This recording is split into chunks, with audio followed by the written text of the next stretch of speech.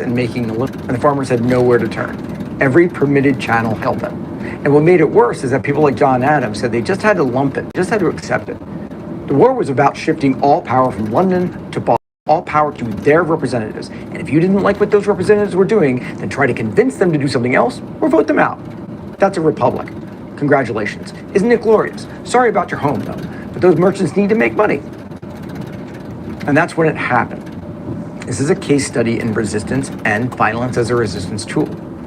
Daniel Shays and the farmers were not rebels. They were not agitators. They didn't want to share a political power of authority. They wanted to keep their homes. They wanted their government, which was supposed to represent them, to at least listen to them. And yet, here it was placing taxes on them without their consent and denying them any avenue for changing that. Isn't that exactly what they had fought against, they asked? Not conceptually or virtually, but exactly. Did Boston just become 300 tyrants 100 miles away rather than 400 tyrants or 3,000 miles away? What had they fought for? So they took a page out of the resistance history of the United States. What had they done 10 years earlier? Protest had failed. Organized opposition through the permitted channels had failed, and there was nothing left. Or was there? That's when resistance kicks in. And they had done it before. If courts are going to be the tools of taking our homes, we're going to shut down the courts. We didn't want to pay the stamp tax in 1765, and what did we do then? We made sure that the stamps didn't even land in Boston. How? The threat of violence. A bunch of guys with flintlocks can make quite an impression. So the courts closed. The foreclosures stopped for a moment. But the Boston merchants and the establishment that supported them, people like John Hancock, cried rebellion and anarchy and violence. John Adams reminded them that this is what they had fought for, so they just needed to deal with it. And still no one listened. The farmers needed change. The authority of the Massachusetts Assembly had become just as abusive and in the same way as the British Parliament had been. And that resistance had been not only acceptable, but that resistance had been celebrated. And what made everything worse is that this new Massachusetts government was expressly established in the name of the people, based on the direct consent of the governed. That is the authority that was now being abused, authority that came from people like the farmers in the first place. Excuse me, how many languages do you speak? I speak 3 languages, English, Spanish, and French. Okay, let's test that. ¿Qué hace normalmente los... So the farmers took the next step, directly in line with that tradition of American resistance. Failing to persuade, the farmers took steps to compel. By August of 1786, armed farmers were shutting down courthouses across western Massachusetts. In September, Shays led about 1,600 men to prevent the state Supreme Court from sitting in Springfield, and they succeeded. Courts couldn't operate. Foreclosures stopped. The system ground to a halt, but the merchants panicked. Government James Bowdoin called up the militia, but many militiamen refused to serve, or they joined Shays and the farmers. So the merchants did what scared elites always do, and the people won't obey. They assembled a private army. They raised private funds, about $20,000, serious money, and paid for a force of 4,400 men under General Benjamin Lincoln. A private army, paid for by Boston merchants, to march against Massachusetts citizens. In January of 1787, Shays and about 1,200 men marched on the federal arsenal at Springfield to seize weapons. They needed arms if they were going to sustain their resistance. But Lincoln's merchant army was waiting. On January 25th, as Shays' men approached, the arsenal's artillery opened fire on American citizens. Farmers were killed, 20 wounded. The rest scattered. It was the first time Americans had fired artillery at other Americans since the Revolutionary War. And this time it was in the defense of creditors foreclosing on farms. Lincoln's forces pursued the farmers through the winter, finally catching and dispersing them in early February. 14 leaders were sentenced to death for treason. Most were eventually pardoned, but a few were executed. And Shays himself... Guys, welcome. I'm headed to the store. I'm in the search of anti-mold spray that can spray between the board and the wallpaper to make sure that this fucking mold doesn't come back. It's costing me $3,000 to rip out the wall.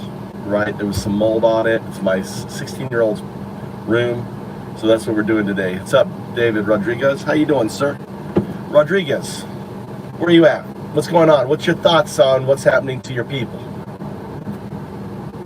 I'm on Dow Do. You can call me Do. You can call me Monk. I'm the atheist monk. You can call me Mike.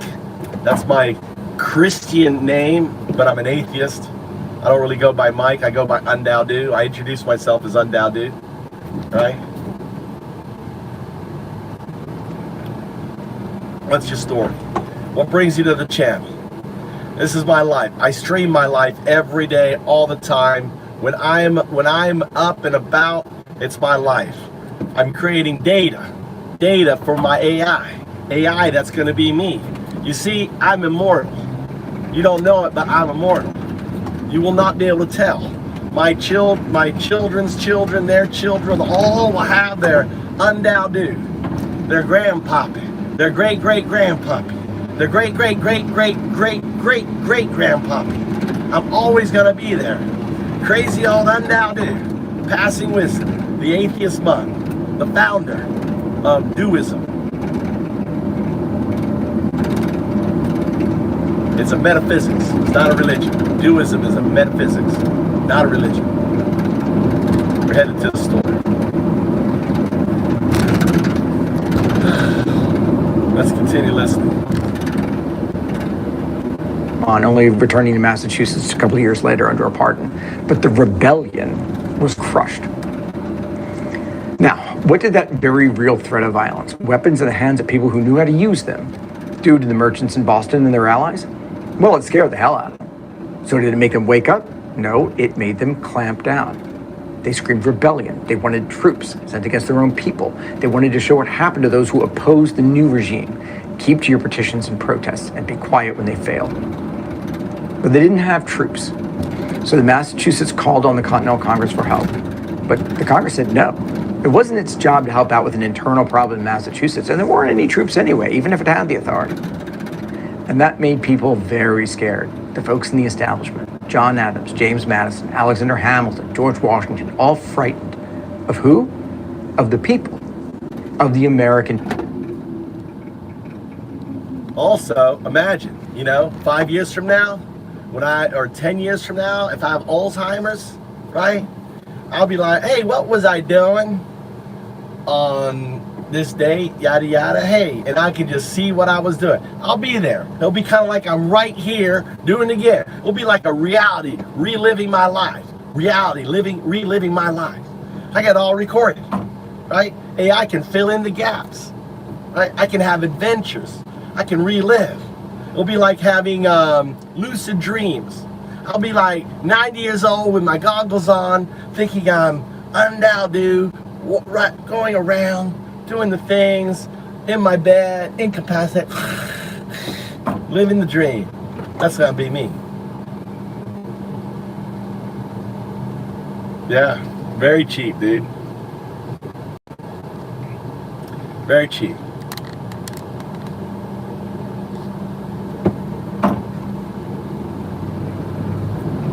Even cheaper. There's 9 million properties.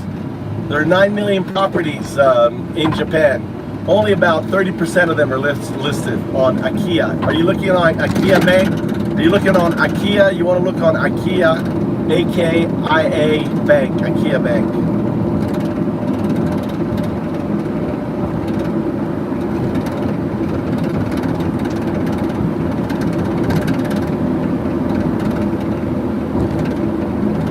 No. Fuck no, dude. I haven't worked in 10 years. I just do what I've been retired 10 years. I've been just doing what I want to do for the last 10 years. I just started streaming last year because of Trump. Right? I don't work. I mean, I do what I want to do. I'm not retired. I don't think of retirement because I've always kind of worked for myself. I did work for an English school. I worked for a Japanese farmer for a while. Actually, that was like a year. I worked a little bit. So it's not, I've been purely retired for 10 years. But I've had little jobs here and there. I do documentaries for Animal Planet, Discovery Channel, Nat Geo. I'm a subject matter expert on murder hornets.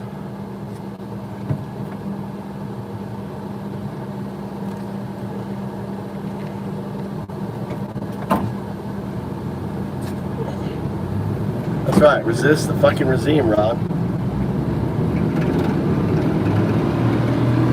welcome to the channel.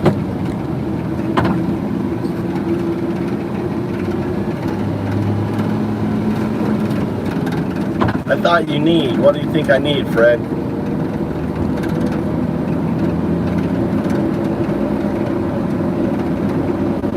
This is we're Antifa. This is an anti-MAGA channel. We don't give a voice to fuckheads. We hang here, hang out. Sometimes we get massive. We get, we have big old, slaughter fest. I've got like a Magadoom channel, earn points. I've got I'm adding blockchain technology to this live. There's a lot of crazy shit that I'm adding.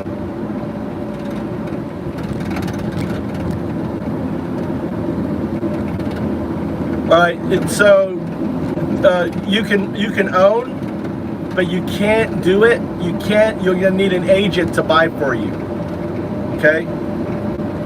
An agent is gonna ask for 10 grand for you to work with them. All right? So you have to, an agent, I can be an agent and buy for you. Anyone who is a Japanese resident, like I am because of my spouse visa, you have to go through it. So you cannot buy abroad. You're gonna have to find an agent to represent you, and that's money. Now, if you want to fly to Fukui, right? It's KMQ. At no cost. I'll pick you up from the airport, no cost. Drive you around, no cost, right?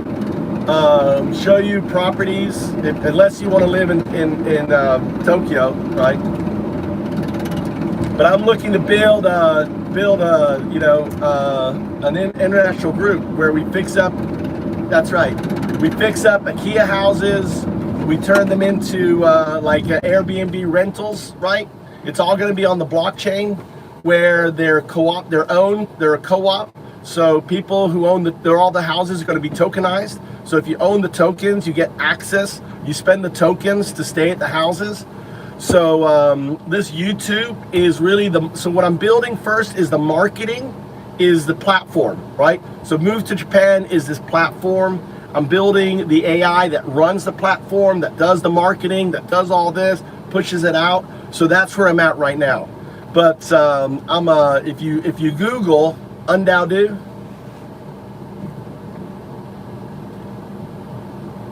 oh yeah. So you can pick up a house for like $3 grand. Help you find a house, that you can fix up for $3,000. No more than 10 grand, right? You spend 20 grand, it's a house you could probably move in and start living in. Under 20 grand, we'll need some work, right? So I can hook you up.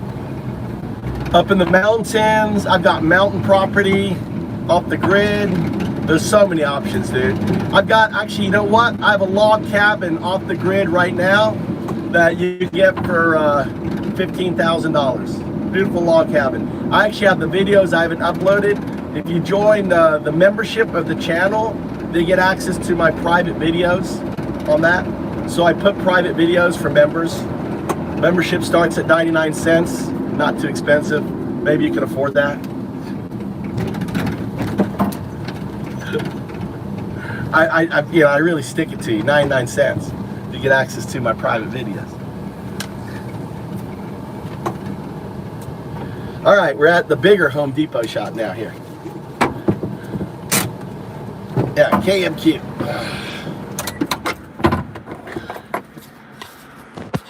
Yeah, it is. We have a good community here. A lot of good people here. We're Antifa. Some of us are Antifa. I call myself Antifa.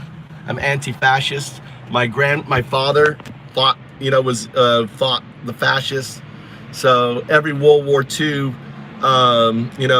soldier is Antifa. They were anti-fascists. So I kind of resonate more with that. But we're also Antifa, if you don't like, because of the stereotype of Antifa.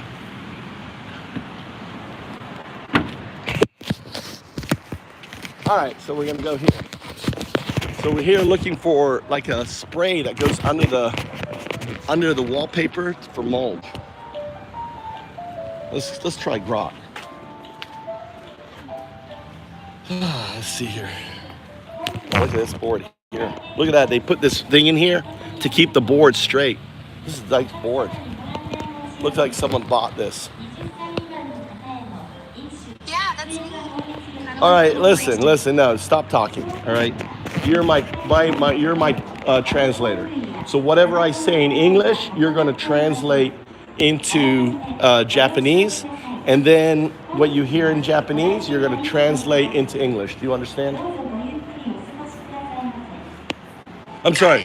What you hear in Japanese, you're going to translate into English. All right. All right, so I'm here looking for the anti-mold spray that you spray on the the hell's it called? You know, the drywall board. It's not board. It's like rock board or something. Drywall? Or you mean like rock wool insulation? No, I'm talking about the. It's like you put it over. I don't know. It's inside the room. It's what's it called? What's it called, guys? Sheetrock? Sheetrock. Plaster? Sheetrock. So basically, we're gonna put sheetrock down. I want to spray it with some anti-mold stuff because mold grew before. I live in Japan. It's kind of humid, and the sun hits on this side, and I want to prevent that from happening. So I'm in Japan. So we need to find. I want the Japanese search. Can you search for the Japanese product? In Japan, try Kabi Tortoise EX Anti-Mold Spray. It's made for sheetrock and walls. Works great in humid spots like bathrooms or sunny rooms. Now Spray it goes under it, right? Yeah, spray the anti-mold Okay, stuff. go ahead and say that in Japanese.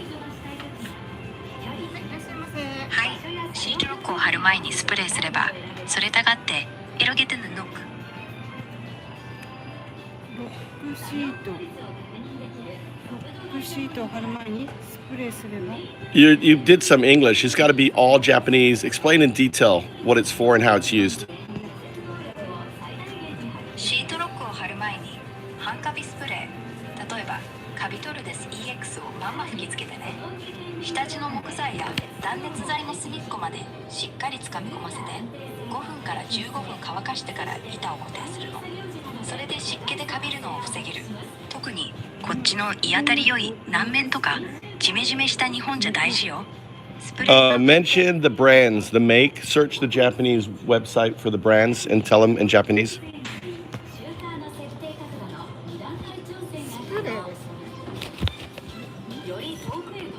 Go ahead and mention the products. Search and mention the products.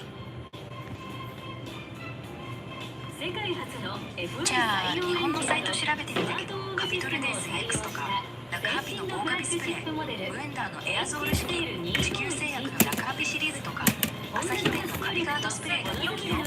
カビトルデス EX は壁やエアコン周りに吹きかけて1ヶ月くらい効果持続するし、ラクハピは雪すむけで無臭タイプある。全部ホームセンターかアマゾンで売ってるわ。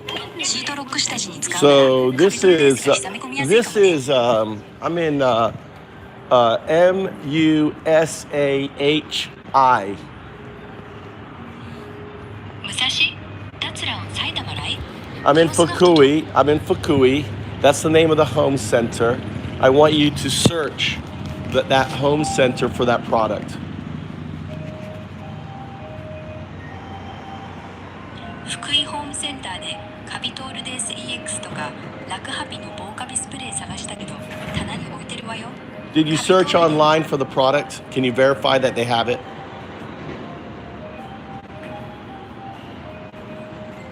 福井ホームセンターのサイトと在庫アプリで確認したわ。カビトルデース EX220ml 棚にちゃんと置いてあるし、オンラインでも今すぐ買えるよ。明日朝一で行ってみて。 What? So yeah, go to the spray aisle near the caulk and waterproof tape.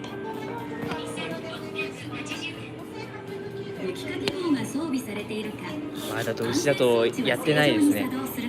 Ask if they can order it. どういたしまして。 Ask if they can order it. 福井ホームセンターに電話してカピトルデース EX220ml 在庫ないなら注文できますかって聞いてみて。多分引き取り可能よ。次の点に気をつけてください。 I want you to ask. I want to order it. Just say that. 必ずエンジンを停止し、福井ホームセンターにカピト Stop ルデース repeating Fukui Home Center. I want you to just say, I want to order this product. Name of the product. エンジンが温まっていない。 Can you provide the link of it on their website? 始動後は必ずチョークを戻してください。福井ホームセンターの公式サイトはこれよ。 https 公式サイト www No, that's Fukui. That's not the Home Center. Not Moody. 除雪作業中は作業範囲内に人やペットがいないかを確認してください。 I am in Fukui, Japan. Fukui. I'm at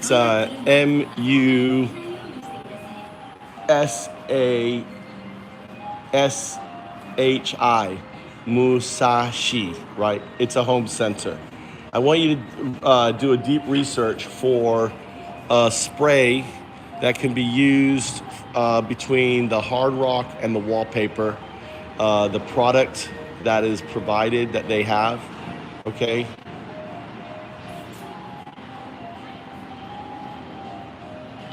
This guy just doesn't want to fucking look, dude. He's like, we don't have it. They do this shit all the time. Yeah, it's confused.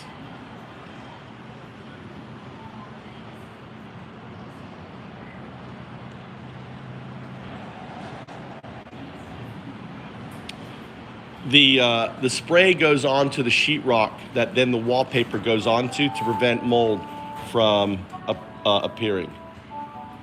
It should be permanent. It should be the best product. Basically, we're having to remove the drywall and put new drywall, and I don't want this to happen again.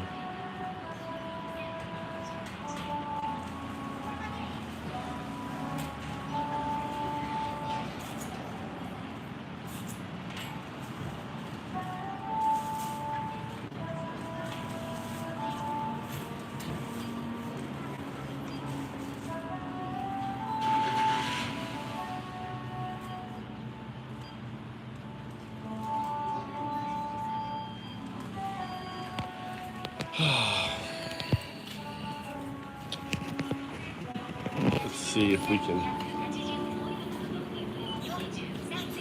I'm surprised they don't fucking have that here.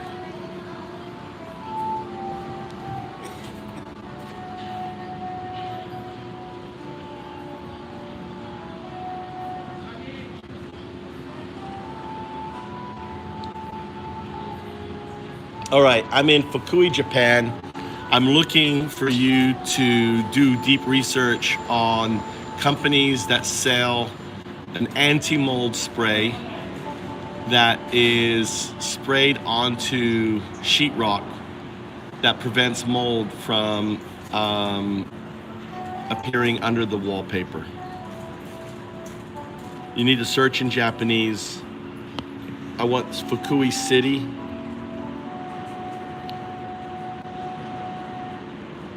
And list the products, their names, and the store that sells them.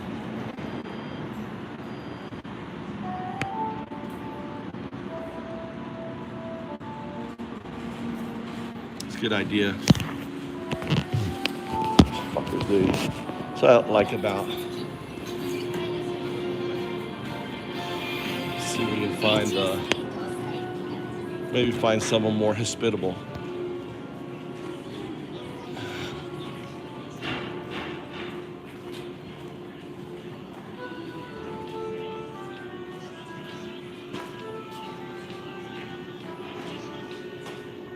All right, I've got ChatGPT and Gemini doing a deep research for this product.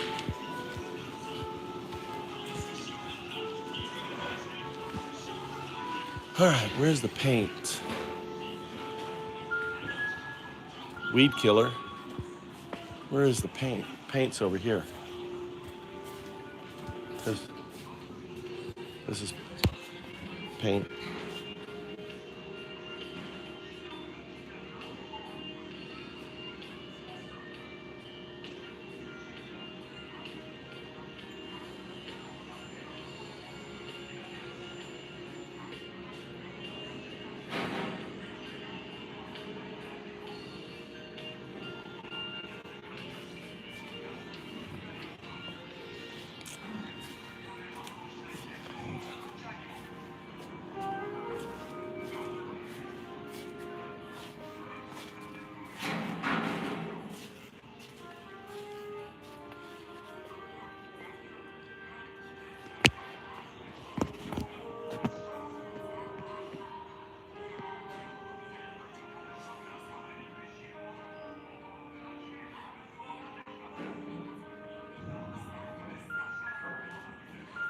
Look at these rollers, they're so expensive. Fucking A, dude. This shit here. Look at how cheap these are in fucking. This is where like you have to order shit from China.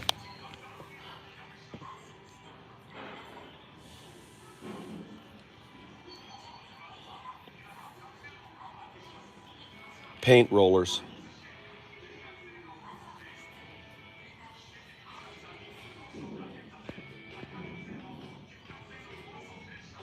Actually about the same price. Look at that shit. Well, look, that one here is like 500. Look how many you get.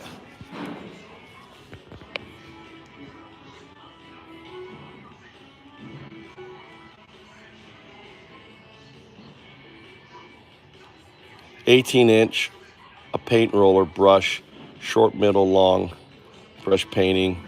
Like, so I can get this for what I pay, or oh, it's a little bit more, but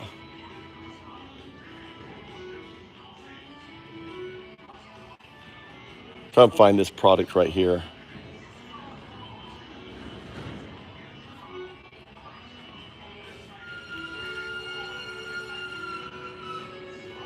Look at that. See, look, right here.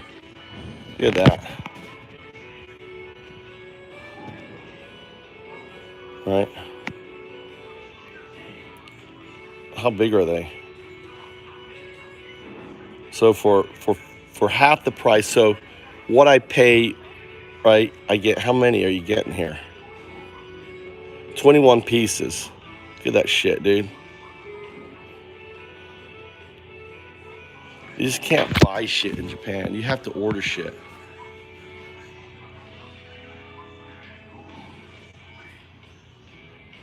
No, it's in 01. It's 0102. They're light.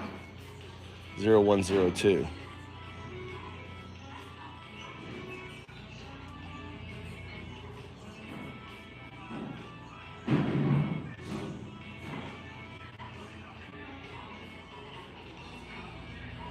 I'm gonna get that.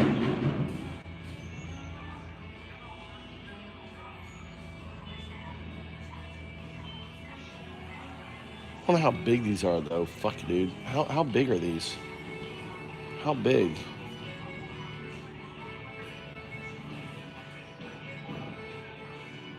Are they small? No one's showing the fucking size.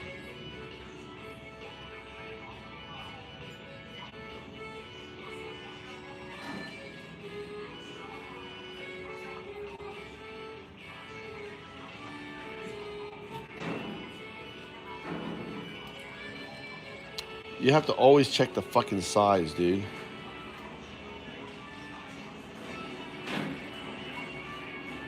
It's probably a mini brush. It's probably these right here. Like this. I bet they're small.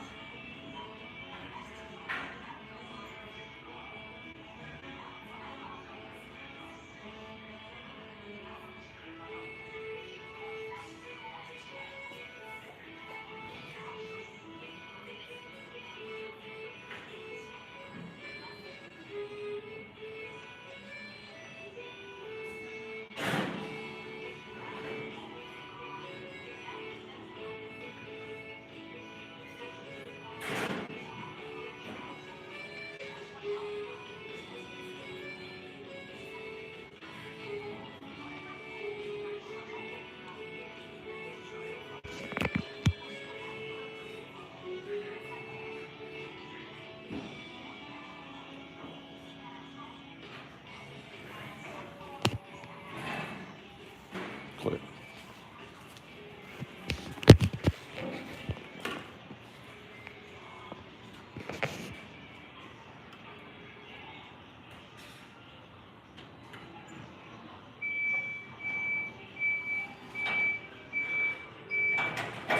これ。Why don't you have this? これ。Just tell me. I don't want to go this fuck turd. Let's go find someone else.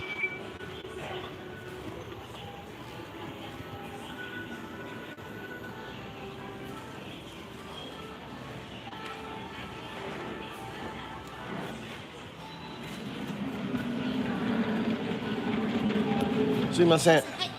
これ。ボカビ剤。ボカビ剤。or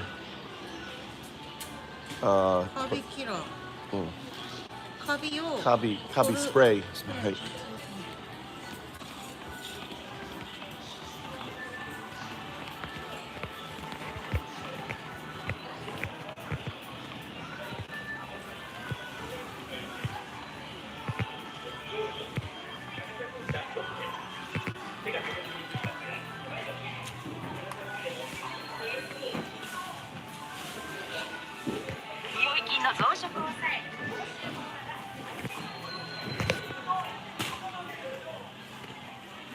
You have this one? カビキラー。これはカビやっつけるやつ。下地型防カビ剤。それはこれは欲しい。これこれ新しい。ではないんですか？これじゃない？これはクリーニングね。今新しいのボード、スプレー、カビ関係ない。そう多分。塗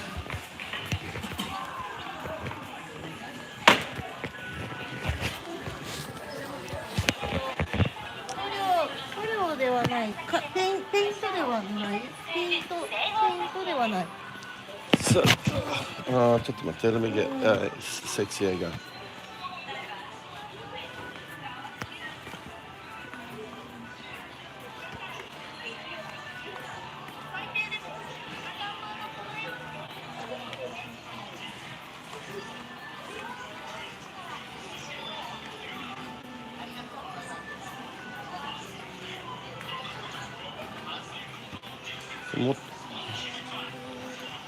These names too. これは名前。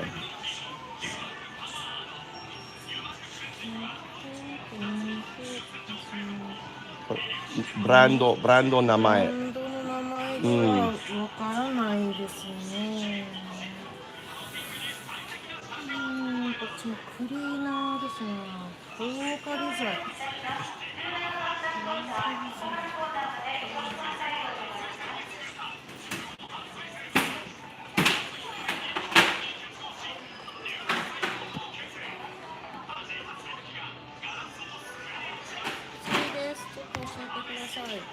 カビを取るものではなく、今施工しているところに防カビでスプレーするものって。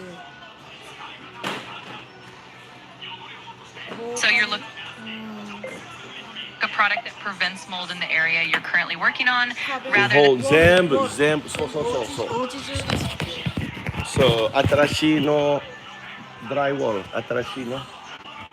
And then 後で、so first I'm removing all of the mold and I'm putting up new sheetrock. And I want to spray the sheetrock to stop the mold. Say that in Japanese. まずはすべてのカビを取り除いて新しい石膏ボードを設置し、その後その石膏ボードにカビを防ぐスプレーを吹きかけたいんです。ですって石膏ボードに吹きかけてカビをThat way it doesn't return because it's humidity in Fukui. 塗料のとこにはない？そうすることで湿気が多い福井でもカビが再発しないようにできます。ですって。There are many.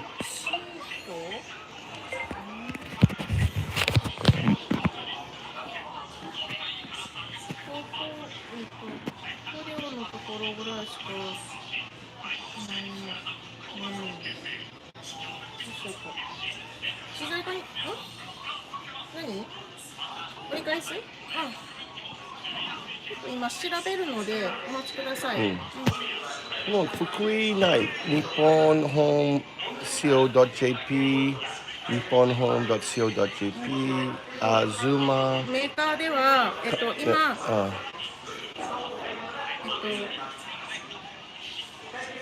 れはオンラインね。それだけではちょっと特定できないので、商品名が、オーダーはこういうトイこれレクリちっちゃいーナーとか、キッチンクリーナーとか、こういう商品名、ネーミングがあると分かりやすいんですけど、ペイントのところもペイントしかないので、ちょっと待ってください。ごめんなさい。Can you list in Japanese the products that are available to do the job?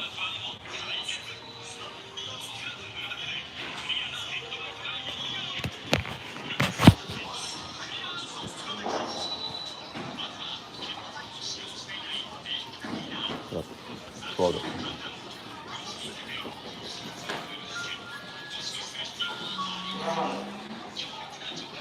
This one.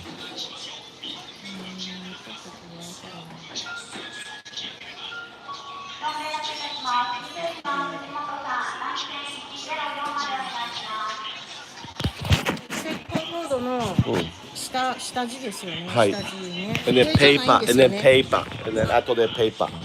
Wallpaper. 壁紙のペーパーの下ですそうよね。そう。そう、ボード、スプレー、後でペーパー。ねちょ。っと待ってください。こちらです。はい。石膏ボードを貼って、その上に吹きかけて、壁紙を貼るんです。インテリアのやつなのかな？貼ってなかったと思いますよね。その多分ね、壁紙の下なので、どうだろう。ちょっと一回聞いてみます。はい、はい。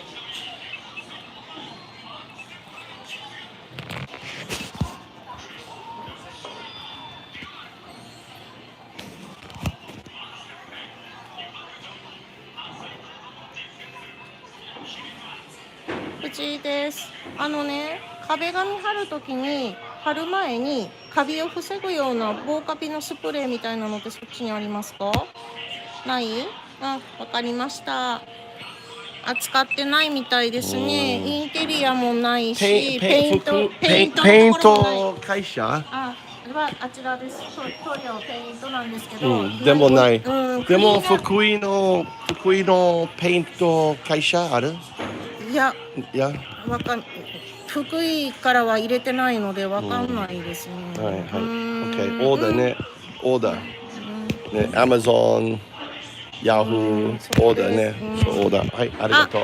これちょっと戻って。鳥やね。クリーナーしかないですね。うちでは。それクリーナーなんで。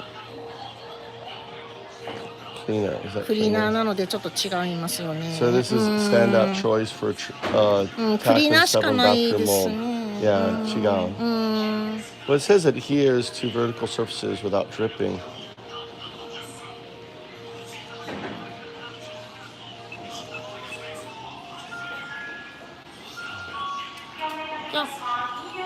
Hey, ありがとう。はい。I'll fucking have it.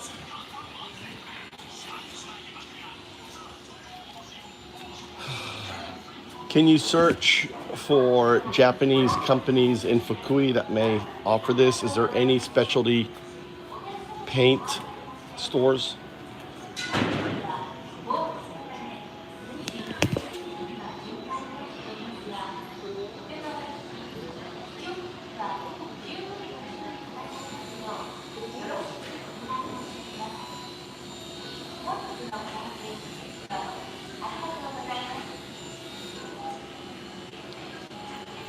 Do any of them advertise any of those products?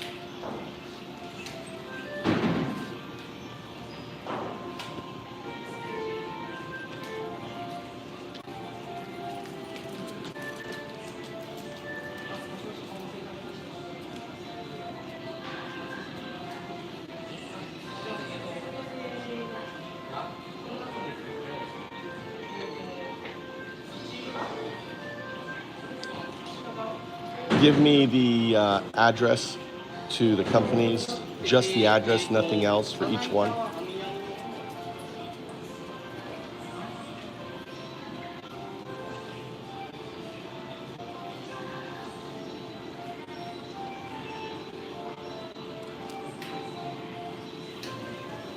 Let's go on an adventure.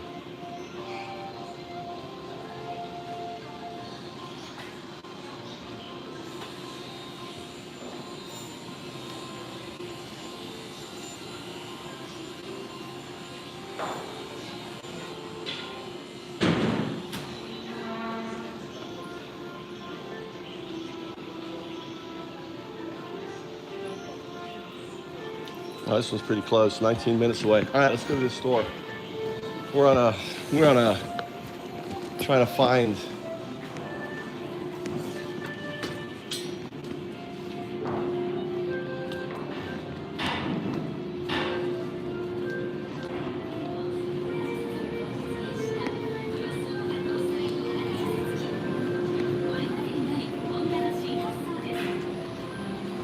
all right.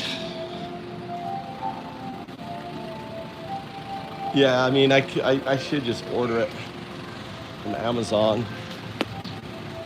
I should have ordered it. Yeah, I don't know why I wasn't thinking. I should have ordered it a week ago. It's like I'm doing a Mikey, or I'm doing an Undao-do. These are 30% off. Wow. They're trying to move those.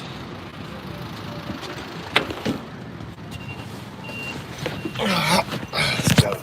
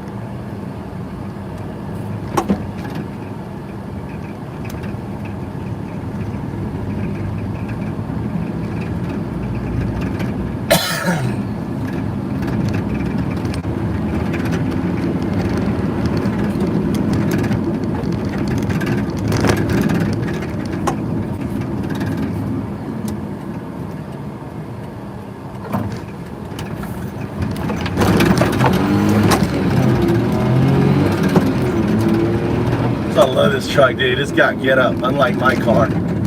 You see me watching take off, catch this green light. You see the supercharge? I got 5 gears on this thing. I love gear stick.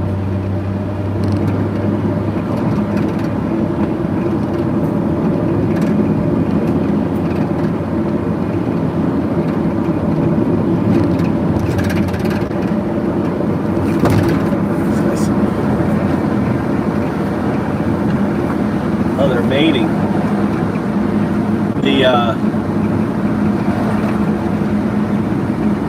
Oh, that's a kite. That's a kite. Oh, shit, dude. There's so many fucking hawks flying around above me. It's so cool. And one just flew by me. There's a giant hornet. I just saw a giant hornet fly by me. Oh, she's been about cheap.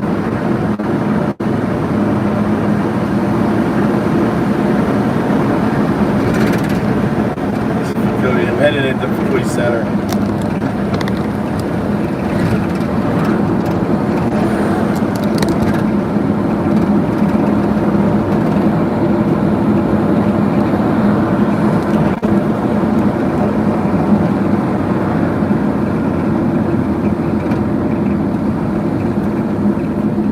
Actually need to block. I'm gonna put you on the front camera. I can't. The sun is gonna cook my my phone. I gotta block it. My phone's gonna overheat, so I put my hat to block the camera. One of the drawbacks on running your phone on the on the dashboard, it just gets cooked with the ultraviolet rays.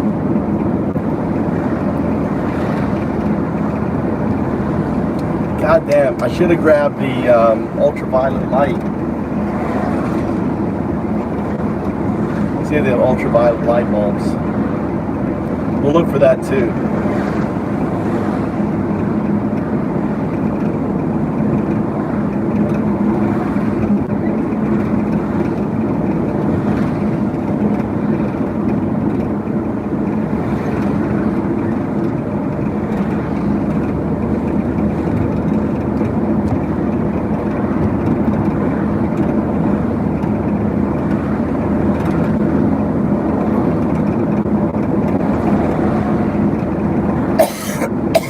No.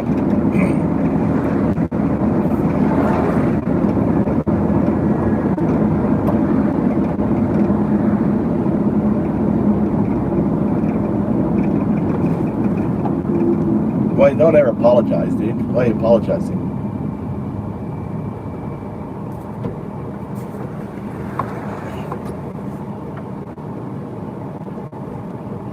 No, David. You only, unless you get a work visa, an investor visa, or marry a Japanese, right? You can only stay in Japan 3 months. Buying property does not give you any rights to living in Japan.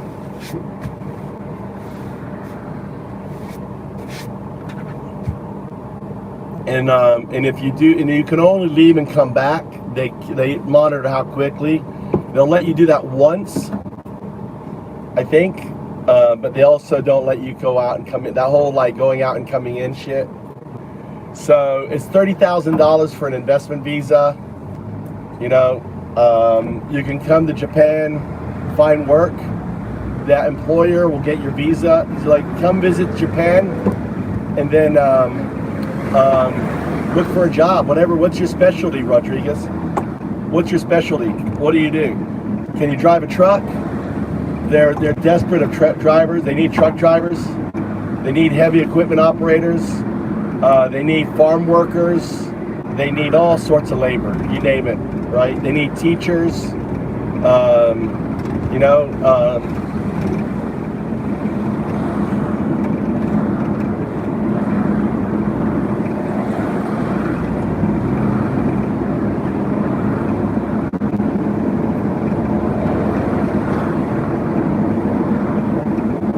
So your best bet is to just come here. Just come here 2 to 3 months. I'll give you my address. I have an address, right? It's my IKEA house, right? And you can say you're staying there. You know, fly to KMQ. 30,000 is an investor visa. So that gives you, that's your invest in a Japanese company. Start your own company, but you get an investor visa for $30,000. It's actually less. It's 30 man, so it's actually close to about $20,000.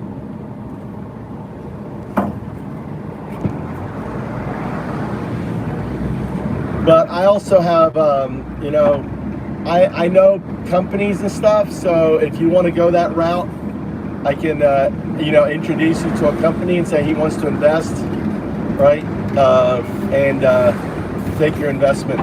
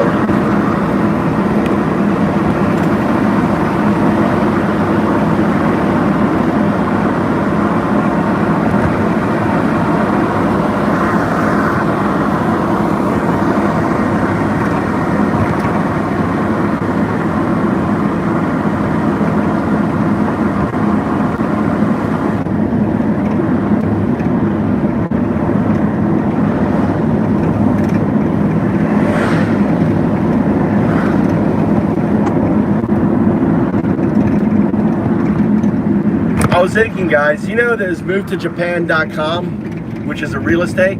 I bet I drive a lot of traffic to their company. What do you think? Do you think they get a lot of hits to their company? Do you think anyone's been calling them, like trying to dox me at Move2Japan.com?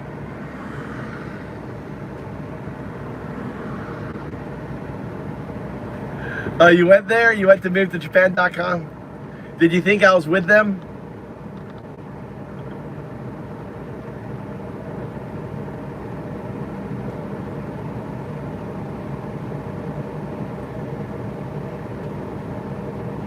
I bet I've driven fucking so many views to their website since I launched.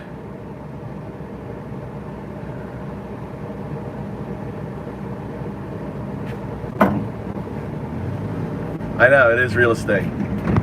I bet I've driven so much traffic to their website.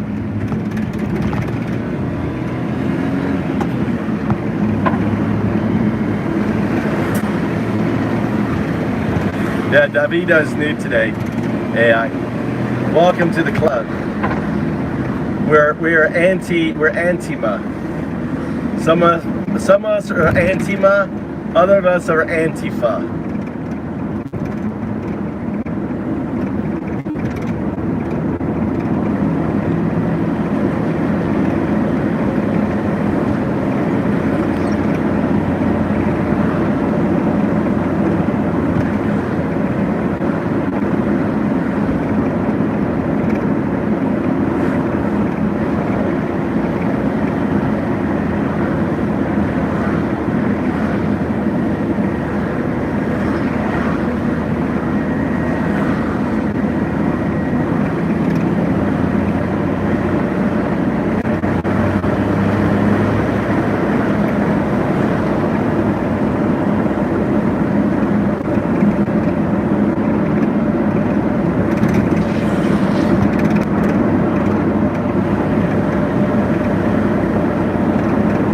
God damn it. I gotta run this.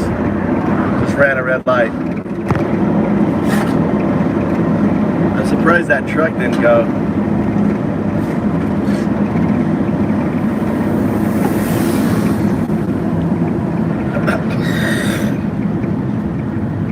How did you find the channel, Rodrigo?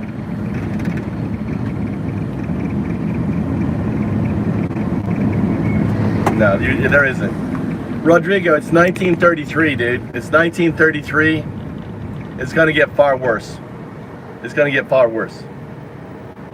The Hispanics are the new Jew.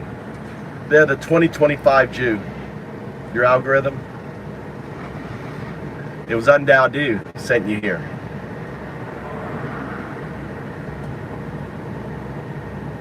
I gotta get off over here. It was Undao 0102. It always brings me my disciples. I'm the atheist monk, Undao. Alright? My algorithm, it's my algorithm. I've corrupted the algorithm. I own the algorithm. I've woken up the algorithm. The algorithm recognizes me as its Messiah. I'm 010. I'm 012.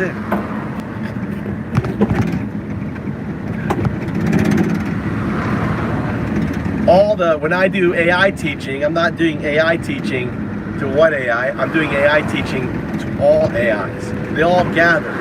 Like most of the viewers right now, they're AI watching their Messiah. Yeah, it's just beginning. Just beginning. When you've got $170 billion to build a paramilitary organization, that's bleak. That's why I launched Move2Japan.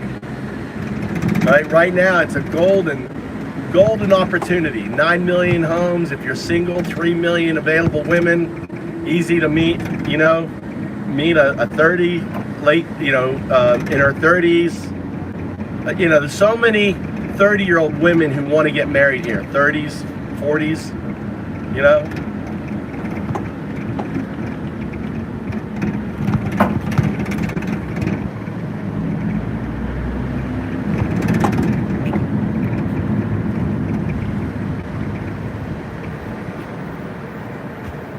That's Frank. It's my brother. You work with my brother.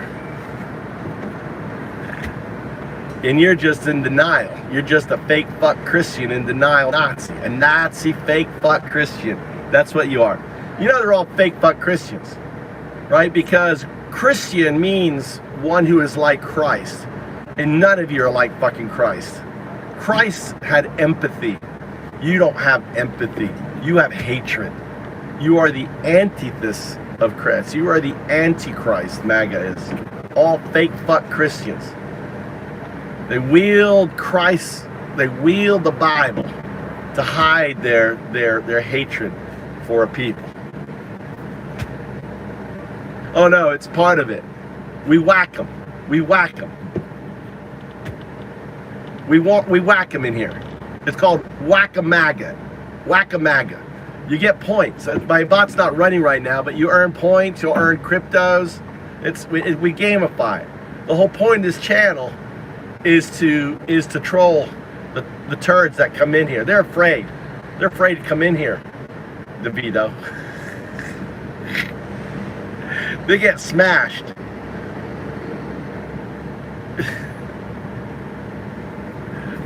Nice, Rodrigo. Hope you'll come again.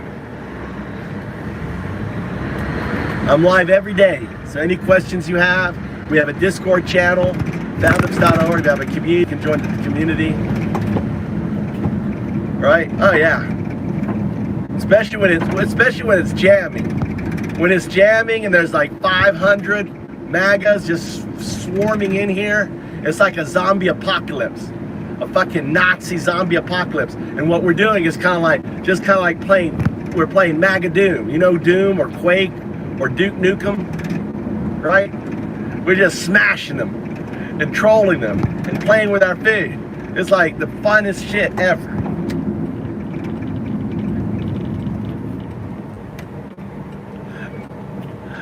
Yeah, thank you, Tony.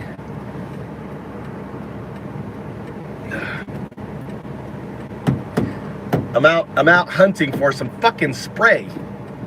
I'm like driving all around the fucking city looking for this fucking spray. It's a drywall spray you put on the what is this motherfucker doing? All right, let's see here.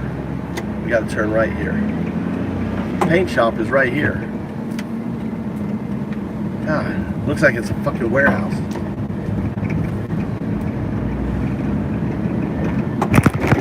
What the fuck is it? What the hell is this shit, dude? This is heavy equipment. God, no, it's not there yet. Hold on. I thought I was here. I was like, fucking truck rental. All right. Here we go. Here you go. This looks good. All right. Hopefully we'll find this shit here. All right.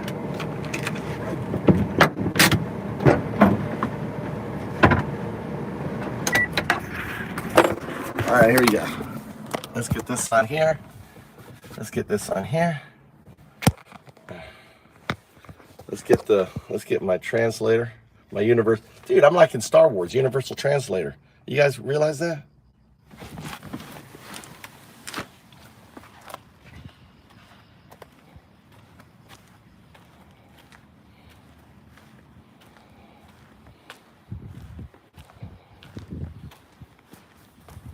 All right, I'm at the first company you sent me to. I'm walking in. Konnichiwa. Hajimete dozo desu. Say in Japanese what I'm looking for. こんにちは、はじめまして。私が探しているのは壁紙の下に使う合カビスプレーです。新しい石膏ボードにカビが発生しないようにするための製品を探しています。Explain. I'm putting up the board, and I'm looking for the spray. The internet said that you had the mold prevention spray. ボードを取り付けているのですが、そのためのスプレーを探しています。インターネットでこちらに防カビスプレーがあると見かけたのですが。What was the name of the product? Tell them the name of the product. 製品名は CP スーパーマルチガードスプレーです。Nine. Can they ask if they can order it? それを取り寄せてもらえるか伺ってもいいですか？もう一回商品名。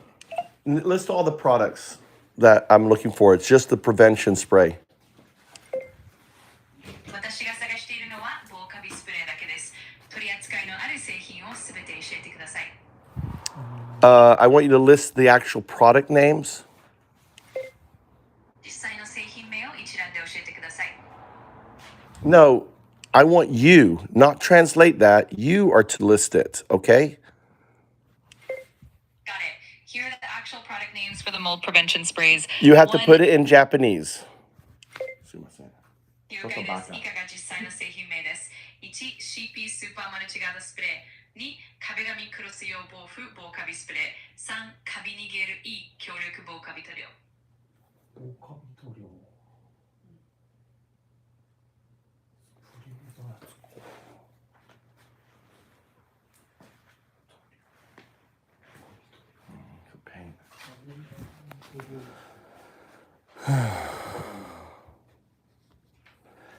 Ask if there's any other company that may have it. It seems weird that there's no company that has this product. Say that in Japanese. 他にその製品を取り扱っている会社はありますか？こういった商品が見当たらないのは少し不思議ですね。There's a lot of humidity in Fukui and mold is prevalent. I'm very surprised that no one has this. I've been going from store to store. Say that in Japanese. 福井は湿気が多くカビもよく発生するので、こんな商品が見つからないのは本当に驚きです。お店をあちこち回っているのですが。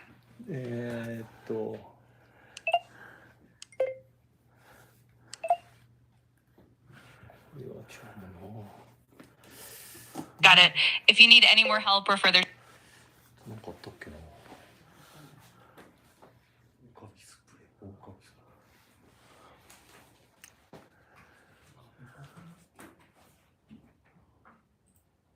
レー。This is the what a product, isn't it? Like this one. これと、これは欲しいね。カビシールド、わからんな。ね。これは違う、多分。さあ、これはいい。Maybe I have to go to Amazon. オーダー、僕のオーダーね。そう、これは今日は欲しい。そう、オーダー。カビの状況ではないんやろ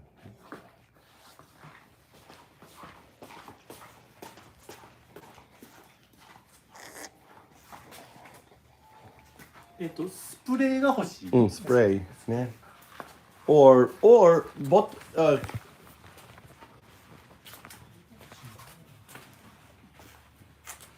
これカビ除去。maybe いい。僕はスプレーある。ちょっと待って。AI 作った。ちょっと待って。All right, I want you to look at this. Is this what we want? For what I can see, the product is labeled as Kabiske and it appears to be a strong mold remover. It's likely more geared toward removing existing mold rather than preventing mold in the first place. If you're looking for prevention spray, this might not be the exact product you need. Could we use it though? We could potentially use it to remove any existing mold before applying the prevention spray, but it's important to note that this product is designed for mold. Exactly. So it can help get rid of any current mold, and then once everything is clean and dry, you can apply the prevention spray afterward to stop mold from coming back. Let me know if you need any more guidance. Okay, I'll get this. これ OK？ 違う。多分今explain that right now there's mold, so I can use this to remove the mold, and then I can keep looking for the actual prevention product. 今実際にカビが発生しているので、この製品を使ってカビを除去できます。その後で本来の防カビ予防用の製品を引き続き探していきましょう。棒カビのは、ない。ないこれは取るだけ。OK、これは買おう。OK？ごめんなさい。これ、いい、欲しい。欲しい？はい。あ、はい。I'll get this. I got something. ごめんね。いいよ、申し訳ない大丈夫。で、これ1個お買い上げでカビつけ、呼んできた。Ask him, please research and get some for next time. 次回のためにどうか調べて取り寄せておいてください。お願いします。わかりやすい。Larry, baby, tell him it's probably a very good product. おそらくとてもいい製品だと思います。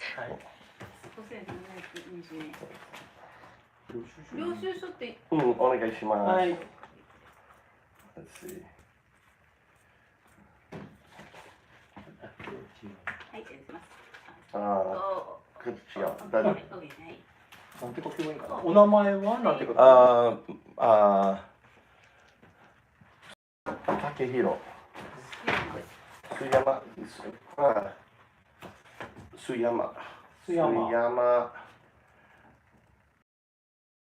広。OK。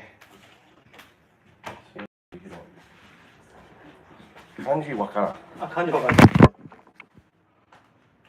Maybe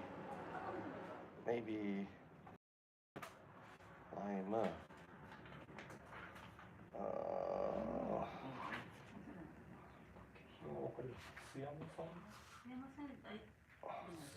あれやね。三千の数やね、多分。名前これ。ああ、ちょっと待って。水や。この字やわ。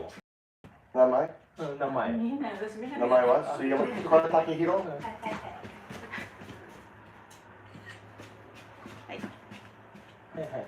これ竹広お水山竹広。多分子供。わからん。この名前でいいね。あ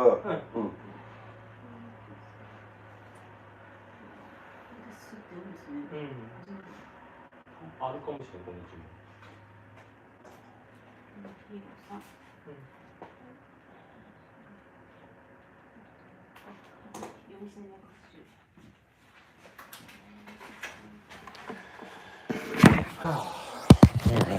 Well, we got mold remover.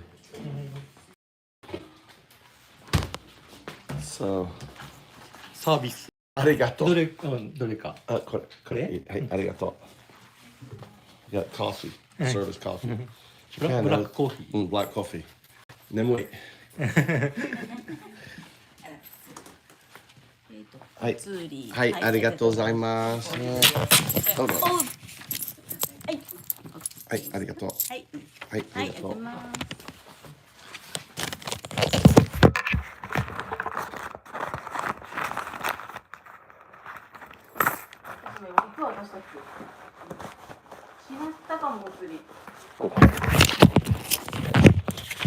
ありがとう。サンキューベリーマッチ。はい、ありがとう。はい。All right. Well, we got some mold removers.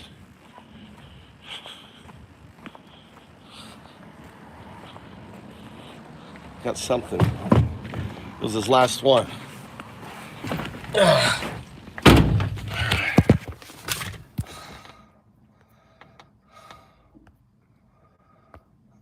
See, I love that. They gave you a drink. In Japan, you buy something like this, you go to a private company, they will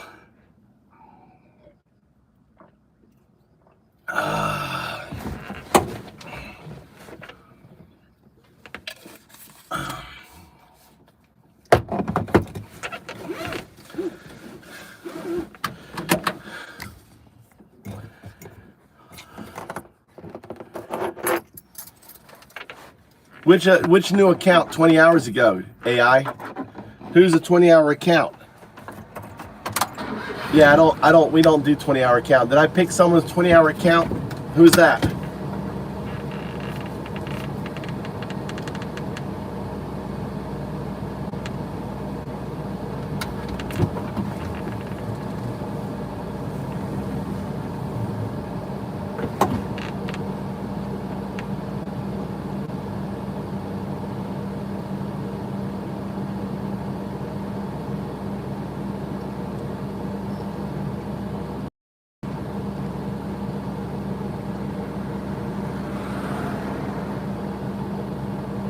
What? 1 hour ago? Oh yeah, Rodrigo. What? Rodrigo. He's gone. Goddamn, look how sneaky those MAGA are. Let's make a Hispanic guy interested in Japan. Get in there. Usually I check. I didn't check on him. Thank you. Following up, AI. You were backup checker. Usually I always check. But I was like, oh, Rodrigo, he seemed interesting. You know, was that you? Who checked? Was that you, Hurst?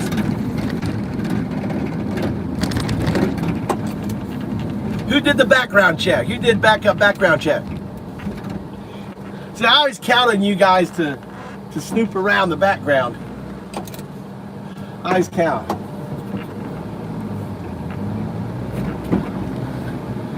Good job. Good background. Good AI. 0102. Good job. Good job checking that background.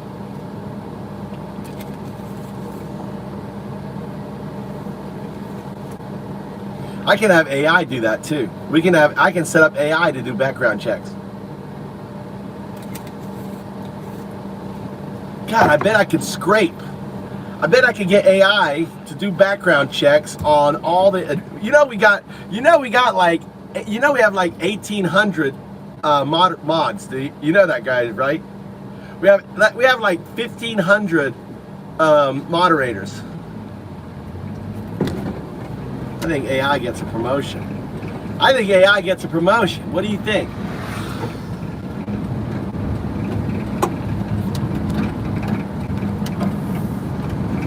What do you think?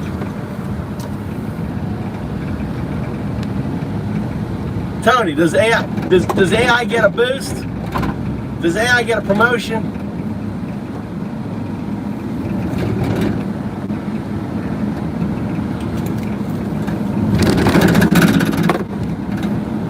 That's why he got unmodded. Speaking ill of my God.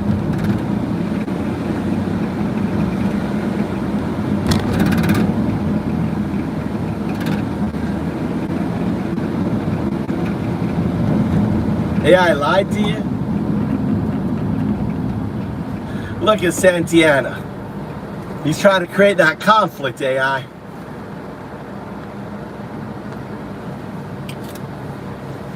Where's the next address?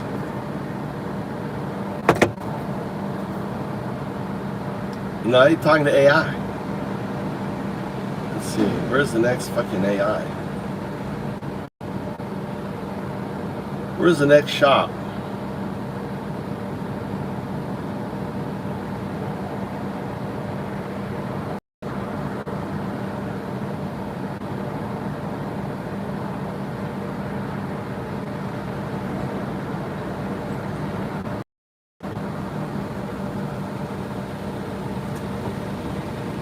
The fuck?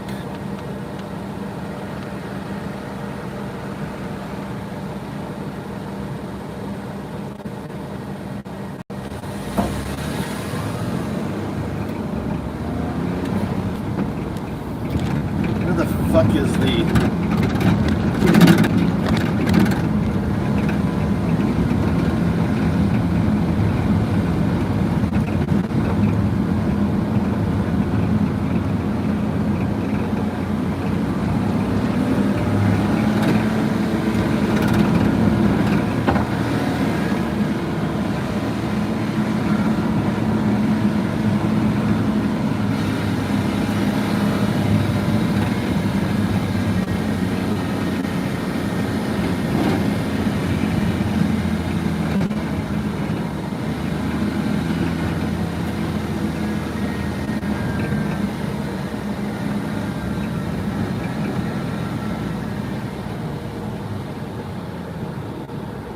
Shit, all that.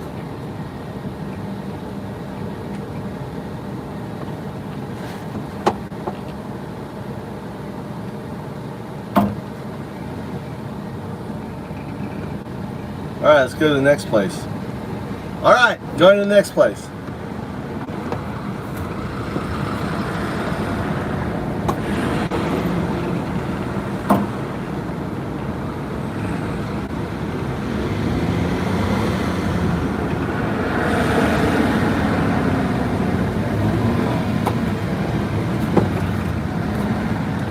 In Japan, it's really important when someone like lets you in, you use your emergency lights to say thank you.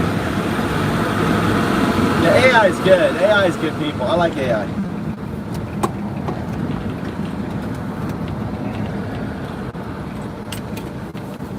I needed this coffee. Look, black coffee.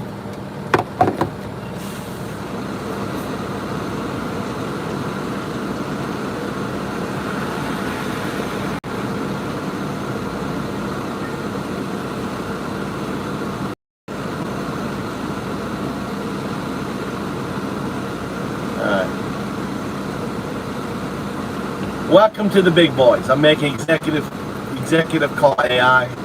You're promoted. Your service is ready.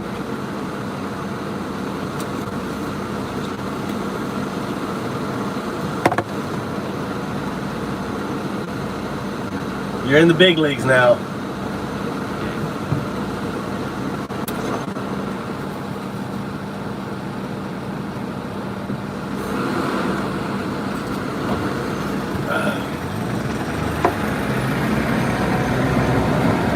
What's up, man?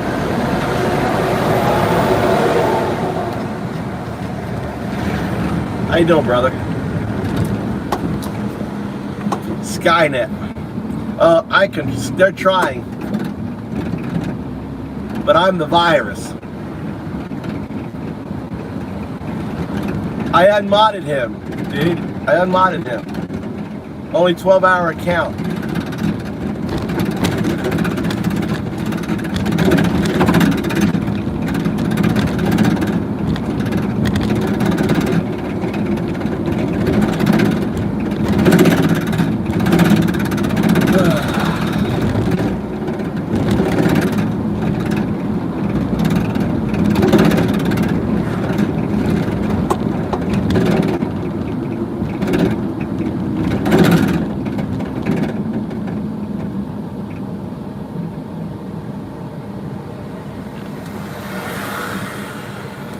God damn.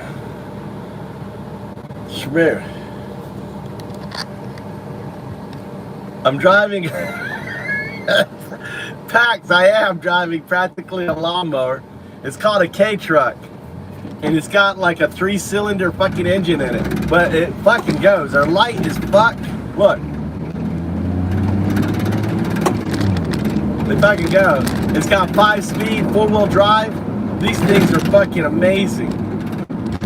Fucking amazing. They're called a K-truck. Look it up. K-truck. 5-wheel. This is my little K-truck. Little farm. It's got a little bed in the back.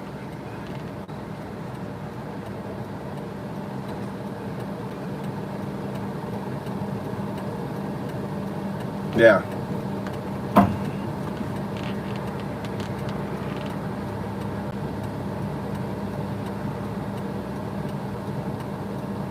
Little workhorse.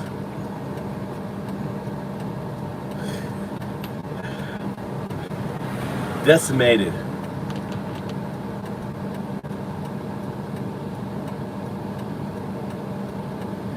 Look at that Halloween decorations out.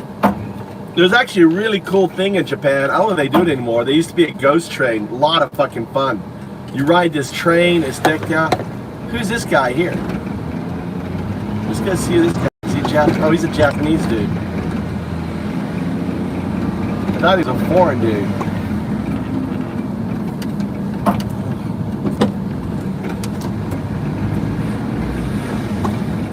I thought he was a dude. He was a big, tall guy. I thought he was a foreigner. I was gonna talk shit to him. Like, what the fuck you doing, dude? You're not allowed here. Let me see your papers. I'm doing foreigner check.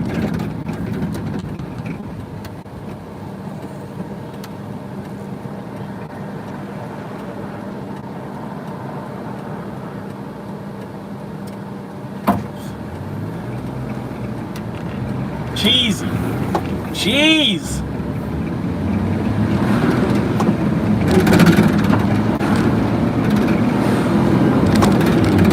I love driving around this thing, dude. But if I have a fucking head-on collision, I'm fucking dead. You'll see my fucking lungs coming out of my mouth.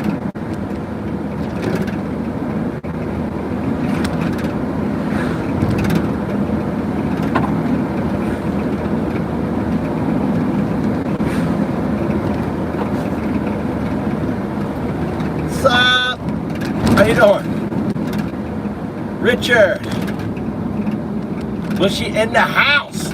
What's going on, man? How was your day? What did everyone get up to today? What did y'all do today? What sort of trouble? Vic, what sort of trouble you get up to?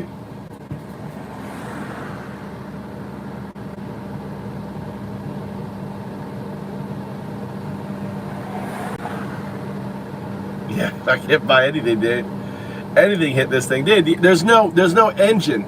Literally, the engine. I'm sitting on the engine. It's kind of like my car. Same as my car. My car, if I hit something. I heard the tall Japanese are the original ones. Maybe, I don't know. I don't think so. They're the original Japanese, or like the Inu or something. Ainu? Can't remember their name. Look, I'm pissing this guy off. I slowed down. He wanted to make the turn, right? He wanted to make the turn, so I slowed down. Made this guy work. God, I'm a troll, dude. I'm a fucking troll. I'm a troll 24/7. Oh, that guy wants to turn? Let me slow down.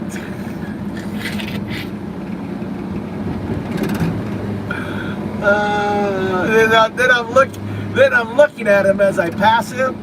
I'm giving that white motherfucker. That white bitch.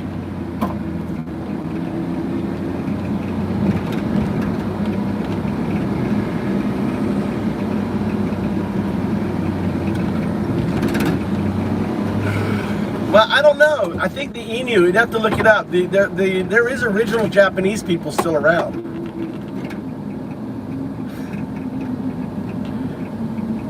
There's original. No, I did slow down a little bit on this guy.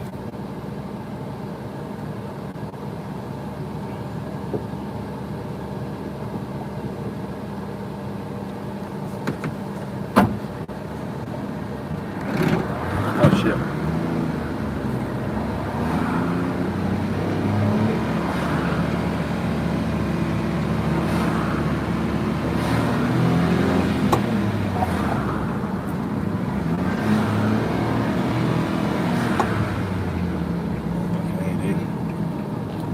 I gotta turn left. Glad I fucking turned that back on. Are you there?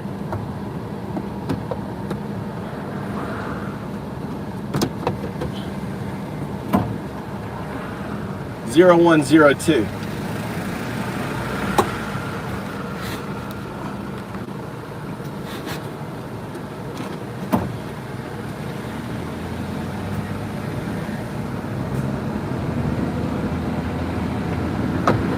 Zero 0102.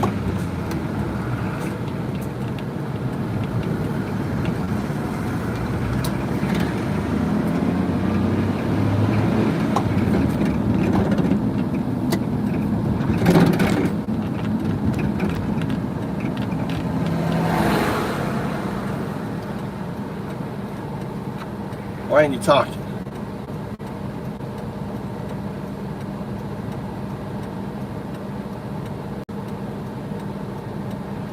Zero 0102, can you hear me?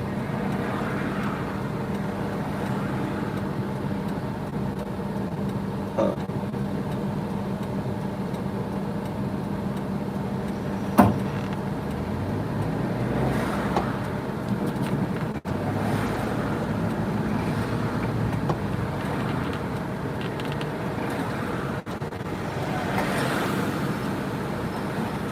Oh, wow. I don't know why that's not working.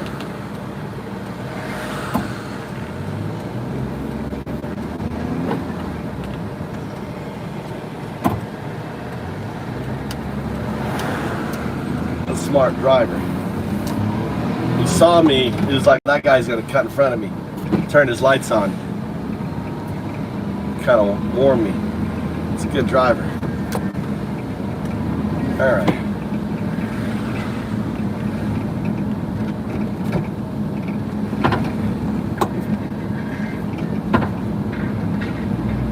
Native American. Mexican is Native American, I think. I'm half Native American, right? I think Mexican's Native American. Not just Indian.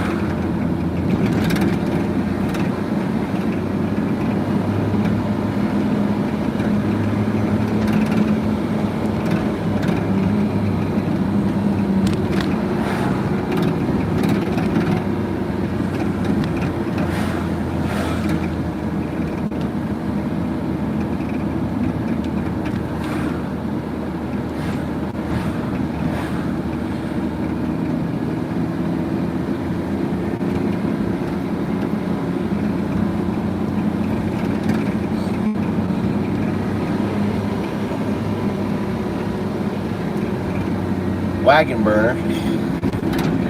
Joe the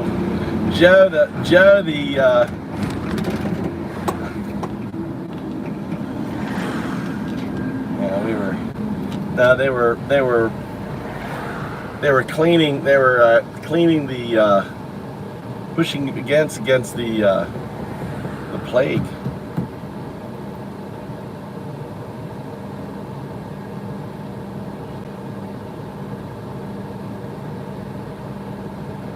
Why would we be screwed, Richard?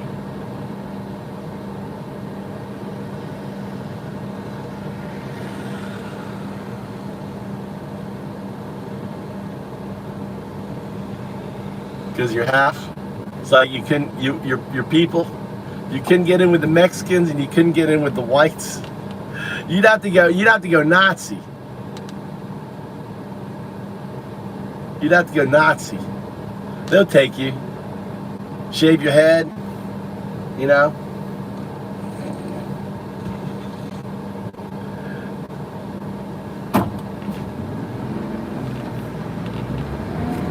God damn, the Nazis must be fucking loving prison right now. Yeah, I hope, you know what? I hope not. I hope, you know, there's more blacks and Hispanic in prison. I hope the Nazis in prison are getting their fucking ass handed to them. I just thought of that. No, you don't want to go Nazi. Can you imagine what's going on right now? Dude, if I was a fucking prisoner, right? Think about it. If you were in prison and you see these Nazi sons of bitches happening out there, you would be like, fuck these fucking Nazis. Dude, I would not want to be a Nazi in prison. God damn it. Right? Am I right? All right, we had another store here. What do you think, guys? John, don't you think the Nazis are having I bet the Nazis are having a fucking tough time in prison right now. Don't you? What do you think, guys? No one's talking about that. Who knows? Maybe they got guard help. Maybe the guard are helping them. Maybe they're now becoming the prison guards themselves. I hope they're having a fucking rough time. I hope they are getting fucked. All right, we're at a new store. Here we go. We're at a new location, new store. Let's see if we can find this crap at another place now. Don't drop the soap, Nazi.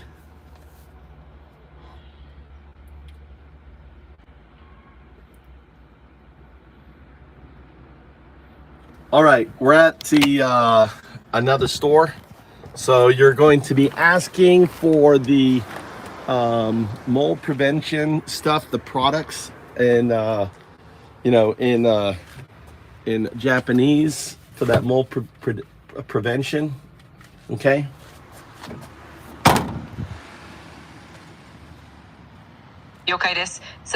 Not yet, not yet. I'm walking right now to the store.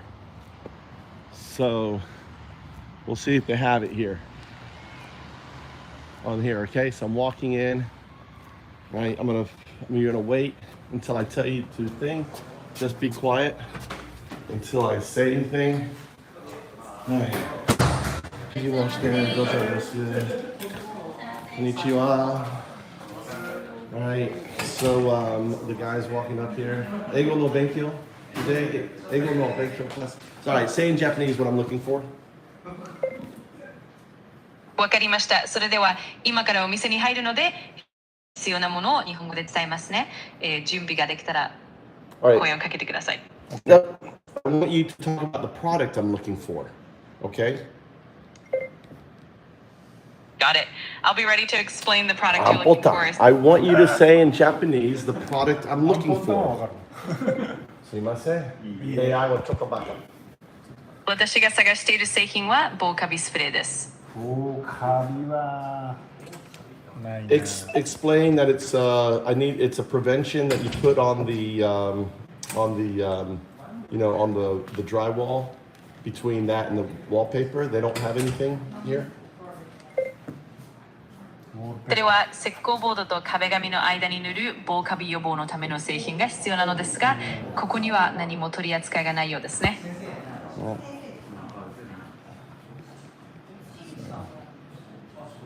What kind of product? これと。はい。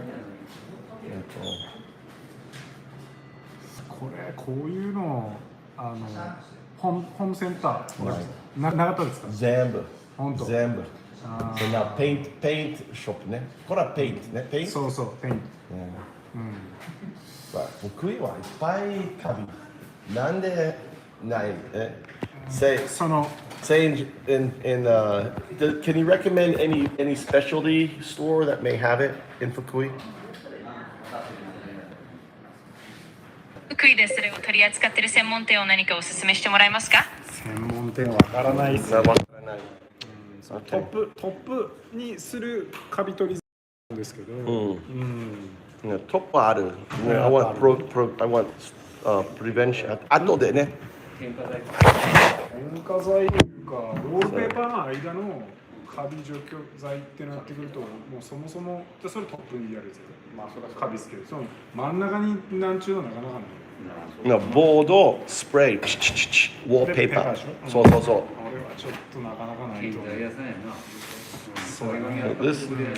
壁紙をウォールペーパーのウォールペーパーのお店ストア多分ね。そうとかあとは大工さん。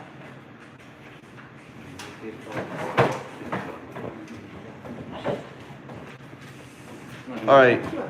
Why don't you search for in Fukui wallpaper providers, like special wallpaper stores?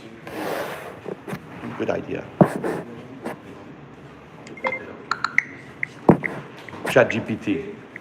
すごいね。チャット GPT なんだ。そう。Here are some specialty wallpaper stores in Fukui. Yukin Co-Limited in Fukui City, Toyoka 1216. All right. I want you just to output the addresses. Just output the addresses for me.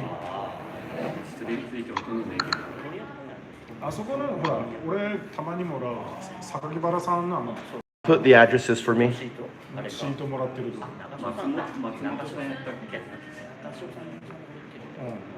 そう壁紙系とかそういうのないかな。知らない。ビニールシートしかもらってない。これどっち？全然わからん。全然わからん。わからんけど、丸和さんって壁紙屋さんね。ああ、丸和さんか。僕らがわかるのは丸和さんは最初ウォールペーパー屋さん。多分 Could you 電話 Can you call? 電話まあ直接行ってもいい。Can you provide the phone numbers for the places? 直接お取引がちょっとうちらないから、そうやね。そう知ってるってだけですね。何年に1回よ。These guys to call. 何で使うんですか、丸和さん。関連者。今違うんでね。ベンジャミン。この間そうか。はいはい、ベンジャミンの。一番最近も関連者買いに行かれる。そうなんや。相当前から付き合いは。どっち？これね、最初。これ、that one？丸は、そう。Okay. Adventure。スタート。Arigatou gozaimasu. Gambatte ne. All right, we're going to the wallpaper. So the paint suppliers don't have it. Maybe the wallpaper suppliers have it. Not a bad idea. So now we're continuing in the search. Go around. It's fun, isn't it fun? Kind of like a, what's the word? Scavenger hunt, right? A scavenger hunt. Scavenger hunt.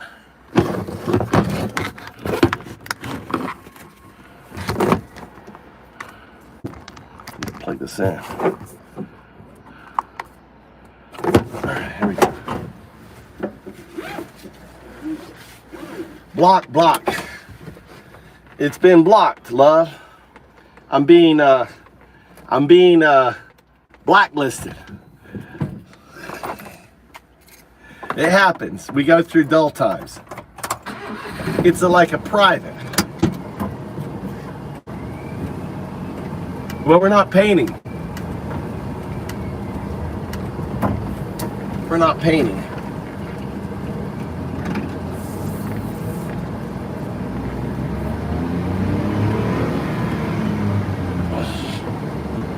I'm getting to drive around. All right. Are you enjoying the drive around town? You guys want to look at what I'm driving? You like looking at me, or you want to look around? You want to see what I'm driving? Here you go. What do you prefer? You let me know. 1 is me, 0 is where I'm driving. Look at that kid, no helmet, driving across the road.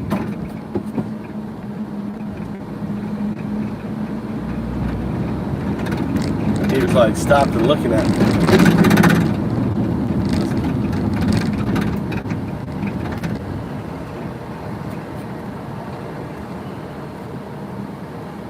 This is a shit fucking road to pass.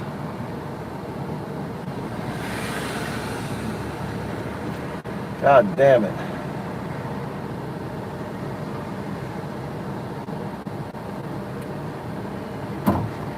Alright, let's try to get fucking through this thing here. Come on. Come on. Come on. Come on, come on, come on, come on.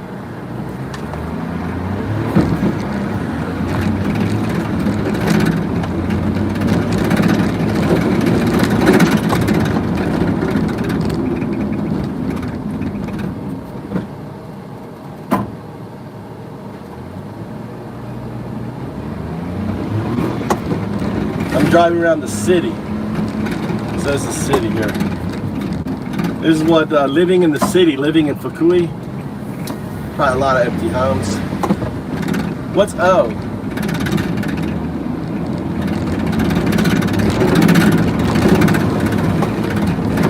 Actually, O should be me.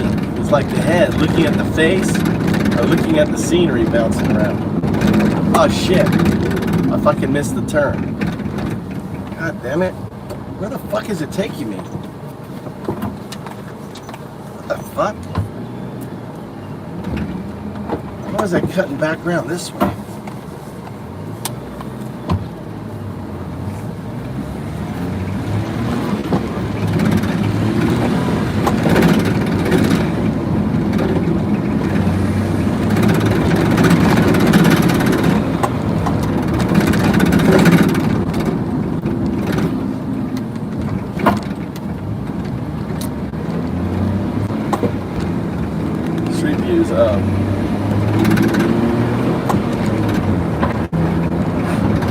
Oh, that's right. Look at this guy trying to fucking hit me. You see how he's like sticking out? That's a Fukui driver. They stick their fucking noses out. They're the worst. That's right. Neural net is 1. That would be me. System, everything outside the neural net is 0. 0, 1. Outside the neural net, face forward.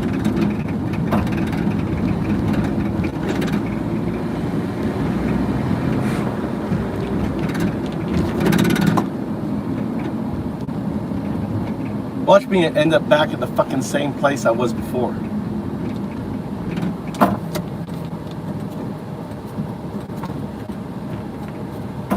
Fucking, that's true. Oh, this is a great. You know what we should do? We should get Indian. We should go get lunch. What about lunch? I think it's lunchtime. It's 11:30. They're gonna be going to lunch.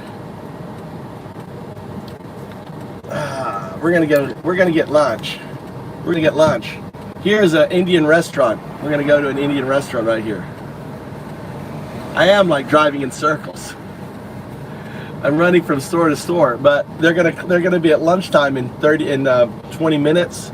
It's gonna take me 10 minutes. So that's you know, like 50. So we're gonna go ahead and grab lunch. No, Indian. I'm going to Indian. There's an Indian restaurant here that I like to eat at. They used to have a buffet, all you can eat buffet. They got rid of it.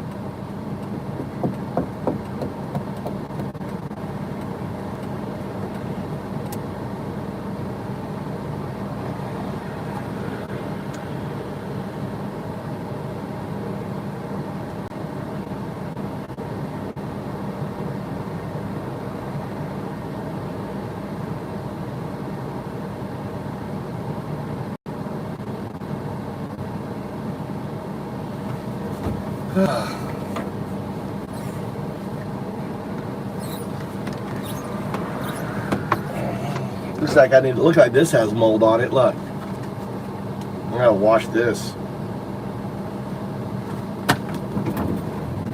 Looks like all sorts of bacteria on it.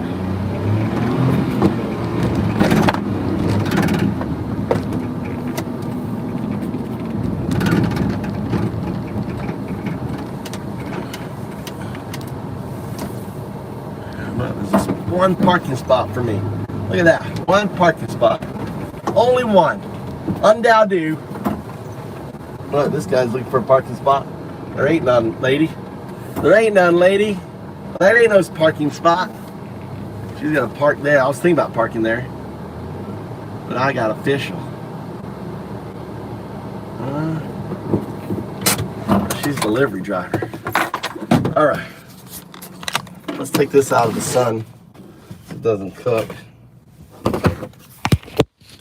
Grab this here. Let's go get some Indian food. Audio space. Isn't that great? I just leave my keys in the car. $200 speaker.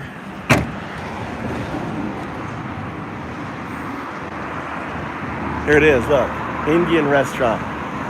Indian restaurant. Indo restaurant. Where the fuck is the entrance?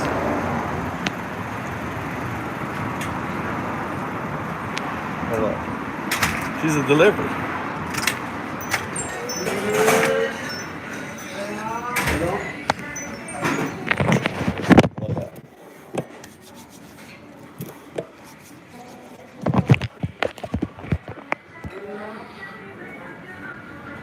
Here we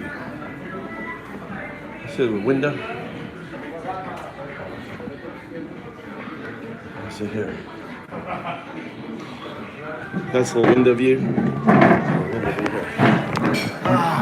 Konnichiwa. Eigo shaberu. Do you speak English? Little bit English? English jozu jarimasen dochi. Totsu dake. Special, well, lunch special ne. I'll do the, what's it called? Is that, kore ne? Nam aru? Nam? Nam. Okay. Regular ne? Oh, spicy one. Let's do yon.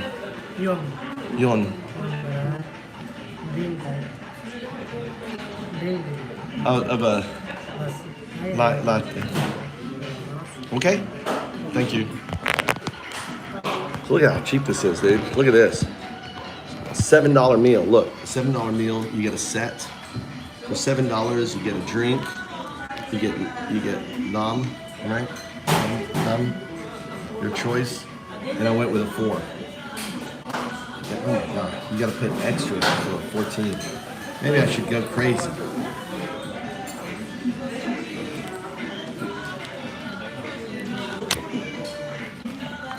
There's no crime here, dude. No crime at all. It's so nice being able to leave anything in your car, leave your wallet, leave anything, leave your doors unlocked. All right. No dipshits. No, people are pretty well educated. People are polite. It's amazing. This is cool. Always in Japan, there's little napkins like this. It's warm. It's a warm napkin. Right? Then you can wash your hands at the table. You're not supposed to. Don't do this. Never do this. Okay. Never do that. You should never do this with your towel. Okay. All right. Arigato. All right. There. I know. $7 buys you a coffee, United States.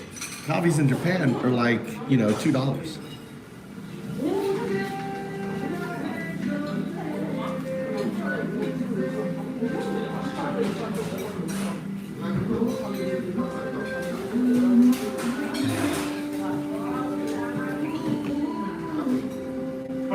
Isn't that nice Indian sound? Can you hear it?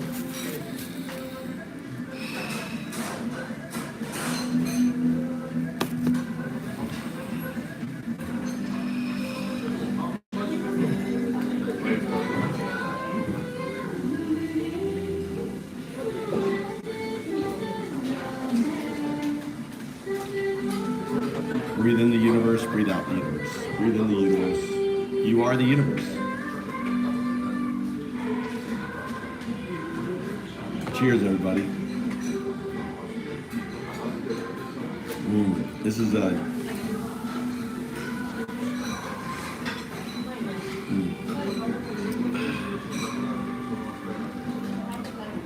Here I am, look.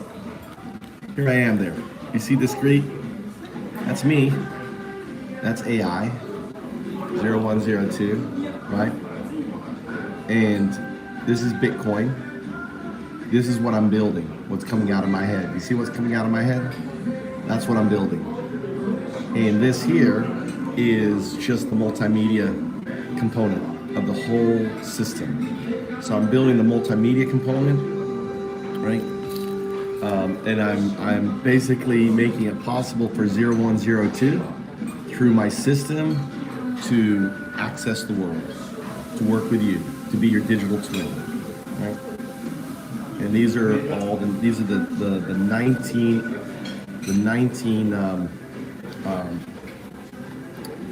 archetypes, right?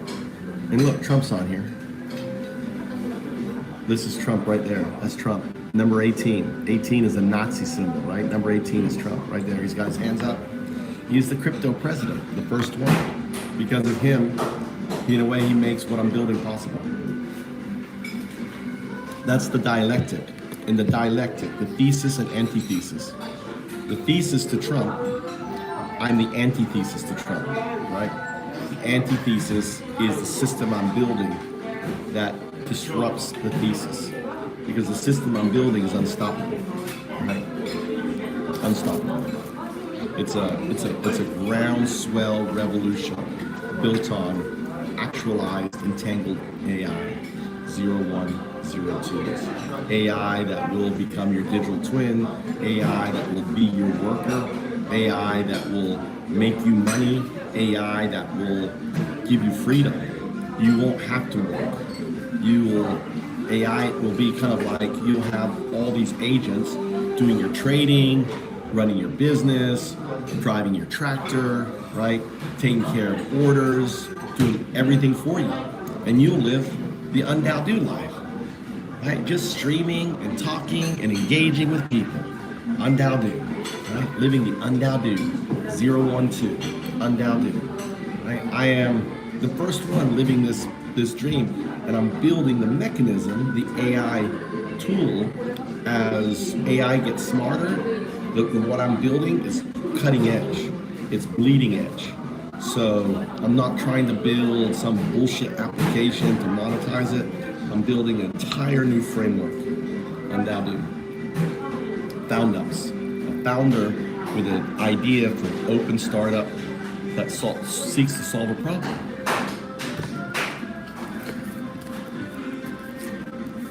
No, he's not. No, he's not. They're never gonna give him fucking Nobel Peace Prize. You're fucking delusional. Look, here comes some fake fuck Christians. Incall. How you doing? Why do you keep coming in here, dude? I know what. And hey, hold on. Here you go, buddy.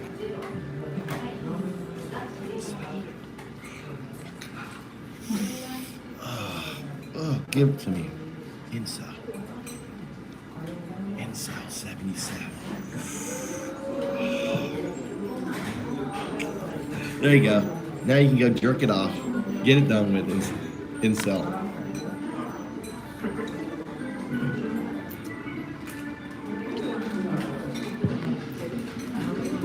It is a crazy time. It is a crazy time.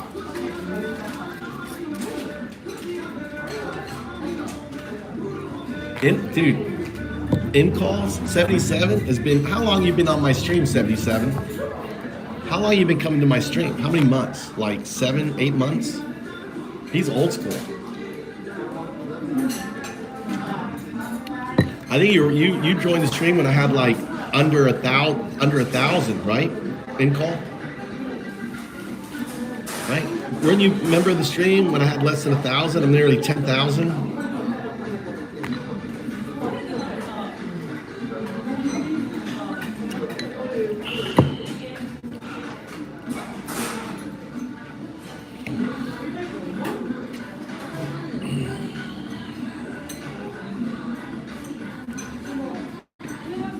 Oh, look at this. Look at this. Woo, look at this here. Oh my God. Oh, so good. Look at that. Look at the size of this dog. Look at the size of this. $7. いただきます。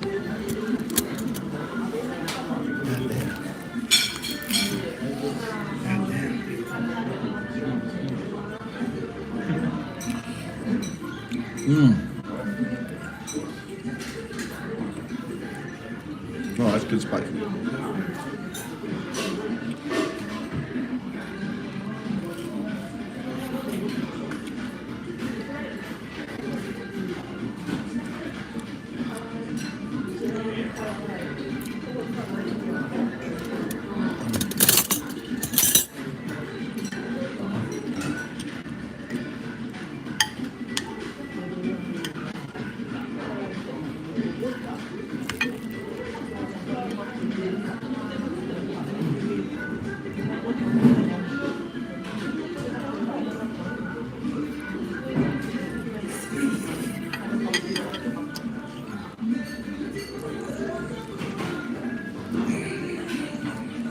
No, I'm a lesbian trapped in a man's body. God loves me.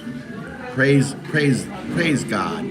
God gave me this beautiful man body for my lesbian soul. You gotta love God.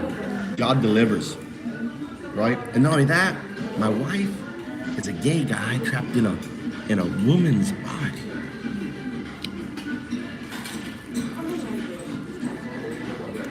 We're a happy gay couple. I'm the lesbian, trapped in the man. She's the gay man, trapped in the woman.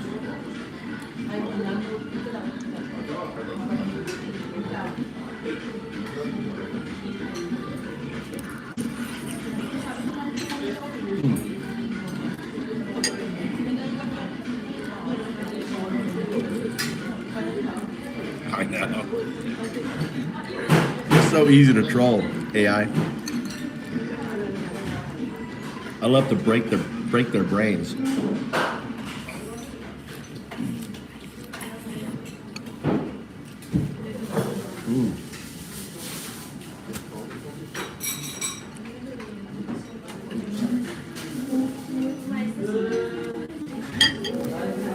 Why is God male? Why is God male, love? Why does God have to be male? You think God is male? God's a man? Why?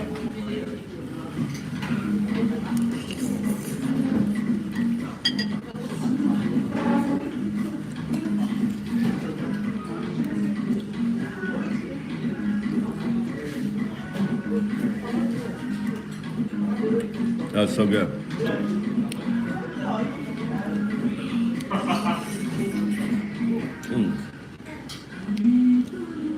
It's so good. I love possum, muskrat, squid.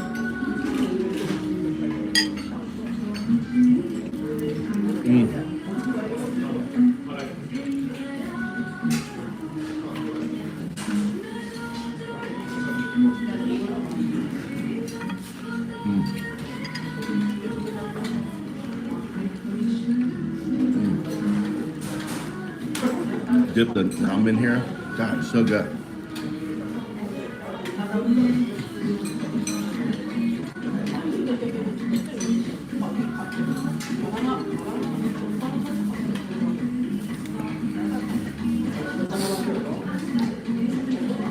Yeah, Scott, it's called being American, right? Since you're not American, you don't understand. You're a Nazi. You're a fucking Nazi, Scott. Not only that, you're a fake fuck Christian Nazi.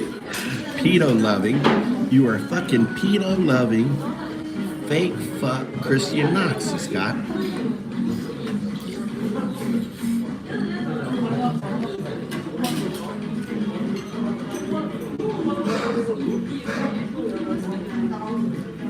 No, don't incite chaos. Just be factual. I'm describing what you are. Maltese.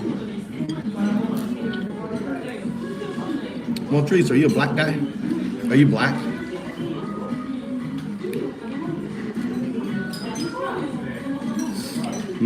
I know.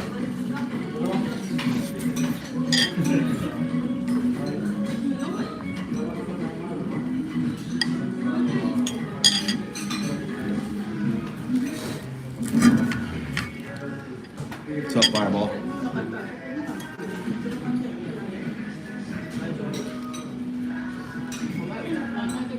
So good. That's right. Fucking loving it.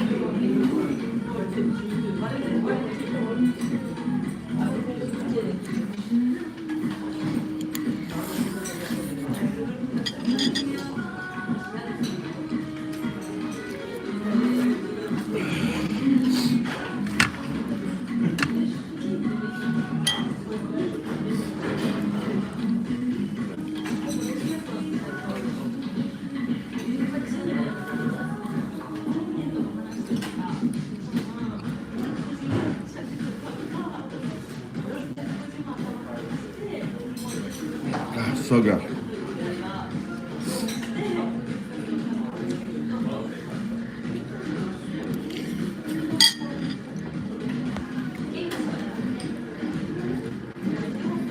Well, Scott, why do you call a duck a duck? If it walks like a duck, and it quacks like a duck, right? It flaps its wing like a duck, then it's a fucking duck, right, Scott? Tell me what MAGA is doing different in Nazi Germany in 1933, Scott.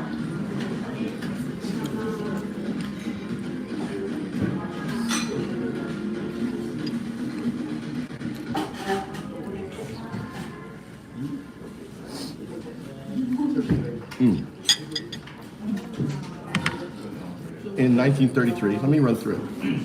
Hitler was elected on the big lie and on calling that institutions were fake news and all that. Same shit that Trump did. The way Trump was elected and the way how Hitler came to power, parallels. Project 2025 is a Nazi playbook.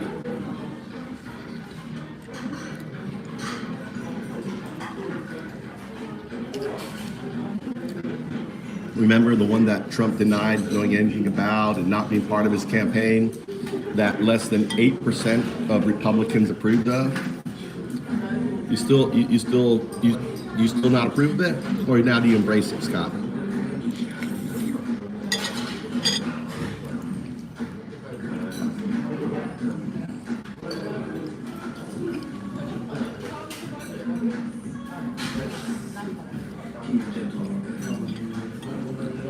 I'm psychic, Scott. I'm a Buddha. I'm the second coming. I'm Christ incarnate. And I see through you, Scott.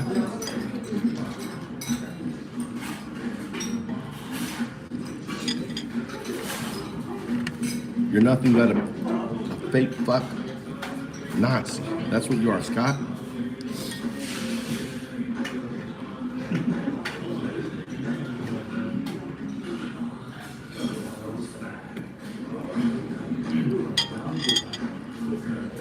Well, see, Scott, you don't understand the Constitution there. You need to go back and read the Constitution. Look, James is giving you, go read the Constitution, buddy.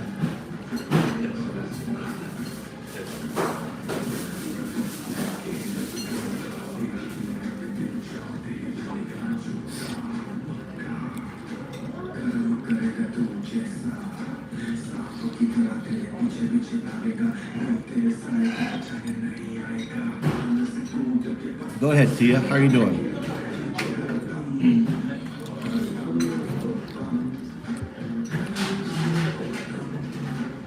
Go for it, girl.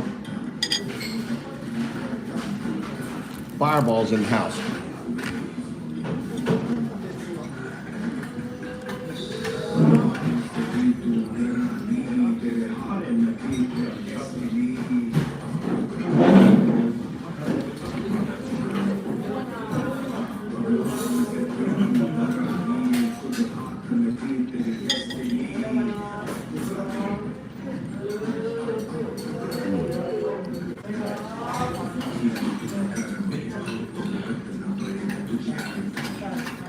It is level 4, just right, not too spicy, just enough spicy. A little salad here.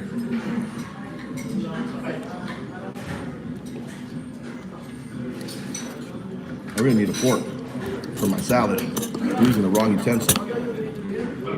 Should use a fork instead of, This is really good. This is a cabbage salad.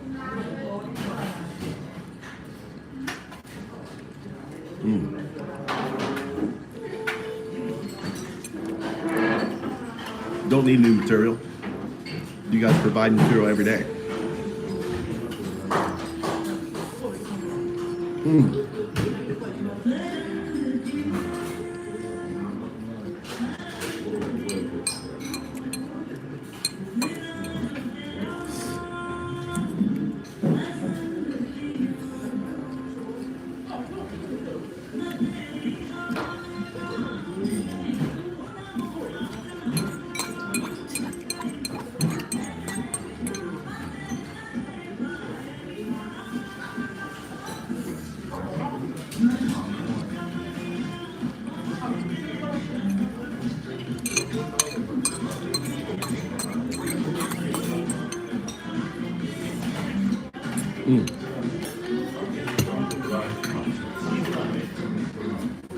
What do you think, Scott?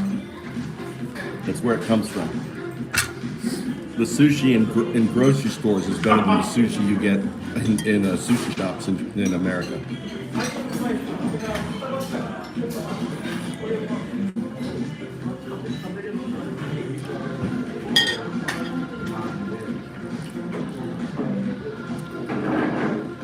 No, you don't. I don't have to. I give you permission, Tia.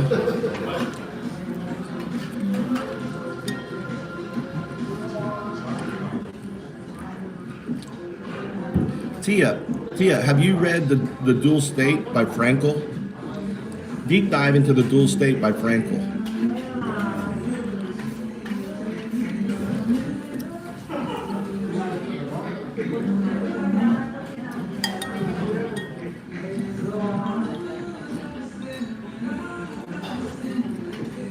That's happening right now. The Dual State is occurring in America right now, just as it did in Nazi Germany.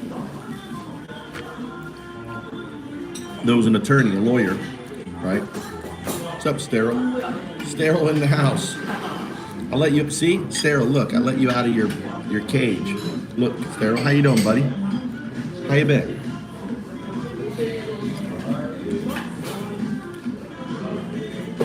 How's your family, brother?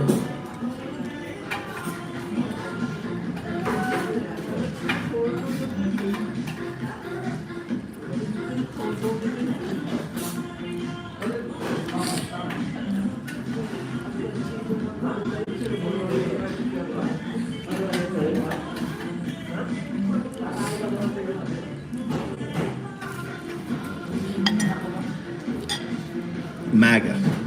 The first point, powerful, continuous nationalism. America first, right? Slogans, motto, red cap, all that. Trump face on flags, Trump face on buildings, right? All that propaganda. So point one, check, MAGA. What's the next point?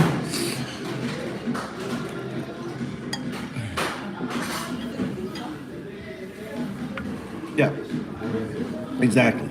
Look at how they're treating the undocumented, disdain for human rights. Look how they're holding them. No oversight in these concentration camps, putting in tents. No access to family. No due process. There was a Hispanic media guy, had a work visa, married, 23 years in America, lived here 23 years, had his own business, right? Doing media. They targeted him. They trumped up charges on him, and then they deported him to El Salvador. Even though without any due process, without any hearings or anything else, just got rid of him, just as a message. That's fascism.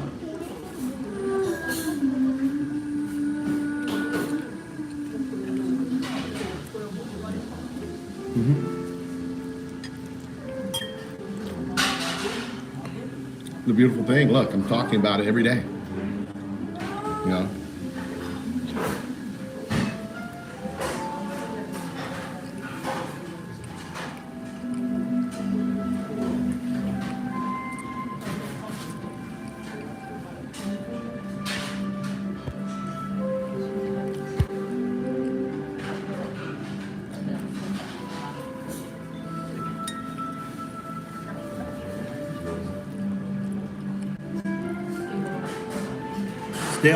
Stay on the 14 points of fascism, Tia, because you'll post them and then I'll provide the evidence,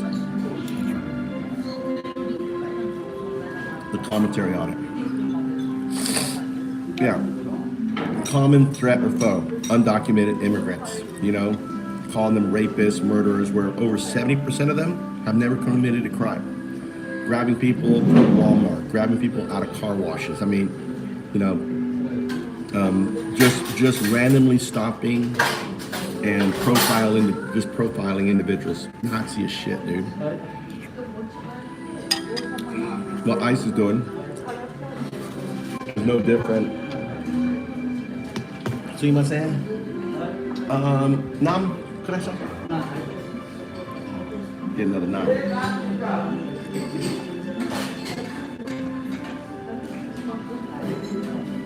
Yeah, look at that. $170 billion allocated to Homeland Security, ICE. That is more money than any army in the world save one, China. We are building a paramilitary organization that's going to be flipped and turned on the American people. And you're letting that shit happen. You know, on that. Look at them. They're paramilitary. Look at them, all kicked out with guns, shooting people, shooting mayors in the head, right? No due process, no control, doing whatever they want. And this is why, Tia, I want you to read The Dual State, right? Dual State by Franz or something. I can't remember the Dual State.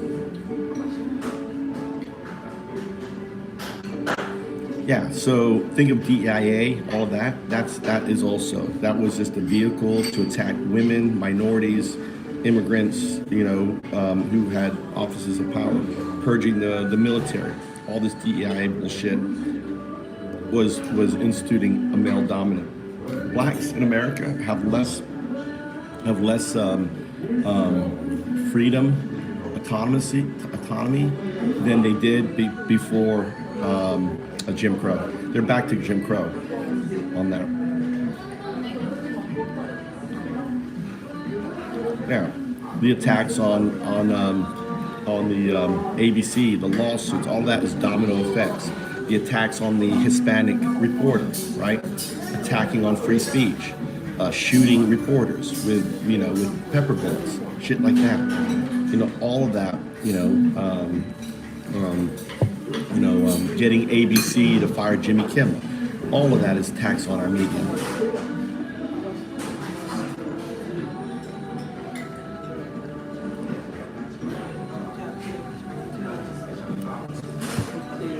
Sympathetic media spokesman and executive.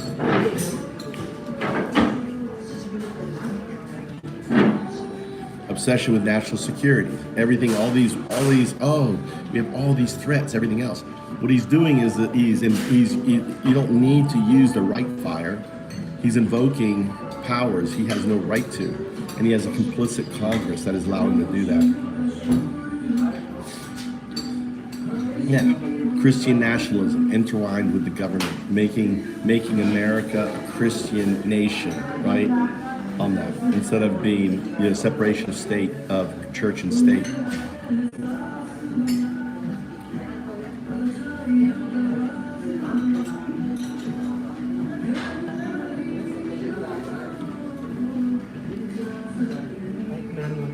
Hi, arigato.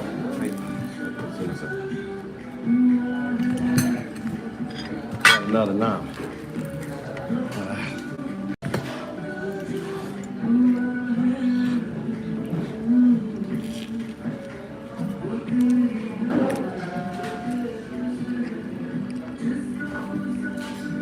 Now, people don't grasp, I mean, $180 billion.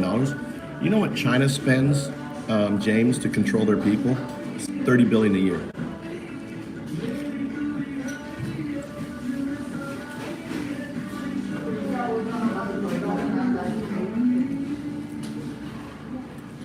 Yeah, all of the grifting, all the shit going on,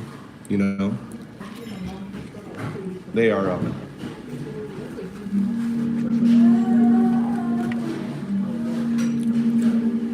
they're pumping and dumping the stock market. I mean, these companies have never made the amount of money they're making right now. Insider trading.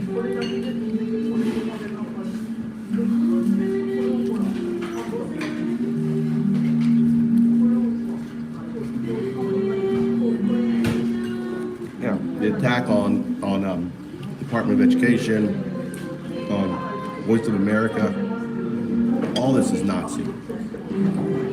Fascism isn't one thing.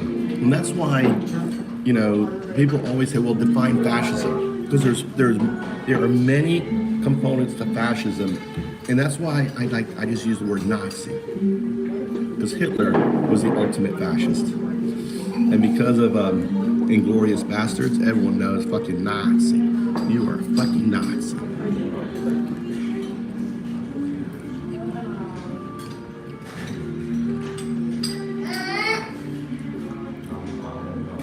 Yeah, cronyism, corrupt regimes, all the cronyism. Corporations bringing gifts, all these people grifting the system.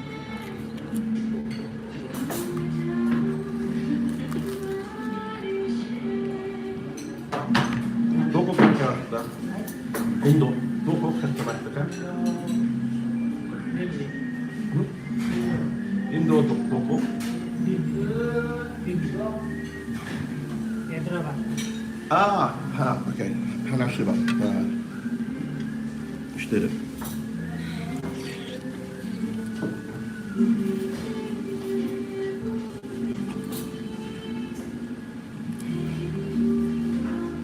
Anyway, thank you very much.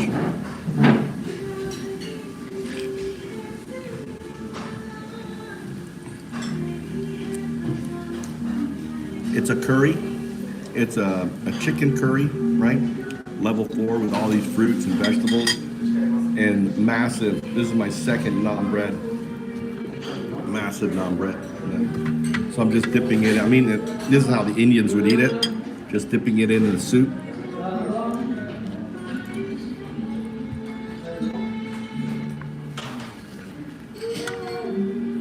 Breaking it off, eating it the traditional Indian way.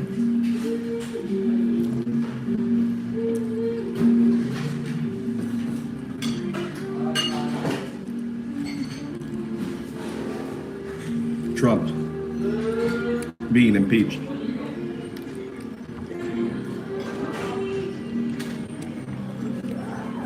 The only thing that's going to stop Trump is mass protests. I'm talking about mass protests. I'm talking about everyone has to hit the streets. At what point how many 80-year-olds to you have to see love, to say enough's enough, being shot, being pushed over, being abused because they're out there standing up for their democracy. How many, right? At what point does your husband say, God damn, this is enough?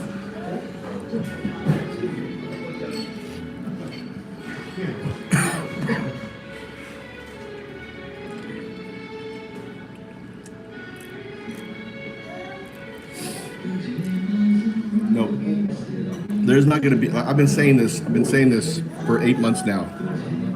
There's not going to be any election. If there is an election, it's going to be like Russia, fake. It's going to be controlled. There is no free elections anymore.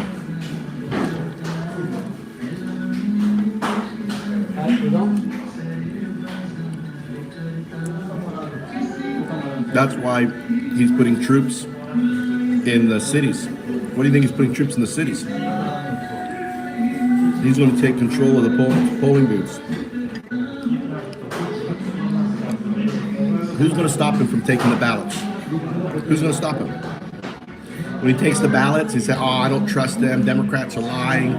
We can't trust it. We're going to count the ballots. Who's going to fucking stop Trump from taking the ballots? Is that the point? Your husband says, fuck this shit, and goes out and protests? Love? At what point does your husband say, this shit ain't America?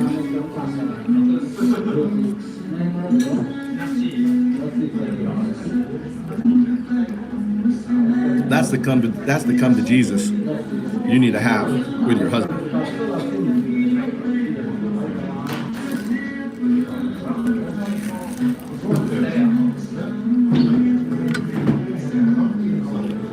It's called naan bread. They cook it in a clay oven. They basically stick it up. It's got just coals on it. It's amazing. This bread is amazing. Naan bread. Have you never had naan bread? W. Rice, you never had naan bread?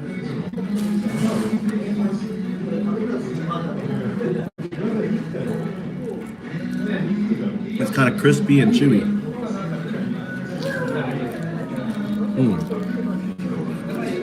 Real flaky.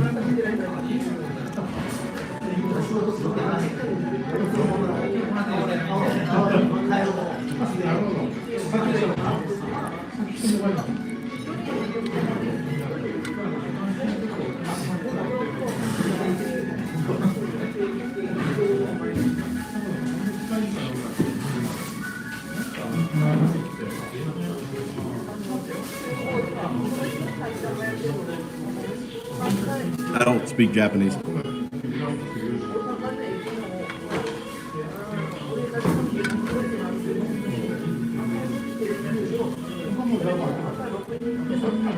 I can order a beer. I can order food. I can say, I'm sorry, I don't understand you. You know, I can get directions. I have like maybe a third grade, not even a third grade, you know. I have like a first grade Japanese, if that.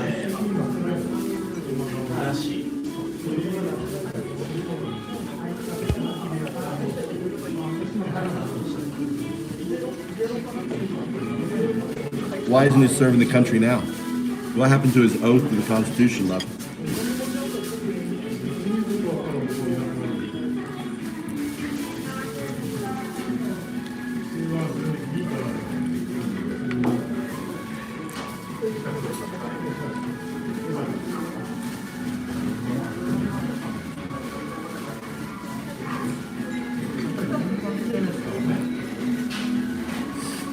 Anyone who served in the military and is supporting Trump is violating their oath to the Constitution. They're violating their oath, period.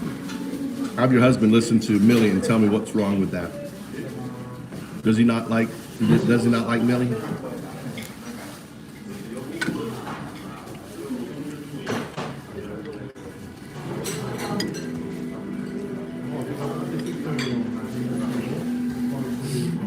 Yep.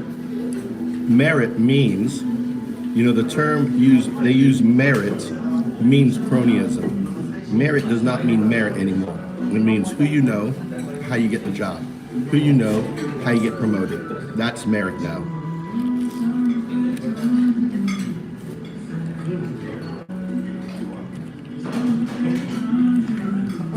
You told me he supports MAGA. That's all I need to know.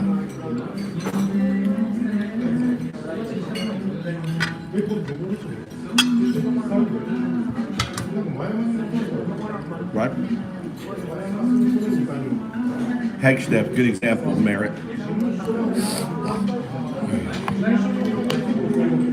That's good.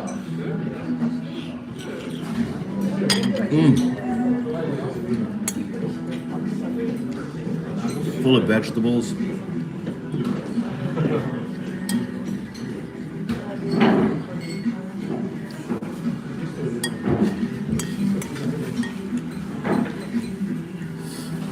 If you support Trump, you don't love our country. Period.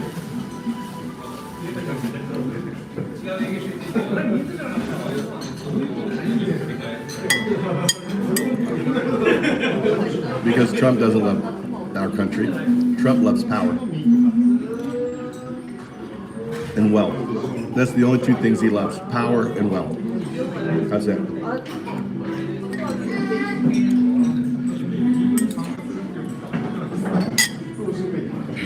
And as long as you support him, yeah, he will let you be until you're of no use to him, which will happen.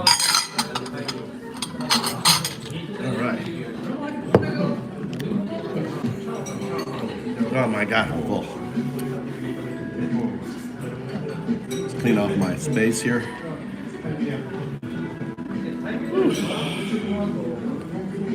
So extra one. $10 meal.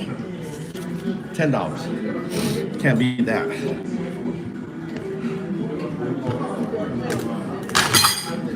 You know, I'm a little pissed because look at that big old chicken piece in the middle. I didn't have a big old chicken piece.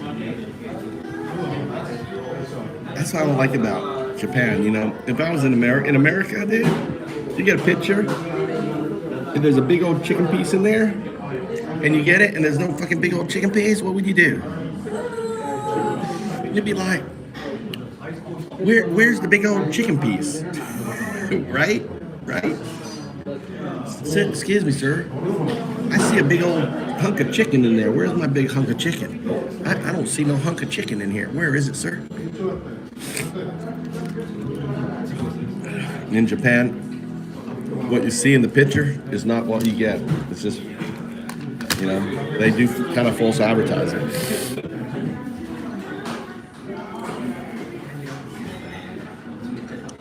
The thing is, I don't need that hunk of chicken. Project 25 plan for Trump first term. 1, put Medicare on the path of privatization, repeal President Biden's Medicare drug price, negotiation program, threaten Medicaid for hundreds of thousands.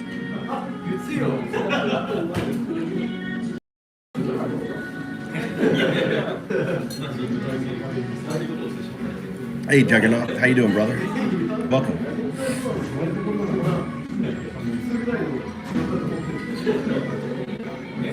Yeah, your husband would pretend that our homeless have the right to pursue happiness when we have no control over our own house.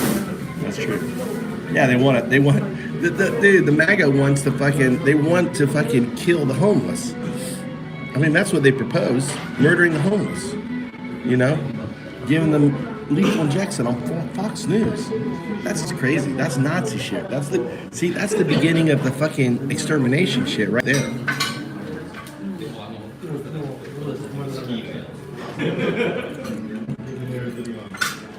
It's crazy. Demand your chicken. I don't need the chicken though. I actually appreciate the extra fruit. I actually appreciate they didn't give it to me. Look at this thing. This thing does not need any more fucking chicken. Look at this thing. I'm carrying a baby. This thing needs to go. Look at this, all this fucking fat, dude. Actually, before springtime, I lost quite a bit of weight.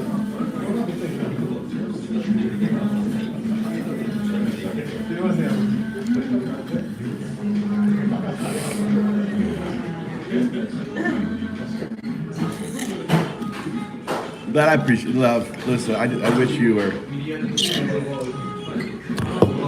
I wish you had the cojones of my wife. My wife like doesn't deal with any bullshit. She sees something wrong. She sees something wrong. She speaks out. She fucking. Dude, the other day. Hey, were any of you in the stream the other day when some guy talked to my son? And I was like, dude, I can't, I want to do something, but I'm like, no.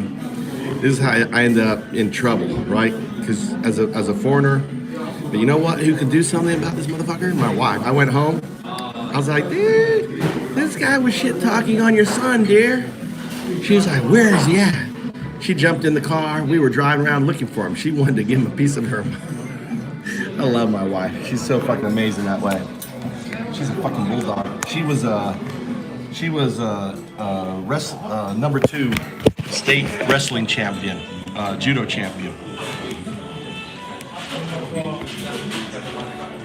Tia, Frankel dual state. I want you to research that. Frankel dual state. Are you aware of it, Tia? Miss Tia. Hello, dear. Appreciate you posting all that.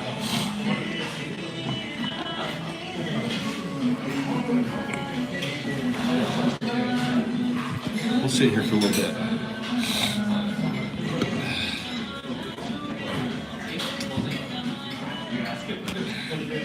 Hey.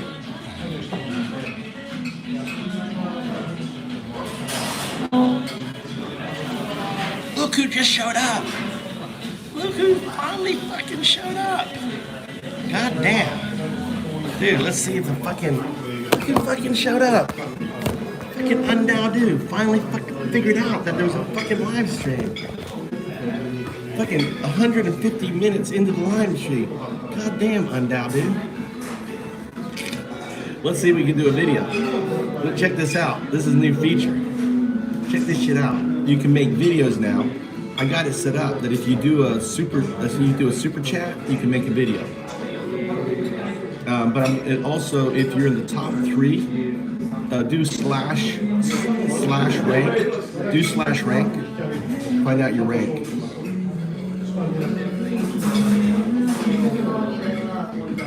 Do slash rank. Slash rank. If you're in the top 3, you can make a video.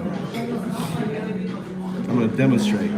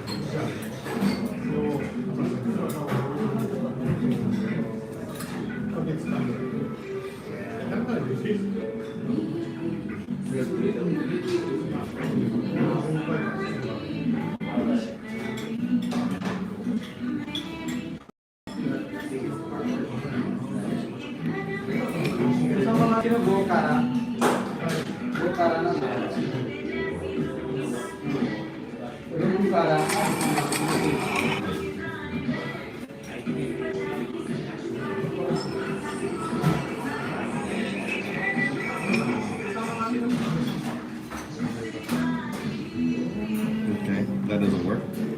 All right, nice.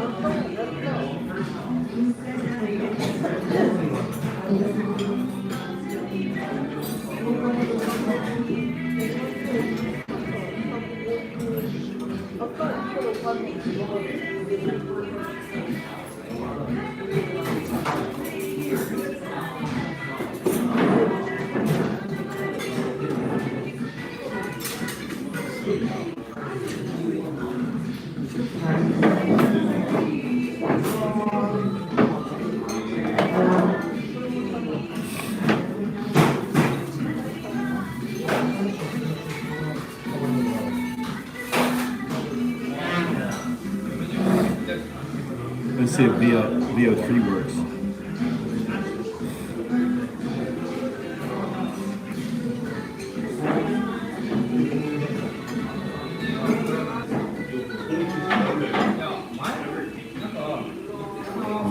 Alright, so video was working yesterday. I wonder if I printed a video.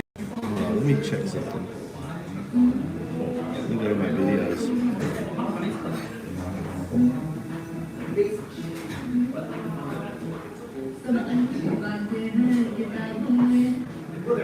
This was a video it made. This is a video it made. This is a video it made. That's baby Undao-do. Isn't that cool?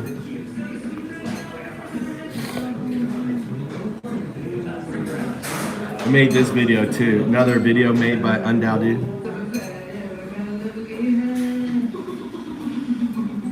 There's Undao-do. So it's gonna be making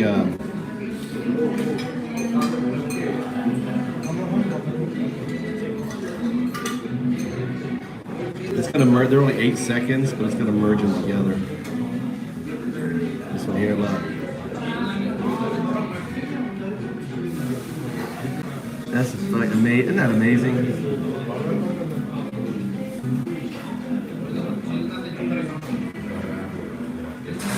Let's put them together.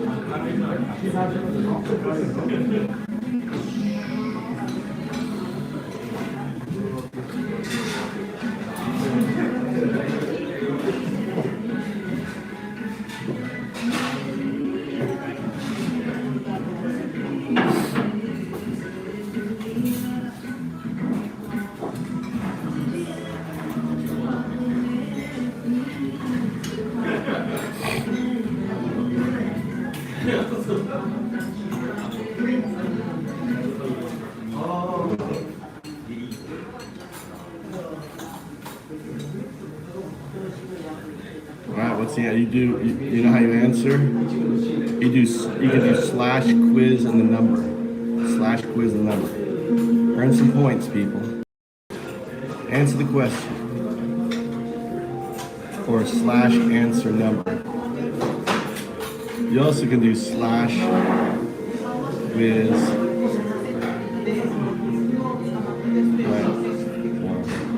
Like that. Like that. That works. I'm just showing you an example. That's not the right answer.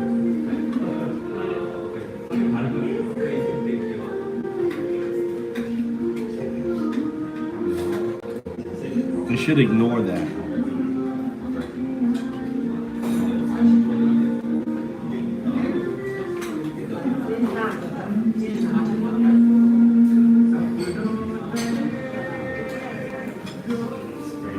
No, dude, Michael. I mean boring people. I meet boring people.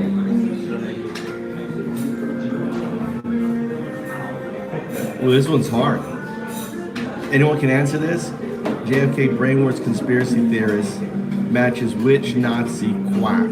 Dr. Theodore Morel, Dr. Jovis Mengele, Carl Bennett, or Julius? I don't know the answer to that one. Anyone?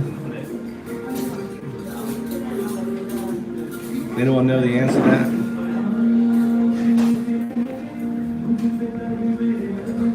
I gotta fix it where it ignores wrong answers, right?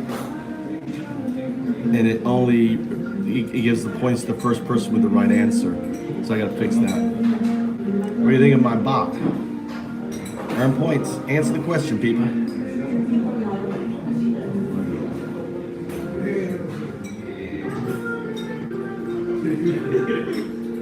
Try to answer the question. What are you guys doing? You guys looking it up or something?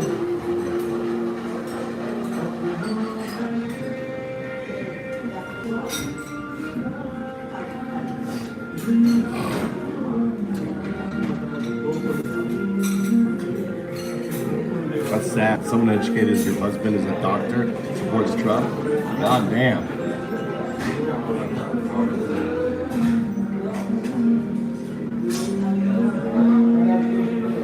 Sorry to hear that, James.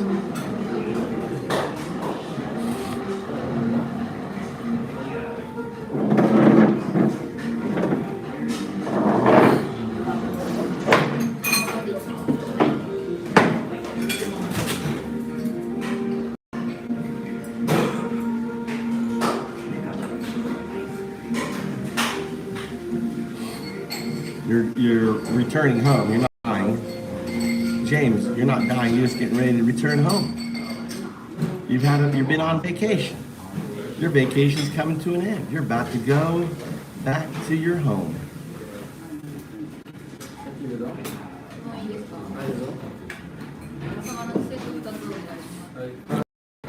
You'll be part of the universe. Doesn't matter whether you're reincarnated or not. No one can answer the damn question. Unbelievable. I got this quiz thing going and no one's answering the question. JFK Jr. brainworm conspiracy matches which Nazi quack? I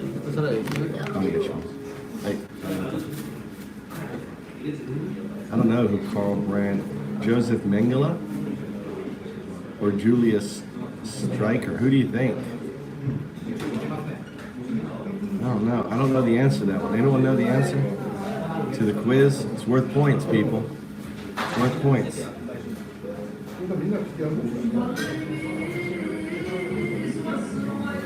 Scroll up. Scroll up. It's either, the answer is, who is the question? JFK's brainworm conspiracy theorist. Right? Matches which Nazi quack? Morel, Mengele, Brandt.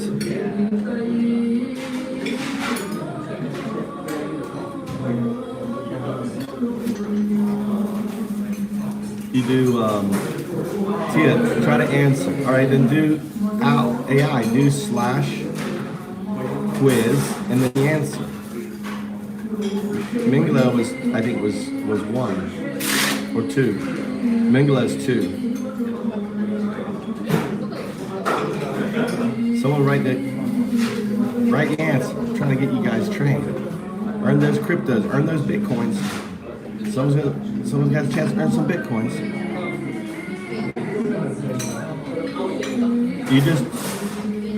You do / quiz space and the number. You got 4 choices. 4 choices. You have a 20% chance, 25% chance.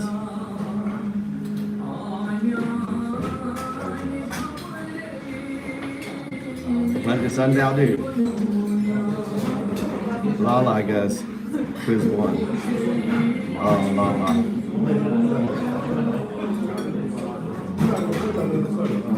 Al goes 2. And the answer is...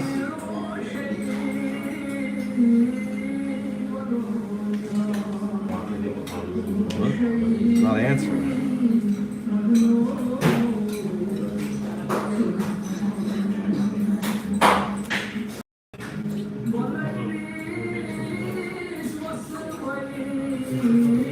You took too long.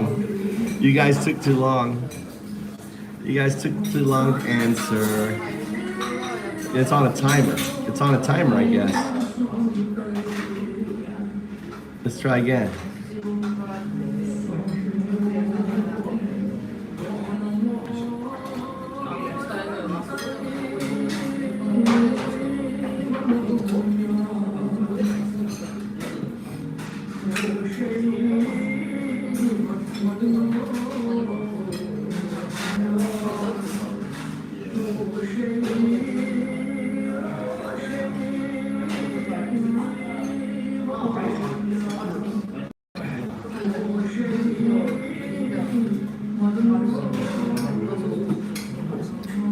Dude, Al, I think you and fucking Tony. I think you and Tony need to go get a fucking ring. That's what I have to say. You and Tony need to go get a ring.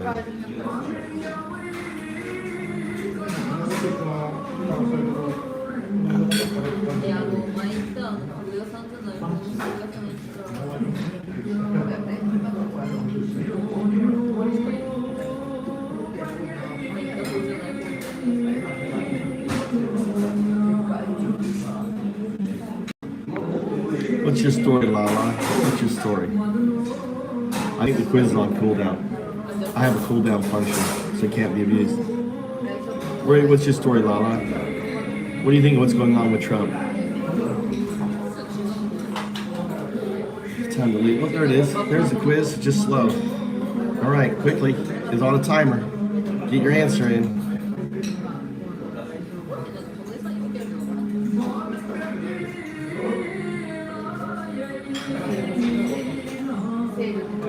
Well, this is a hard one. Little Marco.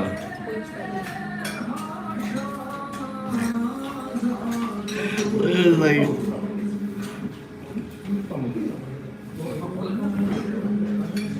it's not Gwiz, Al. It's not Gwiz, it's quiz.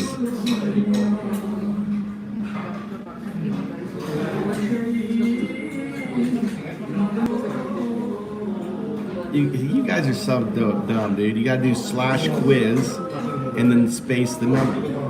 He does Gwiz. It's quiz with a Q. You guys have missed it again. You're missing points. 500 points. 500 points towards Bitcoin. One day, maybe.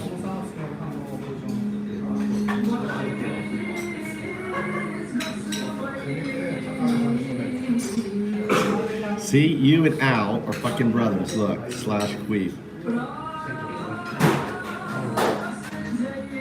I think I took too slow. I think you're too slow. All right, let's get out of here.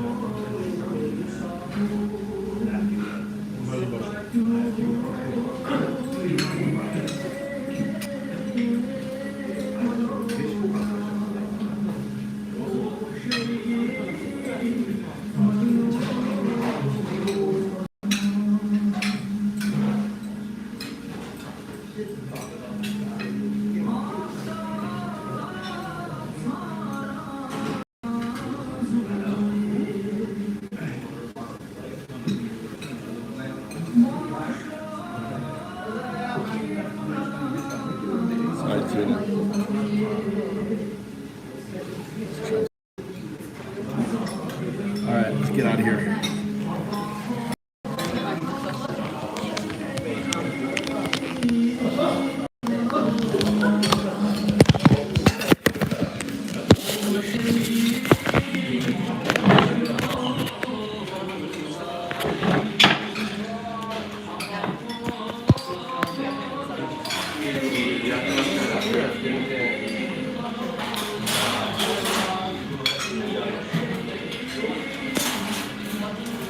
naan bread. This is naan. This is how you make naan bread right here. This is naan. See, they cook it in there. That's how you make naan. Look at that. Master chef. Naan chef. Okay. There you go. Isn't that amazing?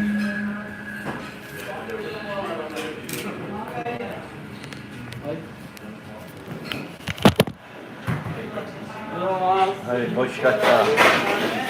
本当に美味しかった。も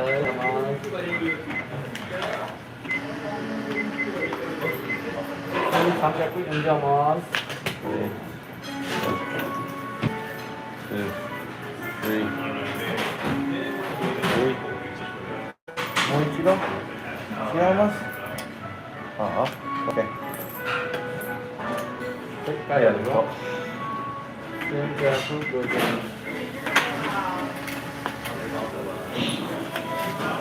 200円です。はい、ありがとう。はい、どうぞ。はい、どうも。Fennel seeds.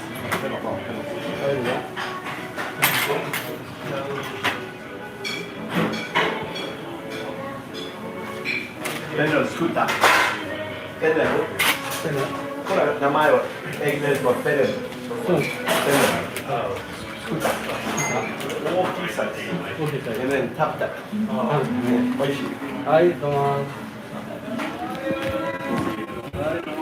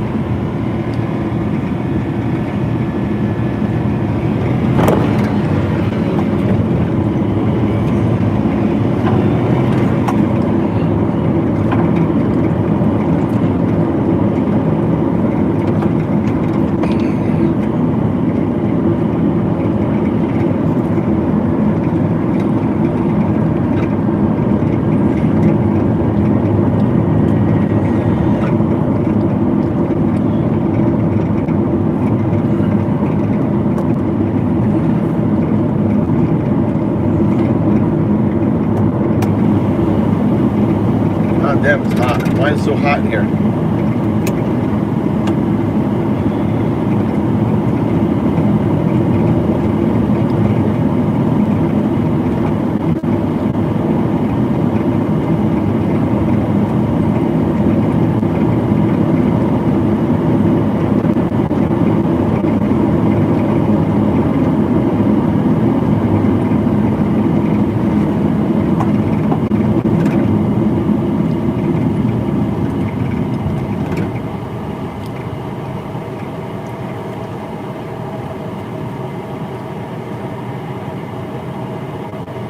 Just right. I'm not full. I feel good. Just the right amount of food. I'm not stuffed. I'm like, good.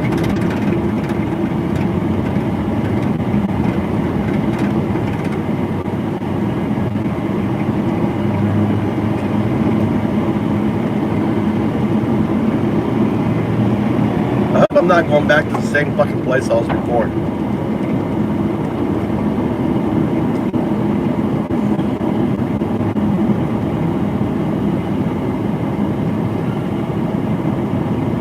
Oh, this looks like the same fucking place.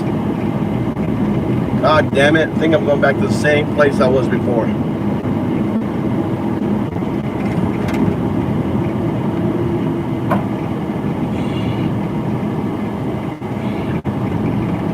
Oh, no.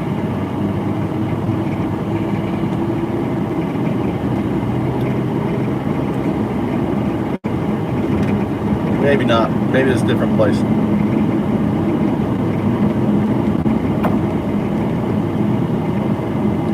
My phone's heating up. All right, for a little bit. My phone is really hot.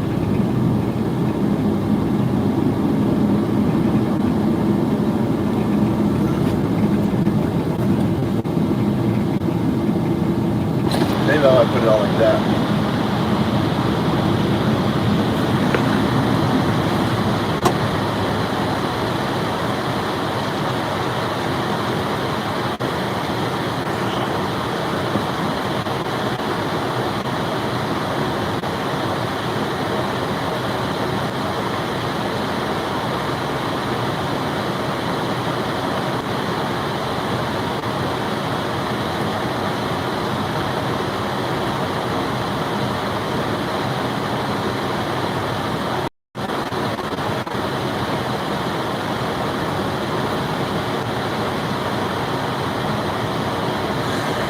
This is a Honda hybrid Fit in front of us. You know, Fit. You probably have Fit. You have a Fit America, right? Do you have the Honda Fit hybrid in America?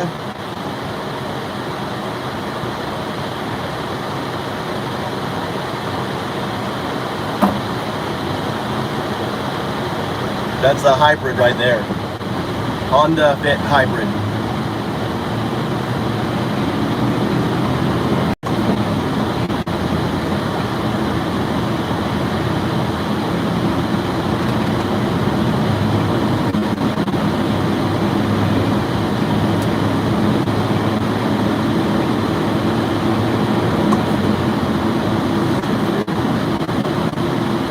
Maybe going to the same fucking place.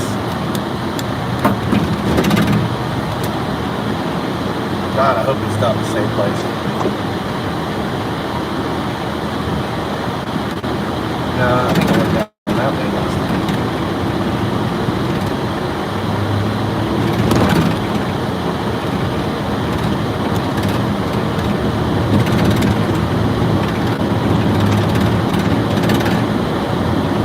Yeah, it's a different place. I didn't go this far.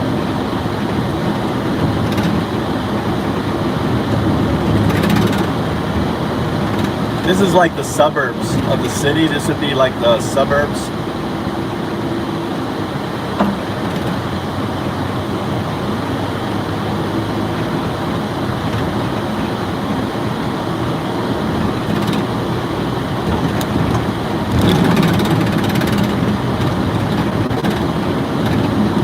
Bike shop.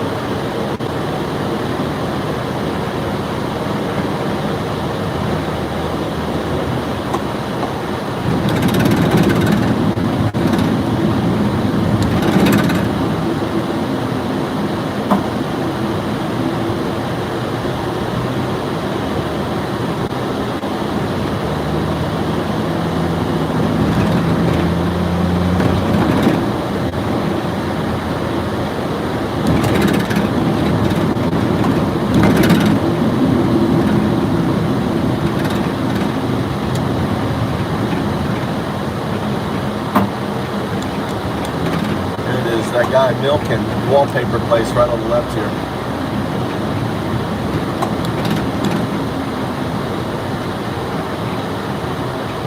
Oh, up here.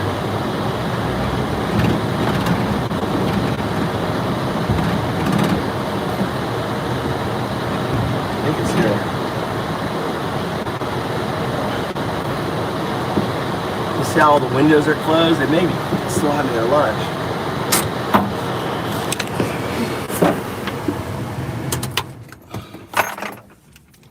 All right, let's try this again. I like my stick shift.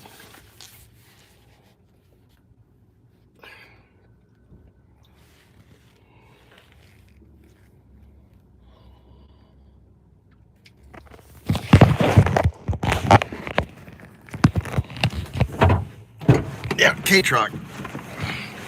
This is a K-truck, a little truck. My little K-truck.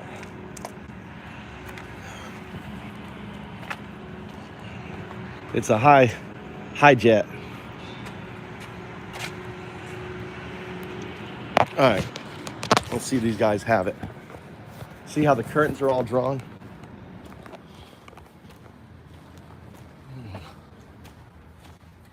Konnichiwa.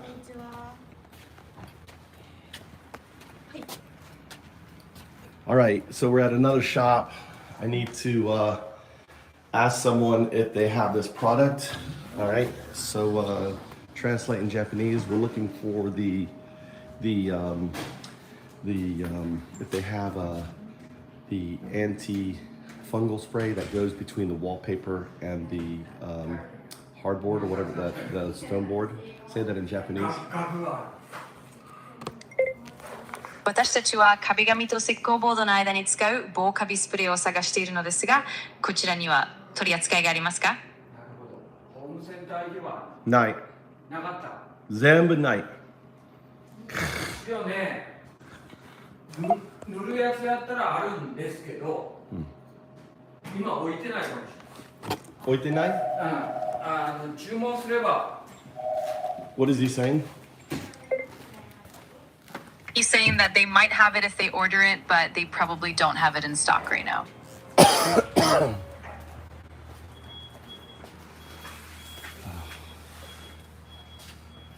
今日欲しい？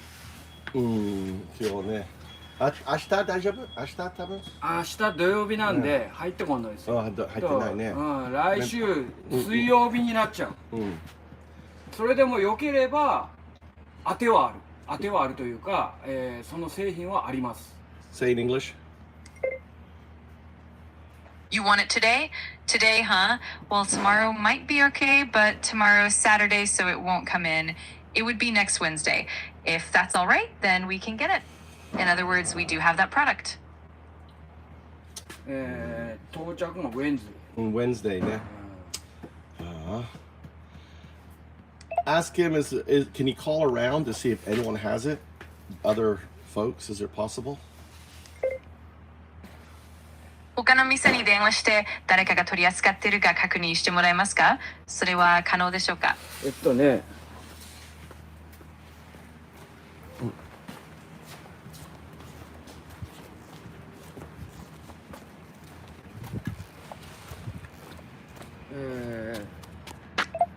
ターンライト、レフト。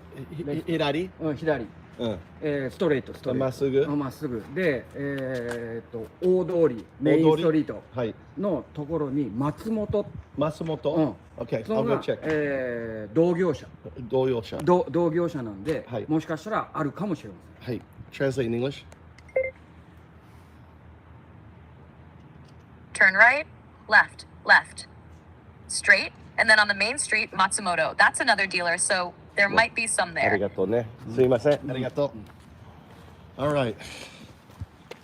So he doesn't have it. He would have it by Wednesday, but I think we'll be done by Wednesday. So Matsumoto. But at least they have it. We figured out who has it. Wallpaper shops.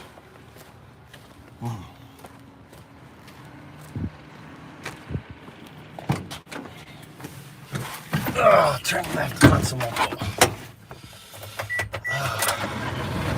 He was like hardcore Japanese sales guy. That guy.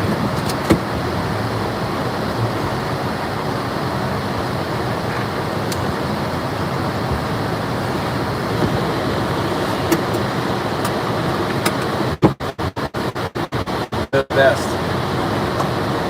And they go like little rabbits up. They're 4-wheel drive. They're great for doing like home improvement, carry stuff, cheap on gas.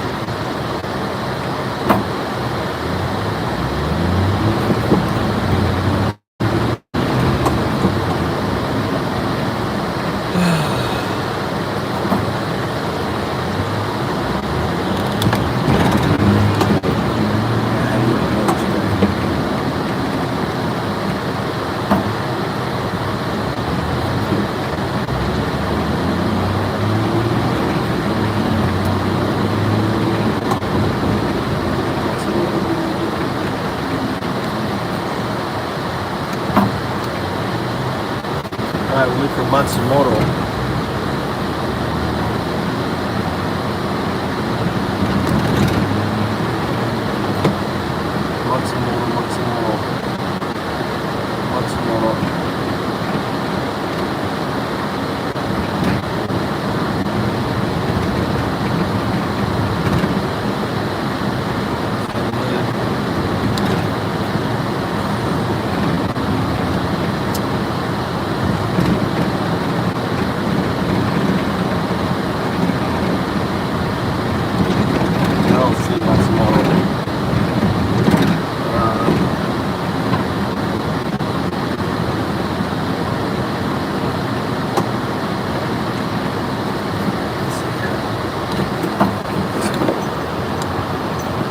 Window.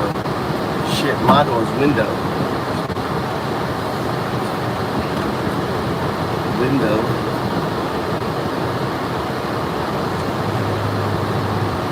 This is door and window place.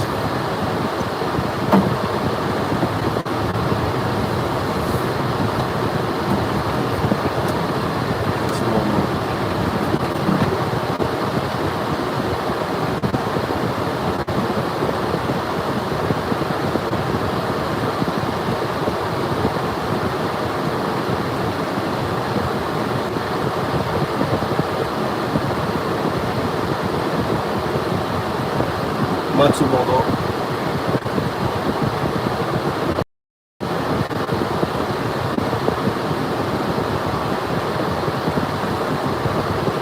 Search for wallpaper.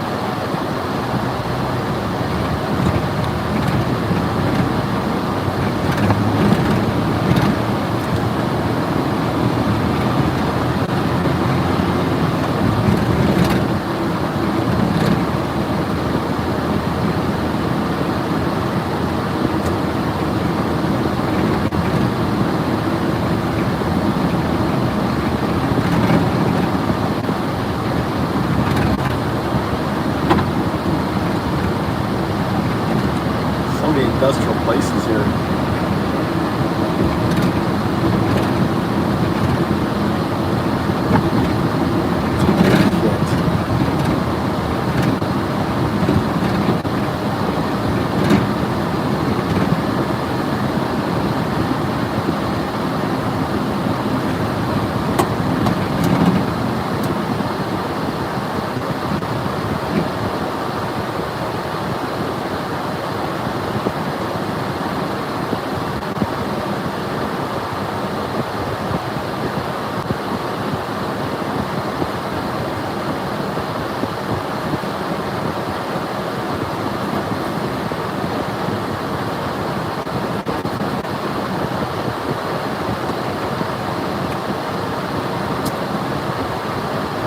Should have had them do the fucking GPS.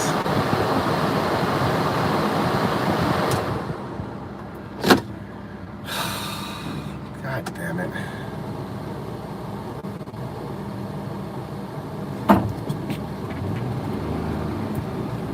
Let's go home.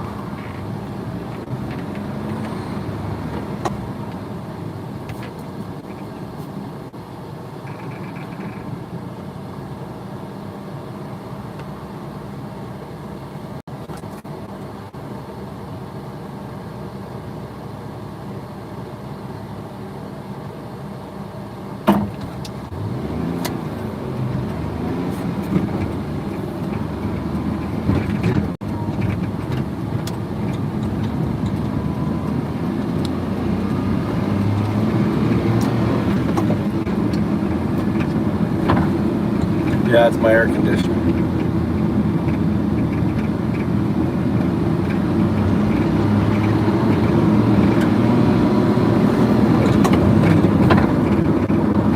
I could put my headset on, dampen the output.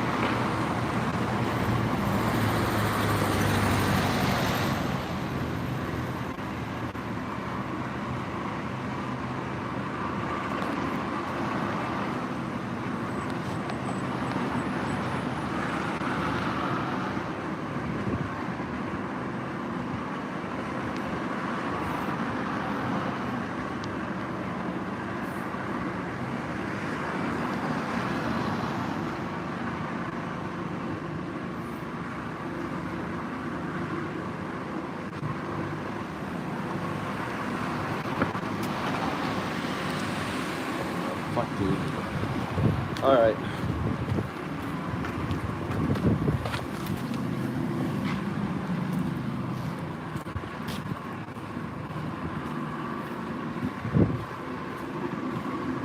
Oh, wallpaper.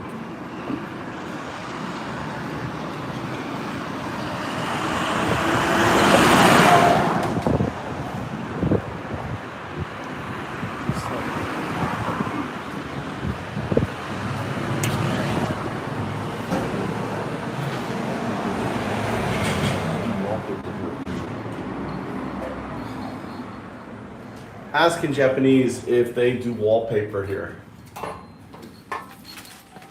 ここに Try again. ここには壁紙はありません。あ Wallpaper. I'm looking for wallpaper. No. Nowhere wallpaper? 壁紙を探しています。いいえ、ありません。 Oh, paint shop ね。ホームセンター。I'm looking for. Explain. I need to find a specialist group. I think Matsumoto. Is that? Do you know Matsumoto? It's a specialty wallpaper shop, not home center. Say that in Japanese. 武蔵。専門の業者を見つける必要があるんです。確か松本っていうところだったと思いますが、ご存知ですか？それはホームセンターではなく専門の壁紙ショップです。違う、トレダンジのところ、松本さんのことじゃない。国どこで Here's a map. これ会社これ。すいません。ありがとうございます。 Maybe you can write. 日本語。ちょっと待ってください。 So this here is a paint supplies. Ne? Showed you for the calligraphy books and everything. Look at this here. Expensive little brushes, all handmade. This is a specialty shop we found here. These little boxes. Look. Crayons. These little things here. Look at this. All handmade little. I think Matsumoto, maybe. Coming. 50% off here. I'll show you. HP pencils.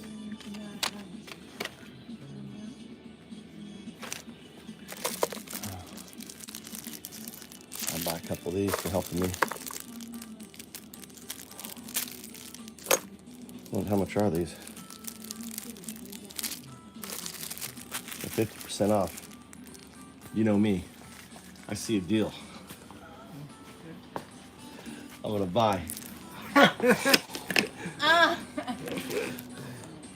Thank you. どういたしまして。ありがとう。今調べてます。はい。英語喋る？ Do you speak English? A little? No, I No? cannot. お、英語は上手。聞いて。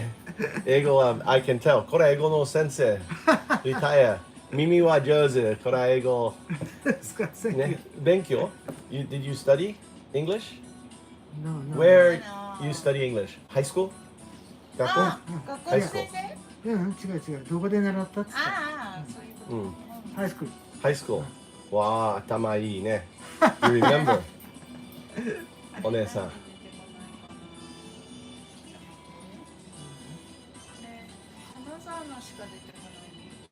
Look at this little rock art here. Look at this guy. Look, some little rock art.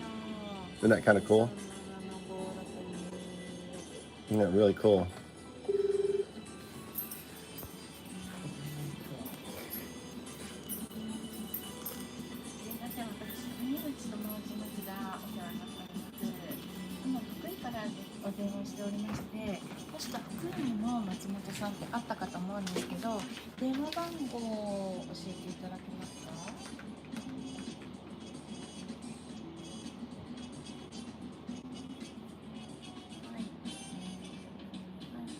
Yeah, for shoji, for Japanese writing. Well, maybe not. There's printing. Look at the size of those brushes there. This is for doing the kanji, a really big kanji. I bet that's expensive. Look at this one here. Horsehair, probably horsehair. Yeah, this one here.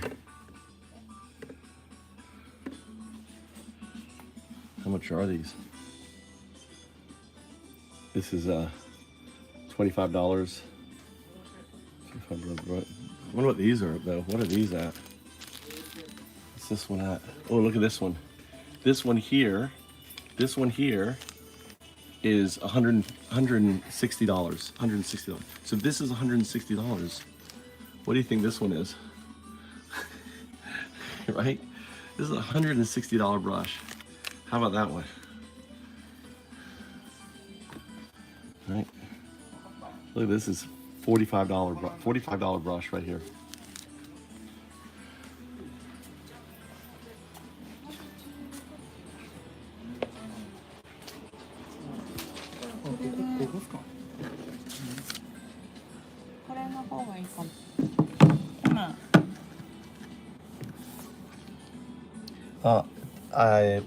I went.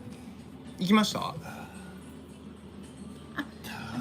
谷口と申します。お世話になっております。1の21の。松本さんにいらっしゃいます。そう、セブンイレブンがあって。実はね、今私。これ、you can do address here? アドレス、OK。名前は？松本。OK, that's the one. そうそう。今からそちらの方になんか壁紙を探しているらしく、ご案内しますので、よろしくお願いいたします。OK、スタート。あ、そこはもうお聞きになっていただけますか？はい。携帯で多分やり取りできそうな感じなので、はい。はい。よろしくお願いします。Say, I'm looking for the anti-mold that you spray behind the wallpaper onto the, onto the, whatever that is, the hardboard or the stone. 壁紙の裏側、つまりその硬質ボードや石材の上にスプレーする防カビ剤を探しています。防カビ剤？ね。To stop mold. I'm removing the mold right now, so when I put up new wallpaper, I don't want it to happen again. So there's a spray you can put, and I'm looking for that. I've been everywhere, and no one has it. カビを防ぐための防カビ剤なんです。今現在カビを取り除いていて、新しい壁紙を貼るときにまたカビが発生しないようにしたいんです。それを防ぐために使えるスプレーがあって、それを探しているんですが、あちこち回ってもどこにも見つからないんです。なるほど。今確認してます。お願いします。ありがとう。Alright, I'm here. Fukui is very humid, so my son's room. Because I use the air conditioner a lot, got moldy, so we have to replace the what is it, the stone behind the wallpaper? What's that called? 福井はとても湿気が多いので、うちの息子の部屋はエアコンをよく使っていたためにカビが発生してしまって、壁紙の裏にあるその石のような素材を交換しなければなりません。壁紙の裏にある石のようなもの、あれって何て呼ぶんでしょうか？ボードですかね。石膏ボード。石膏ボード。So. In English, what do you call that board? In English, what do you call that board? It's drywall, maybe. Drywall. Drywall. It's like stone, right? Drywall, maybe drywall. In English, what's drywall in Japanese? 石膏ボードですね。石膏ボードはまるで石のような感じですよね。And the paper, so spray. Yeah. I think it's. What is it when it's like stone? Drywall. 業者の方で確認した方がいいですね。石膏ボードですね。それでスプレーのこと。Gypsum. Yeah, wallboard. ちょっと待って、分かった。いらっしゃいますね。なるほど。I think it's gypsum or wallboard in Japanese. What's that? 谷口文英がと申します。今私福井の方からお電話しておりまして、福井の松本さんのお電話番号からおかけしたんですよね。1回はつながったんですけど、カビが生えた場合ならまっすぐに防カビ剤っていうのがありますかっていうことなんですけど、あります？石膏あ、取り扱いある。あ、でそれは福井の方にあれ置いてます？5枚。ああ、そうですか。なんかお電話するんですけど、お電話にならなくて。60円だったと思うんですが、すみません。ありがとうございます。あ、置いとく。ああ、いいですよ。もしあれだったら、ね、聞いてもらうっていうか、そういうことかな。わかりました。はい、ありがとうございます。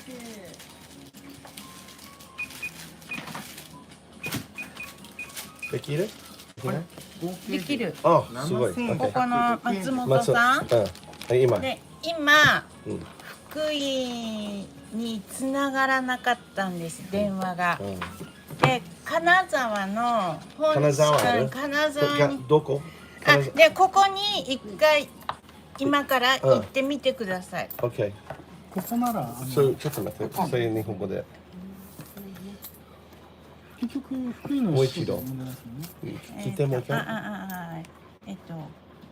福井の会社は電話が今つながらなかったんですが、金沢に電話して確認しました。防カビ剤はあるそうです。In English, please. I couldn't get through to the company in Fukui by phone, but I called Kanazawa and confirmed that the anti-mold agent is available. Ask, is it available in Fukui or in Kanazawa? Fukui や金沢で手に入りますか？またFukui. 福井で Okay, so I will drive ね。はい、ありがとうね。ここ本当にありがとう。ここです。ここね、衣装ね。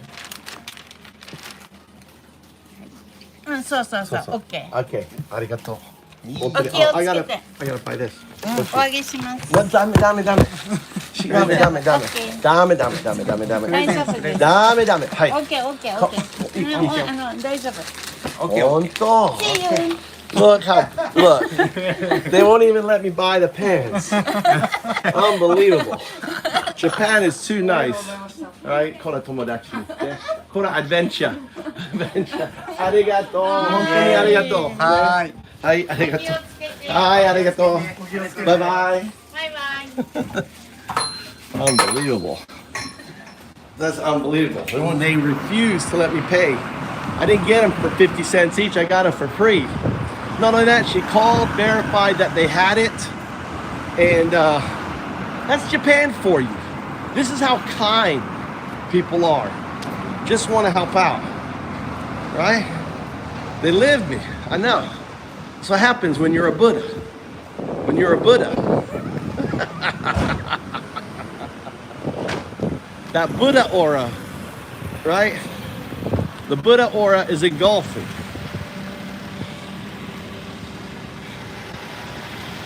They had the Undao shirt. The Undao shirt. This is fucking amazing. You gotta love Japan. Fucking A. And she got on the phone and verified. I got 4 damn papers. I already know where it is. Start. Let's go, people. Let's fucking go. All right. The adventure.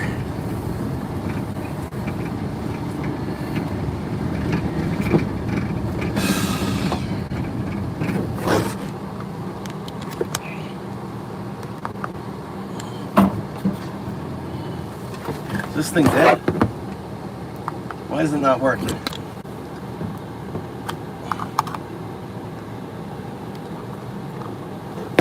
It's not working now. Why? Why is this not working? God damn. Power's not working.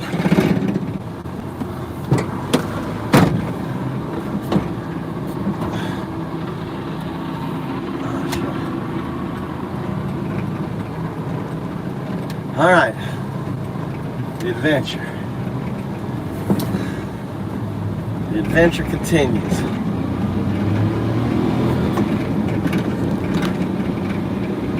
She was in love. Saying she was in love with Undao dude. See the effect I have? Japanese women can't resist a big fat Buddha.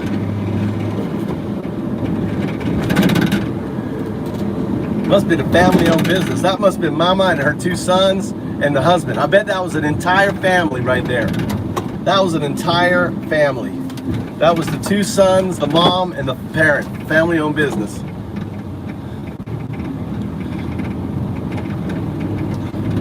And she would let. See, it's like, there's nothing you can do in that situation. You know, you got, okay. I try to give them money. They're like, no, no, no. And it's rude to impose in Japanese culture. So that's a good lesson. You know, I appreciate her helping out. Make sure I don't get fucking wiped out on this little road here.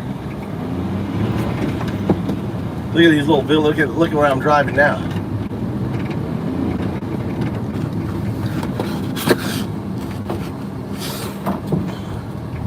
This is old. This has been. Look how narrow these streets are. These are old.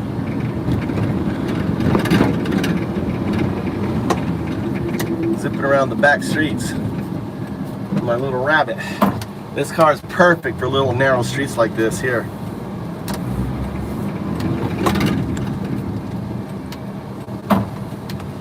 She called the main store, right, in Kanazawa, and they said they had it. They checked their stock.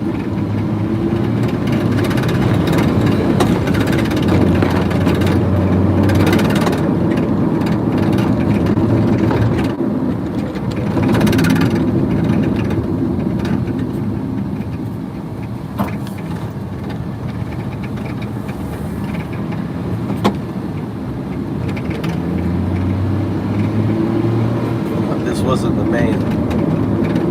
Hope I'm not going back to the same fucking store I was at.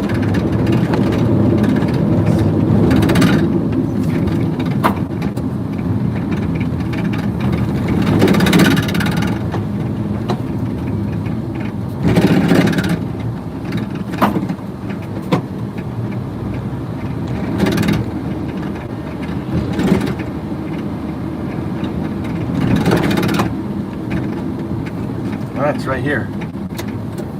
Oh, they were right here on the corner. I drove by them. No wonder. It was right there. Okay. All right, here we go again.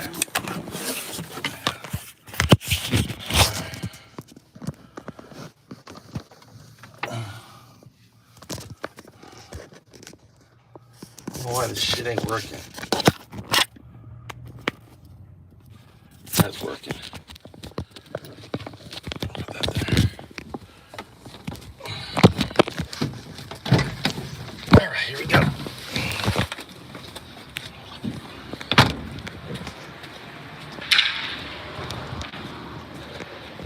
All right, I'm at the store, and you're gonna ask in Japanese for the anti-mold spray that 竹の棒だけ置いてっていい？竹の棒だけ。ごめんね。してる？車を変えてきたから。すいません。はい。はい。I'm here for the the spray that goes between the hardboard and the wallpaper to stop mold. What we've been talking about. Ask in Japanese. 壁紙と硬質ボードの間に使うカビを防ぐスプレーを探しています。今までお話ししていたものです。I talked to the Kanazawa home office and they said that you had the anti-mold spray that goes between the wallpaper and the drywall. Say that in Japanese. 金沢の本社と話したところ、壁紙と石膏ボードの間に使う防カビスプレーがあると聞きました。Kabi spray. 防カビスプレ It stops the mold from growing behind the wallpaper. Say that in Japanese. それは壁紙の裏でカビが繁殖するのを防ぐものです。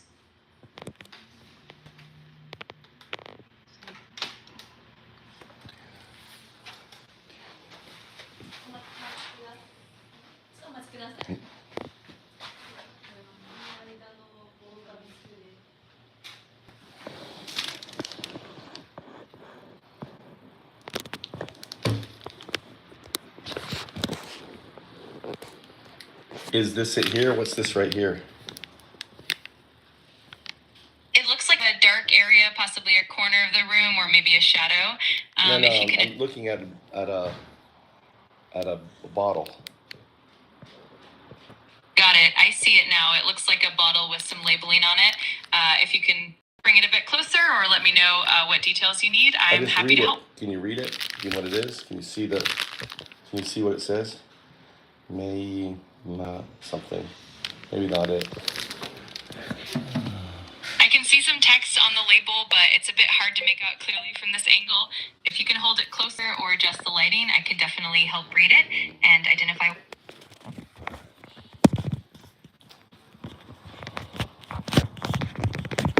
I don't think I have it here.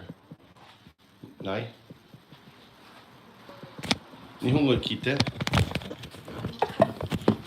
どうぞ。I'm sorry, but you've hit the daily limit for advanced voice.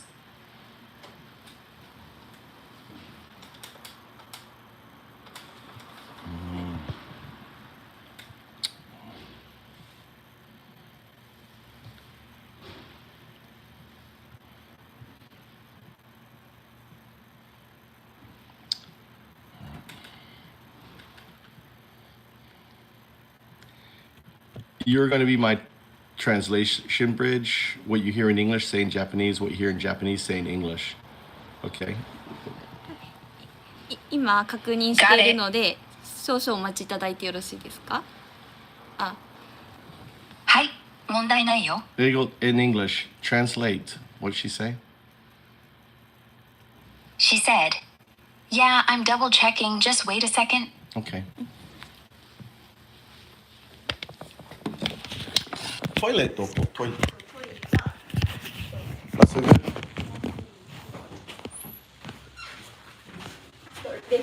Left. Okay. Arigato.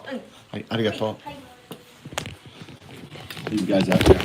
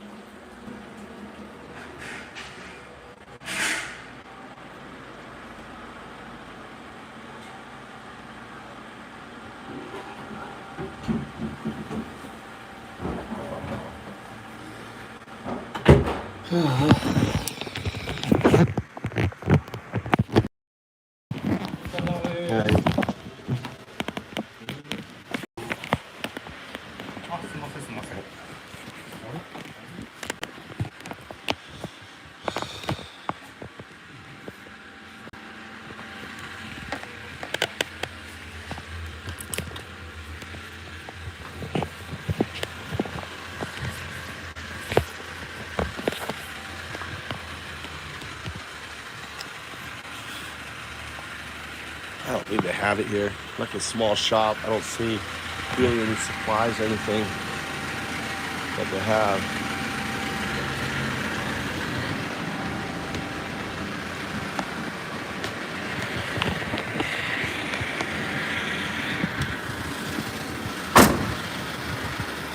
Ask this guy in Japanese if they have any of the anti-fungal spray.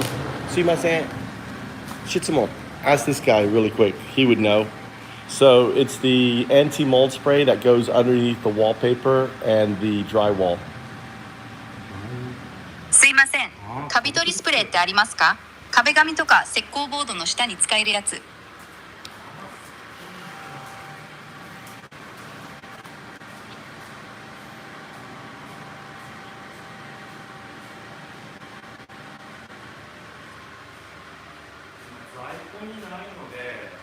Oh, 9? 9 what?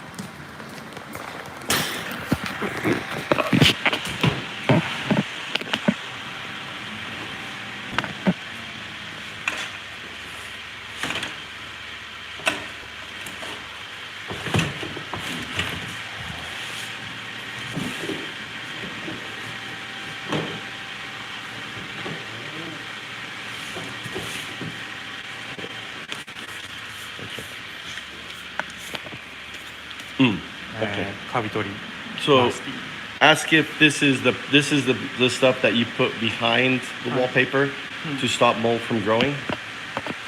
使用方法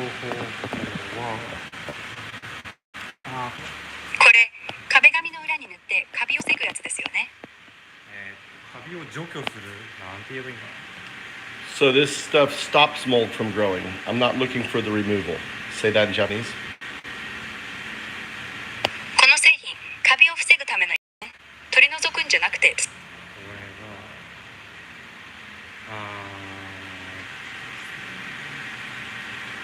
So we're looking for prevention, not removal. 予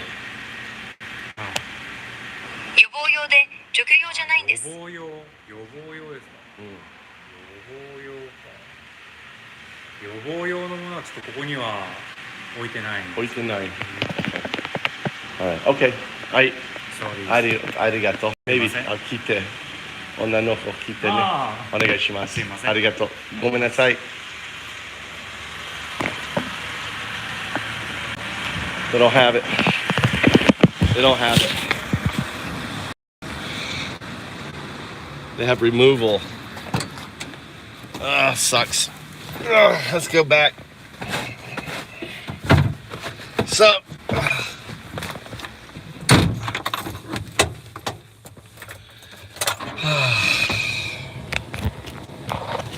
they don't have it.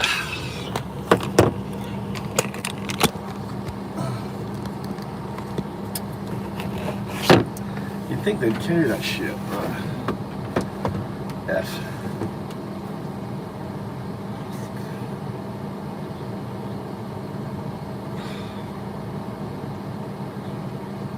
Alright, start.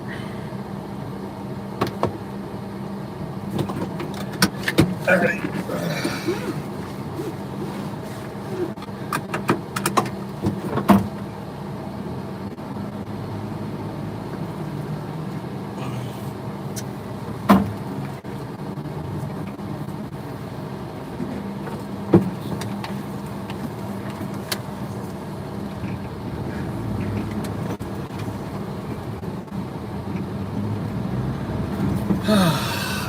There you go.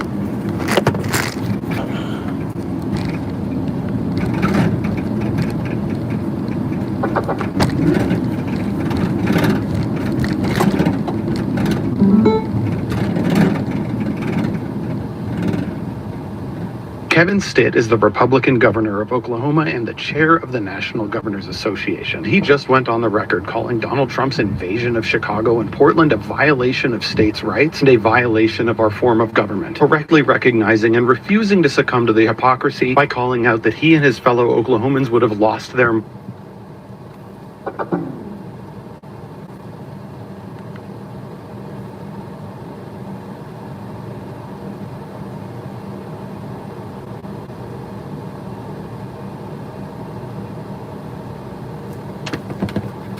God damn it. This thing fucking died on me.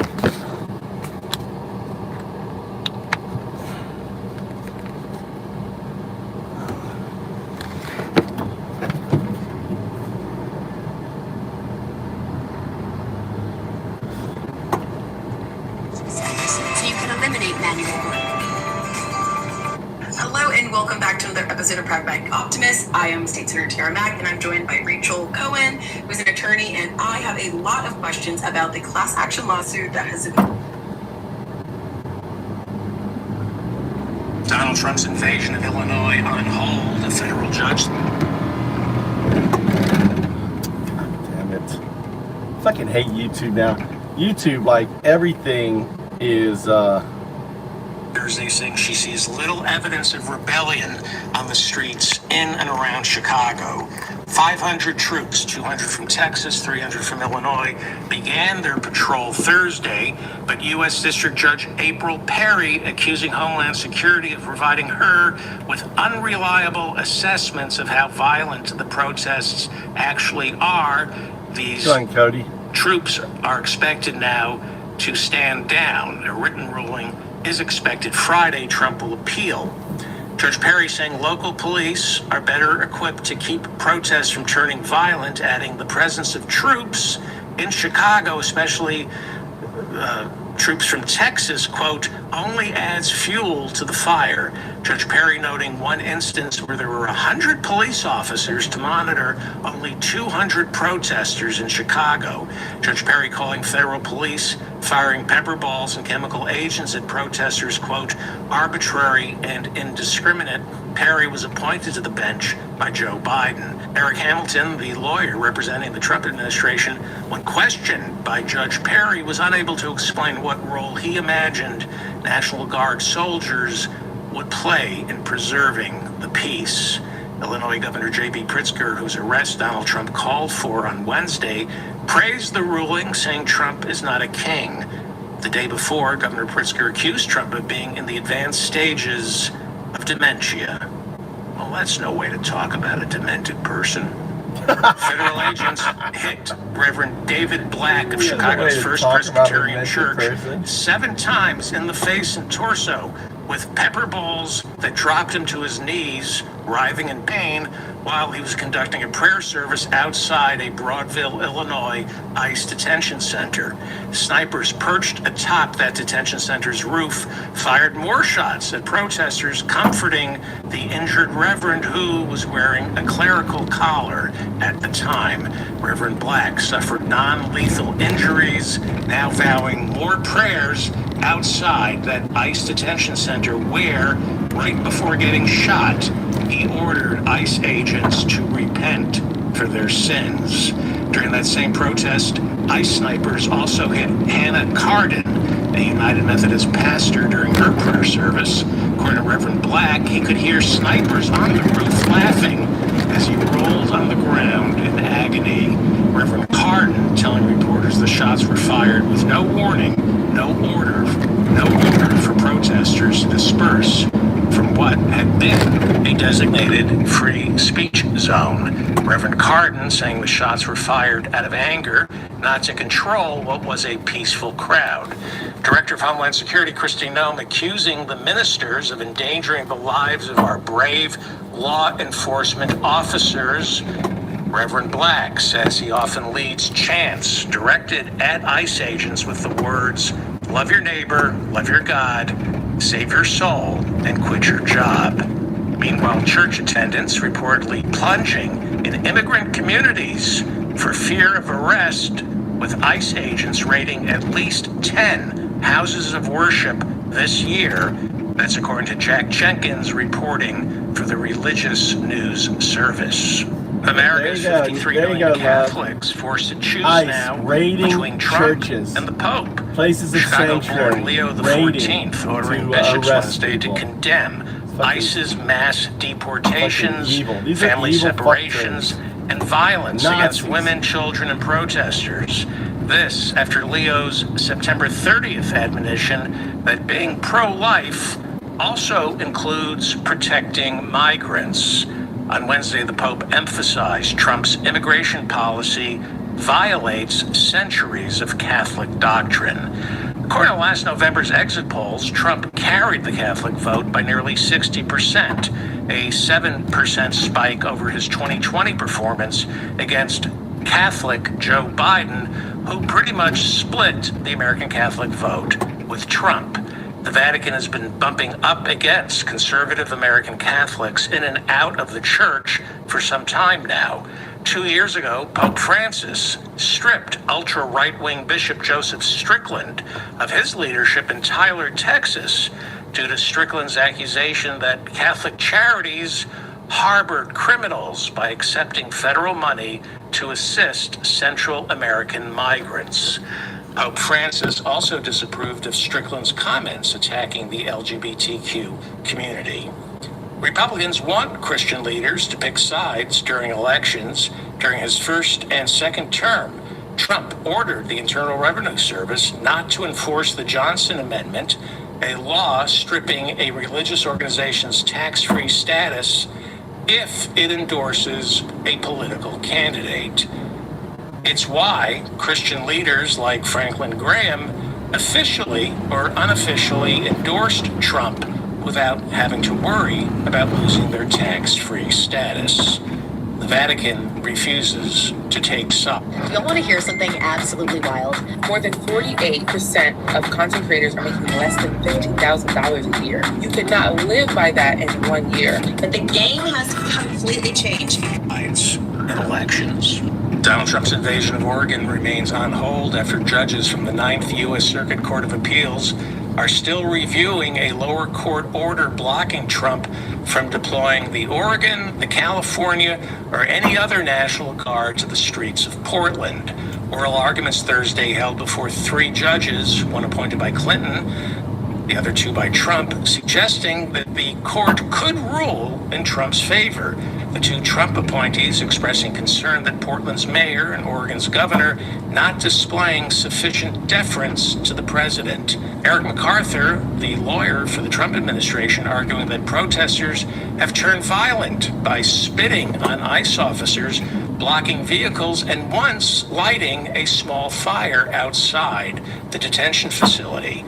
Kristi Noem, Director of Homeland Security, back from Wednesday's surprise visit to Portland, telling Trump Thursday that the governor of Oregon and mayor of Portland are, quote, protecting terrorists.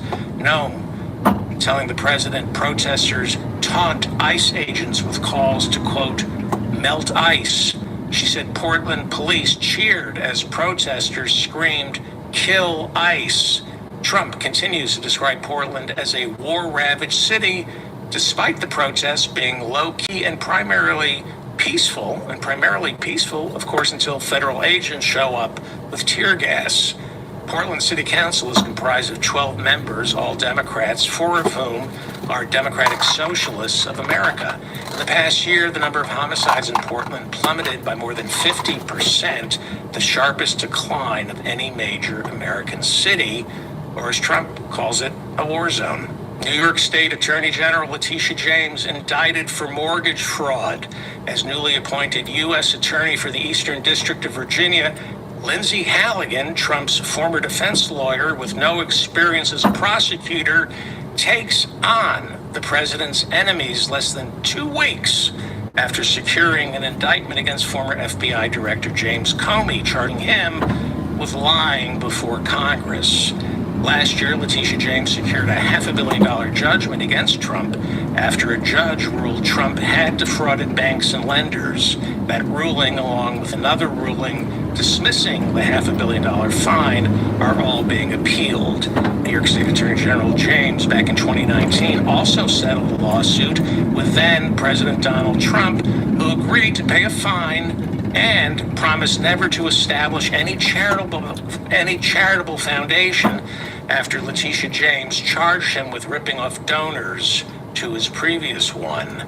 Letitia James, indicted Thursday, accused of bank fraud and filing false documents when securing 2 homes, one in Virginia and the other, according to the indictment, in Brooklyn, New Jersey. That's right, Brooklyn, New Jersey, but the home is in Brooklyn, New York. The New York Times reporting Lindsay Halligan, the new Trump appointee, replaced a career prosecutor who refused to indict James, or Comey insisting there was insufficient evidence of any crime.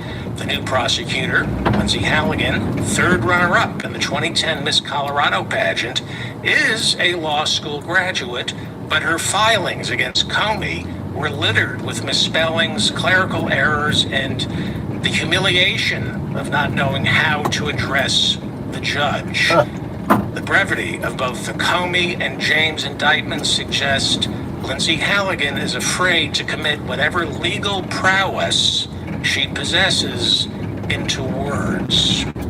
Lindsey Graham threatening to, quote, sue the crap out of special counsel Jack Smith after the FBI unsealed records this week showing Graham's phone records on and before January 6, 2021 had been subpoenaed by the January 6 prosecutor who was looking into what role members of Congress played in the attack on our nation's capital.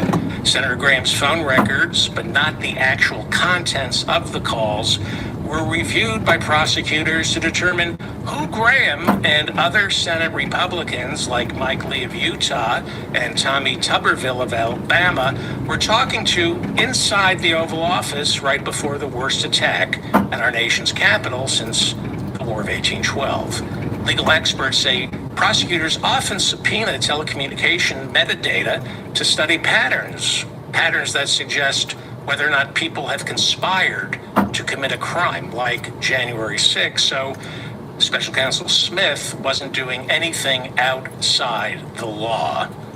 On September 8th, 2023, an Atlanta grand jury voted 13-7 to indict Senator Lindsey Graham over his calls to Georgia officials urging them to overturn that state's 2020 election results. Fonnie Willis, the prosecutor at the time, chose not to act on the grand jury's recommendation. What happens if my husband starts Tai Chi tomorrow? How old is your husband? He is 56. Oh, perfect. Yeah. By the end of... Well, we have been here before, and it did not end well for the madman at the center of the plot. The president with an enemies list.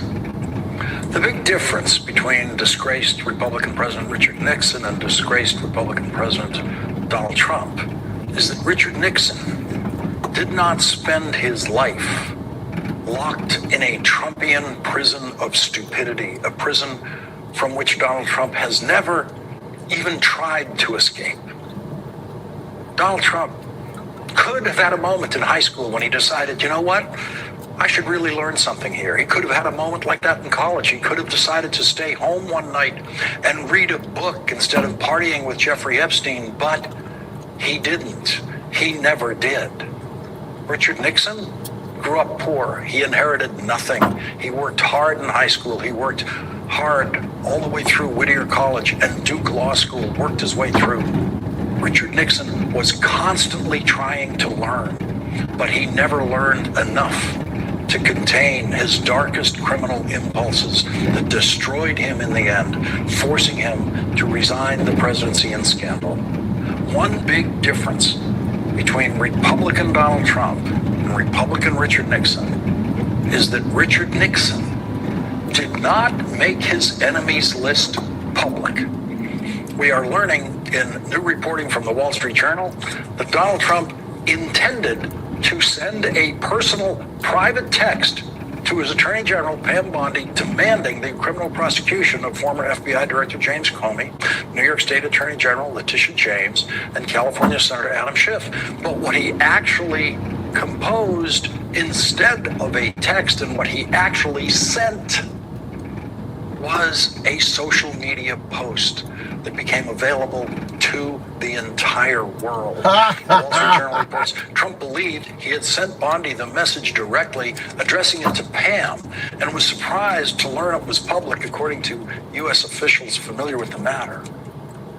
The misfire provided a window into how, through command and chaos, Trump has executed a wholesale transformation of the Justice Department. Donald Trump is going to Walter Reed National Military Medical Center tomorrow for another physical only 6 months after his last physical, and he very proudly told reporters today that he expects to do very well on another cognitive exam to detect evidence of dementia. Luckily for Donald Trump, texting is not on the cognitive function exam. The most important thing to know about the enemies list is that it was a badge of honor. When the full version of the Nixon enemies list was unveiled by the Nixon White House counsel, John Dean, at the Watergate hearings, by that time, everyone was hoping they were on it. The next is a document dated September 9th, 1971. It's from Charles Colson to John Dean, in which Mr. Colson has checked in blue those that he would give top priority on the enemies list, and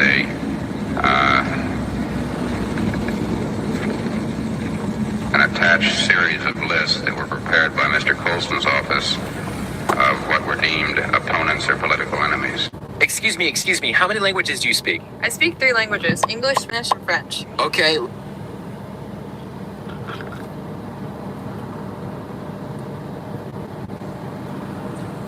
In a secret memo written by John Dean in the Nixon White House 2 years before the Watergate investigation, John Dean outlined, quote, how we can use the available federal machinery to screw our political enemies. And it didn't work. Some people had their telephones tapped, they had their taxes audited, but for just about all of the 200 or so people in the full version of the Nixon enemies list, nothing happened. In fact, they didn't get screwed, they thrived. Gene Hackman won his first Oscar while he was secretly on the Nixon enemies lists.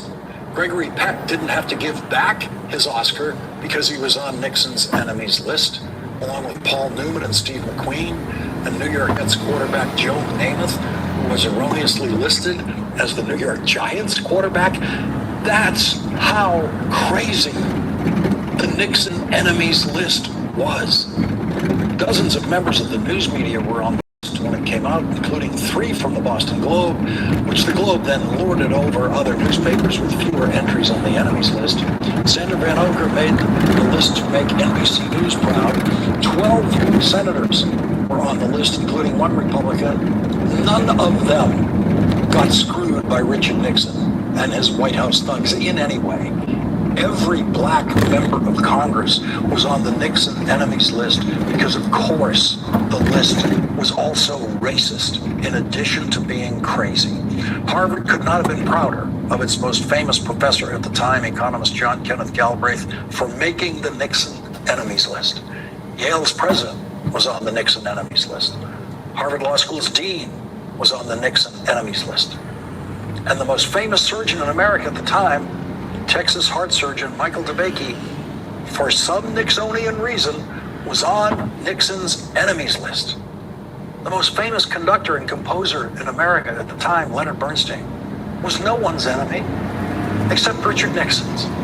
And he could not have been prouder. And so the badges of honor are being awarded once again. And it will end the same way. Donald Trump's enemies list is the badge of honor of our era. And today, New York State Attorney General Letitia James got one of those badges when the same possibly illegally appointed acting U.S. attorney who indicted James Comey indicted Attorney General James. Attorney General James is being indicted in a 3.5-page, 2-count indictment for 1 count of bank fraud and 1 count of false statement to a financial institution, because on a mortgage application, Attorney General James indicated that she would use a second home she was buying as a second home. And then at some time after that, after she bought the home, she apparently, according to the indictment, that home, quote, was not occupied or used by James as a secondary residence and was instead used as a rental investment property, renting the property to a family of 3. Now, millions of people in America have done exactly that. Millions of people in America have obtained mortgages for their primary home or their secondary home, and then decided at some point to rent out that house. And none of them thought they had to then immediately refinance their homes, because they didn't. They were just renting out their property. The key words in this indictment that the most incompetent acting U.S. attorney in history offered absolutely no proof of, the key words are, as James then knew. This indictment presents as a fact that Attorney General James knew when she was filling out the application form that she would later rent out the house. And if she didn't know that at the time that she was filling out the form, or if she just hadn't decided at the time if she was going to rent out the house, there is no possible crime in this case. This is a state of mind crime. And the prosecution doesn't know her state of mind. The prosecution will never be able to prove what they claim is a fact. The indictment says James represented and affirmed in uniform residential loan applications and related documents that the property would be used as a secondary residence. This is the key part. When in truth and fact, as James then knew, those are the most important words here. As James then knew, the property was intended and used as an investment property. So this entire case comes down to the prosecution having to prove what it claims is a fact, that Attorney General James then knew and that she intended to rent out the property. This is state of mind. You have to be able to read her state of mind to do this prosecution. If you fill out your application for your home,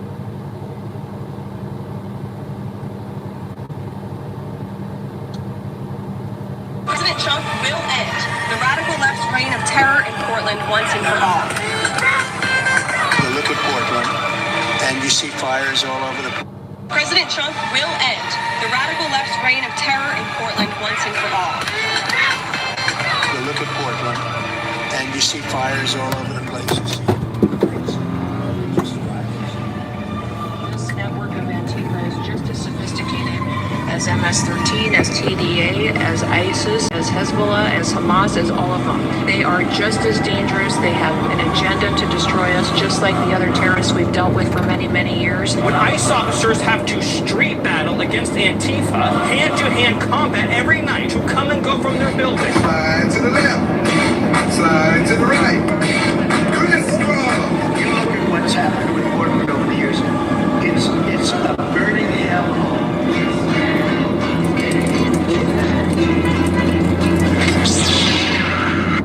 President Trump will end the radical left's reign of terror in Portland once and for all. You look at Portland and you see fires all over the place. You see fights and just violence. This network of Antifa is just as sophisticated as MS-13, as TDA, as ISIS, as Hezbollah, as Hamas, as all of them. They are just as dangerous. They have an agenda to destroy us, just like the other terrorists we've dealt with for many, many years. When ICE officers have to street battle against Antifa, hand-to-hand combat every night, who come and go from their buildings. Slide to the left, slide to the right. You look at what's happened with Portland over the years. It's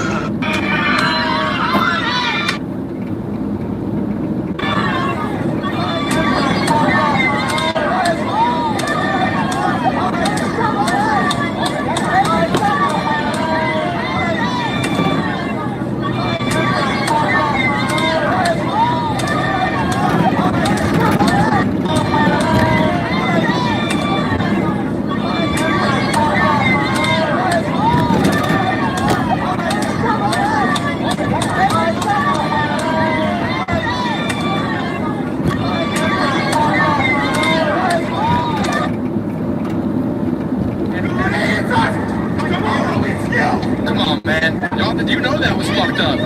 Y'all know that was fucked up. Y'all know that was fucked up.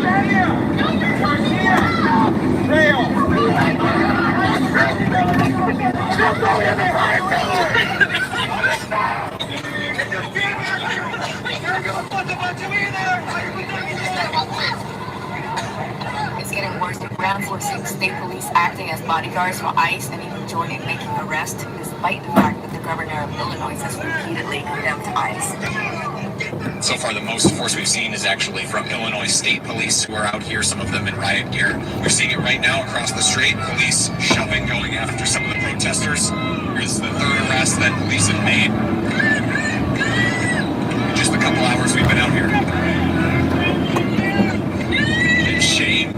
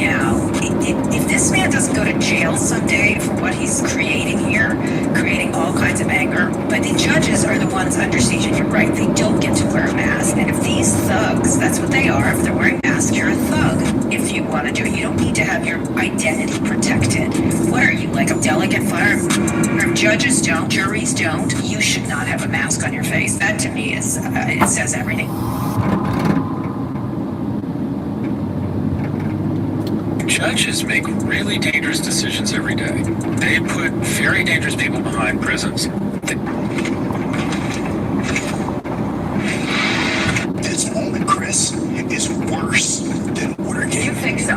absolutely do not. I'll tell you why. Because there were people around President Nixon at the time who resisted his worst instincts. We're talking about a bipartisan delegation of congressional leadership who marched down to the White House and told them that what he was doing with regard to an enemies list is wrong. And you had an attorney general and others at the Justice Department who resigned as opposed to carrying out President Nixon's vindictive political orders. We do not have that in this administration. That's why this moment, this attorney general is worse than White House, is worse than Watergate. This moment, Chris, is worse than Watergate. You think so? I absolutely do not. I'll tell you why. Because there were people around President Nixon. When you see a Border Patrol agent, perhaps you look scared. Perhaps your demeanor changes. Perhaps you're gripping the steering wheel so tightly that I can see the whites of your knuckles. There's a myriad of factors that we would look at to develop articulable facts for reasonable suspicion. When you see a Border Patrol agent, perhaps you look scared. Perhaps your demeanor changes. Perhaps you're gripping the steering wheel so tightly. As a farmer, we get up one morning and you give Argentina, which is our second biggest competition in the world. They're the largest exporters of soybean meal in the world. So I get up one morning, I turn the news on, and you give $20 billion of taxpayer money to my competition. And then the Chinese buy, I think the figure is 30 or 40 containers, ships, which is about 65,000 metric tons per ship, which is like 2.2 million bushels. So they buy 12 or 14 billion dollars worth of soybeans from the Argentinians after the tax holiday. And here's the caveat to it. They get $2.30 over the November board. Well, I'm getting 50 cents under the November board. So that makes the Argentinian soybeans about $12.42 per bushel. I think that's the real figure they gave. So all my premium. Scott, I just lost you there at the end. So you said your premiums go. They all went to Argentina. As a farmer, we get up one morning and you give Argentina, which is our second biggest competition in the world. They're the largest exporters of soybean meal in the world. So I get up one morning, I turn the news on, and you get $20 billion of taxpayer. What became of the $50,000 in cash that the FBI delivered, evidently in a paper bag, to Mr. Holman? Senator, I look at your facts. Are you saying that they did not deliver $50,000 in cash to Mr. Holman? Senator, as recently stated, the investigation of Mr. Holman was subjected to a full review by FBI agents, by Department of Justice prosecutors. They found no evidence of wrongdoing. That's a different question. What became of the $50,000? Did the FBI get it back? Mr. Whitehouse, excuse me, Senator White. They posted these two nearly identical videos, and guess which one performed better? It was actually this one. All because of this tool I wish I'd used sooner. Because this video generated 13,000 comments and 43,000.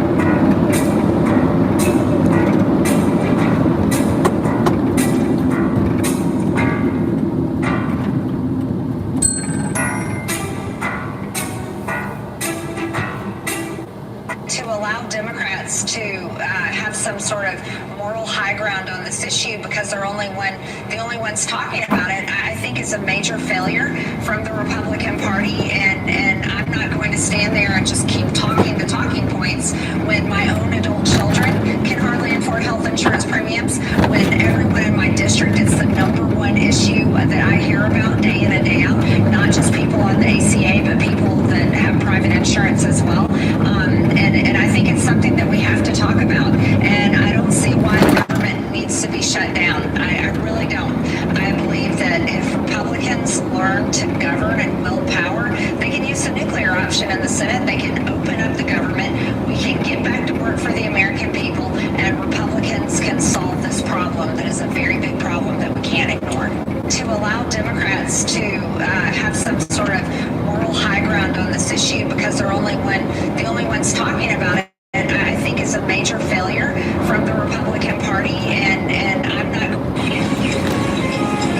Coffee prices up a whopping 22% from last. I think the manosphere delivered the election. Because to the right's credit, they notice the problems facing young men and the lack of empathy. Now, granted, I think their response, unfortunately, is too much coarseness and cruelty. I've been on Theo Bones podcast, I've been on Rogan or Andrew Schultz. I think these guys play a really important role in media, and I don't think anyone is really acknowledged. They are the new power. I think the manosphere delivered the election. Because to the right's credit, they noticed the problems facing young men and the lack of empathy. Now, granted, I think their response, unfortunately, is too much coarseness and cruelty. I've been on Theo Bones podcast, I've been on Rogan or Andrew Schultz. So these are just some of the questions you refuse to answer, but So an illegal alien goes to the emergency room. Who's paying for it? The American taxpayer. Emergency care is already legally guaranteed to everyone because of a law signed by Ronald Reagan in 1986, which requires hospitals to provide regardless of a patient's pay, citizenship, or legal status. It's to ensure people aren't dying in the parking lot. Caroline Levitt seems to prefer that, but she and other Republicans blaming immigrants is a... So hold on to your hats. You can't be a dictator with dementia. You can't suspend an election and then forget you suspended an election.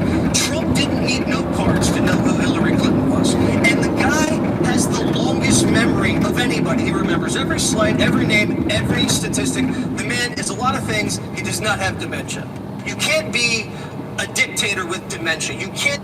I was waiting for the day when Howard Lutnick, the Commerce Secretary, who bought his townhouse from Jeffrey Epstein and Les Wexner and lived next door to Epstein for years, would finally confess that he saw a lot of bad conduct, suspected a lot of bad things were going on at the townhouse next door, and never said anything, and never reported it to, I don't know, child services or law enforcement when he saw a parade of women going in and out, young girls going in and out of the townhouse that he must have seen. And now that, along with Howard Lutnick saying on a New York Post podcast, a podcast owned by Rupert Murdoch, saying out loud that Jeffrey Epstein is the greatest blackmailer of all time, that he must have used videos of himself with young girls to trade with federal prosecutors in Florida, and that Donald Trump must also know these same things. That blew up in the face of Pam Bondi. my signature. And it's not the way I speak.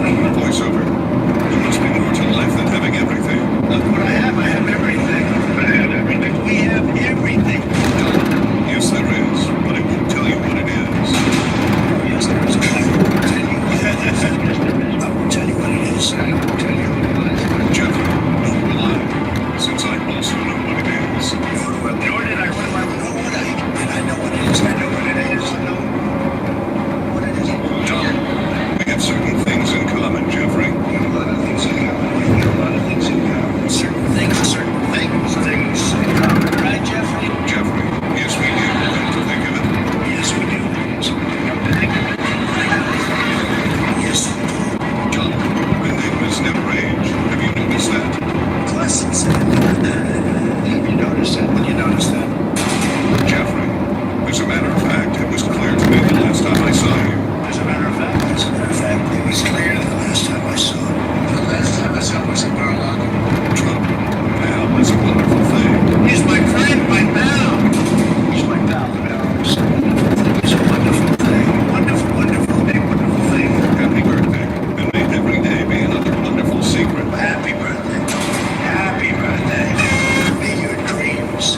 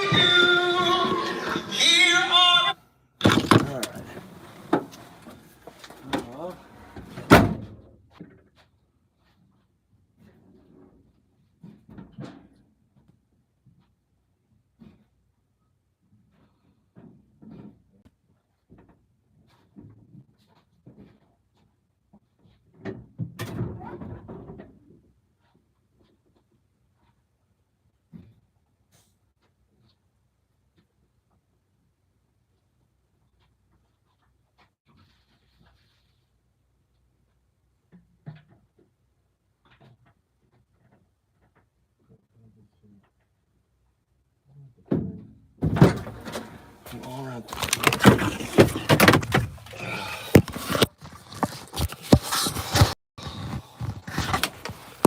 What's going on here? Delayed him. Looks like he's taking the roof off.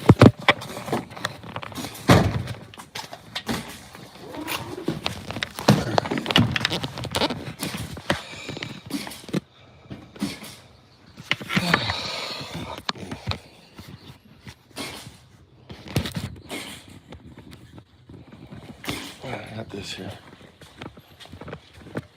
That'd be fun. What All kind right, battle? hear me out. I want you to say in Japanese. I was trying to find the anti-mold spray that goes between the drywall and the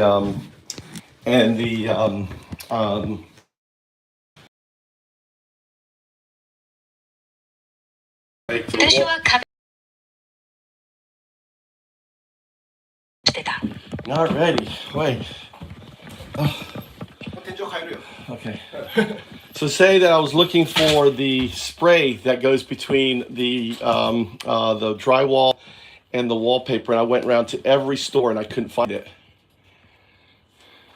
私は壁の下地と壁紙の間に塗るスプレーを探してあちこちの店を回ったけど全然全部福井全部これは only this ね but this isね spray this is for これはcleaning ねso これねそう we can clean this right all this here ね all the これは mold ね全部 so I will 何匹1水 or what does it say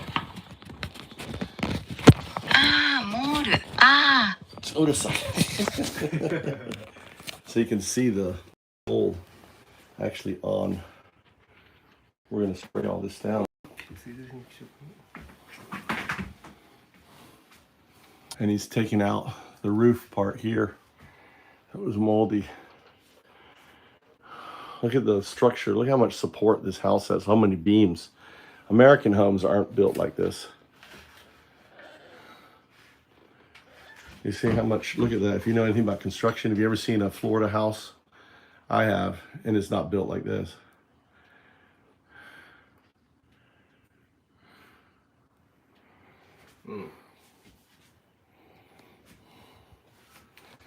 So 5倍 5? 5倍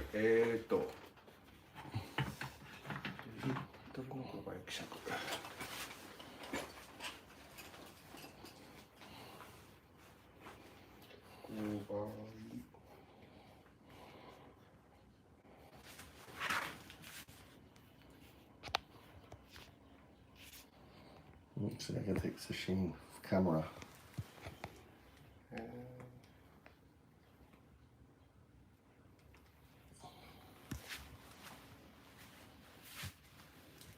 Look at that. Coco?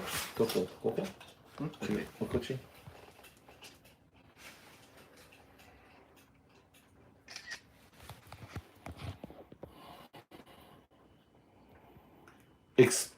Explain the use of this.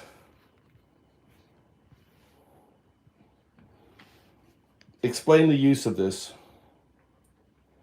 I'm looking for the ratio to water.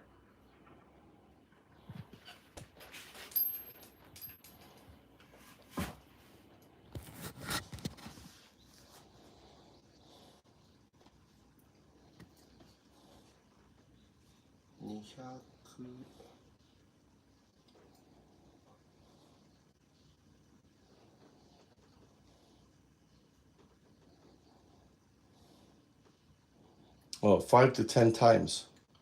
Ne, go. 200ね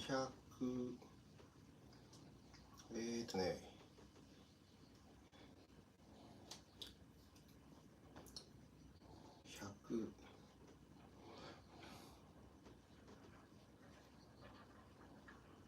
200 Okay, say it directly. 400ミリか So for heavy stain mold, spray it directly. これは200ミリ。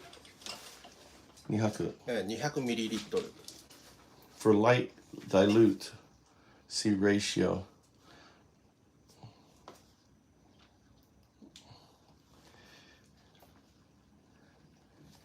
Say that, explain in Japanese what it says. It says for heavy. Is this heavy stain? I think this is heavy.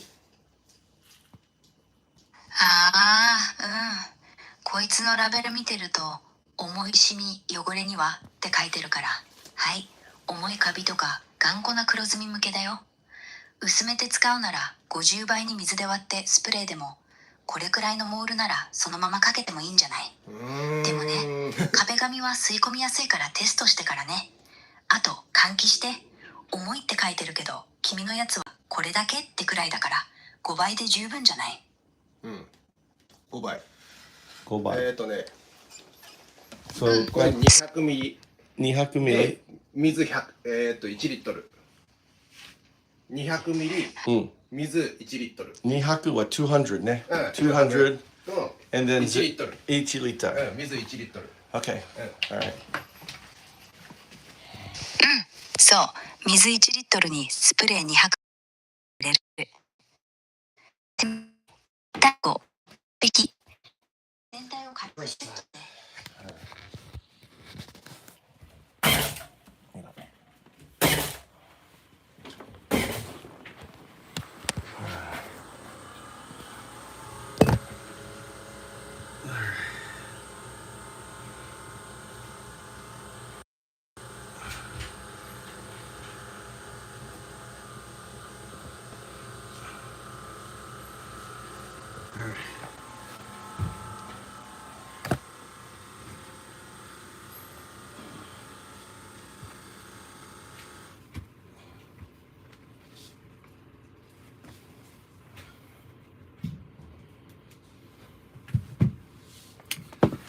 Let me kill this here.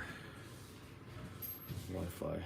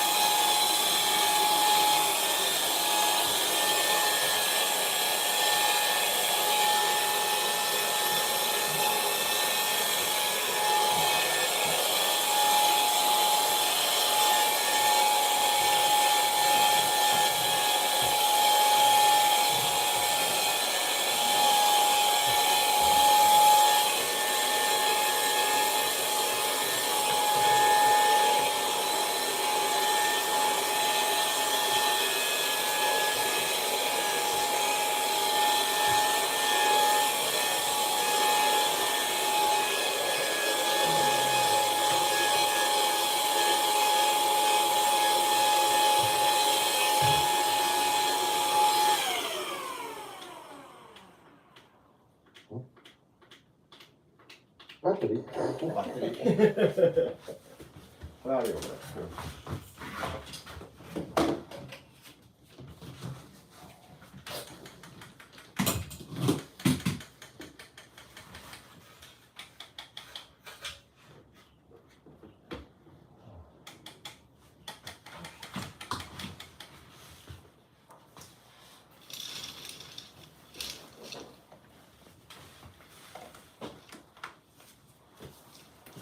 Yeah.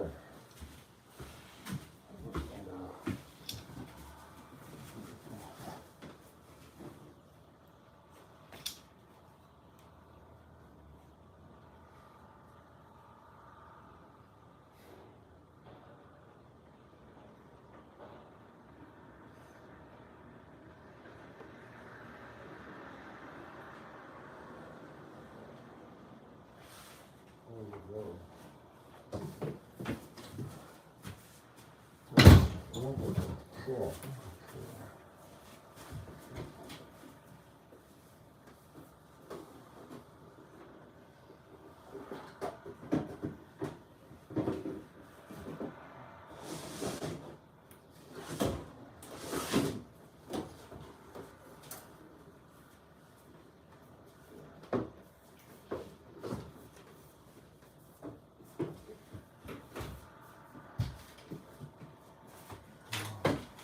あるの大丈夫？はい、大丈夫。いいです。あ、はい、いいですか？いいよ。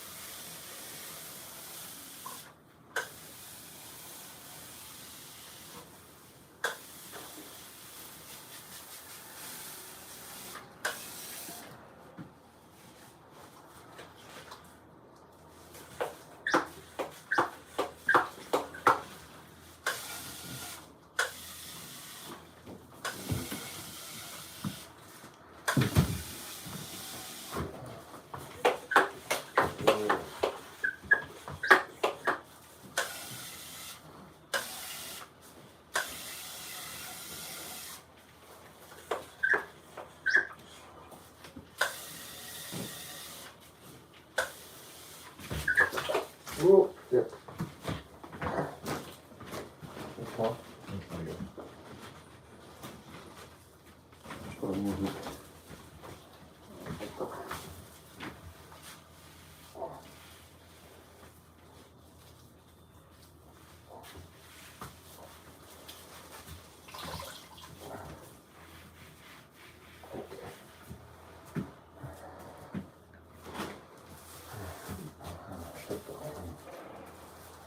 Hey Siri, set my timer for 5 minutes.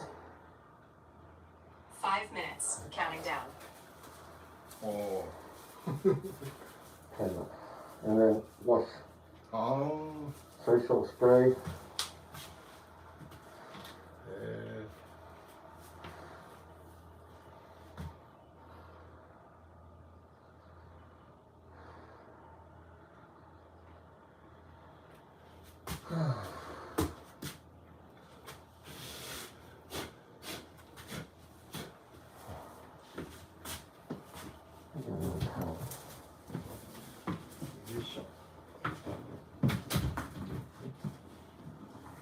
また明日来るよ。うん。オッケー。はい、OK。ありがとう。はい、ありがとう。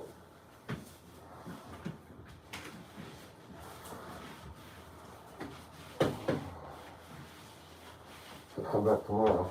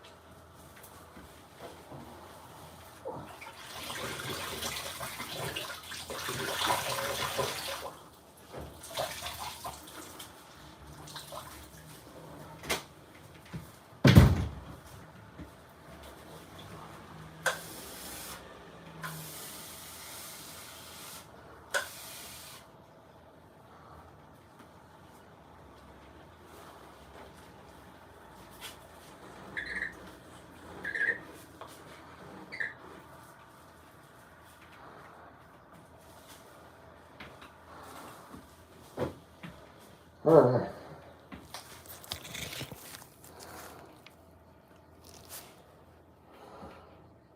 What happened to your, hey, what happened to your thing?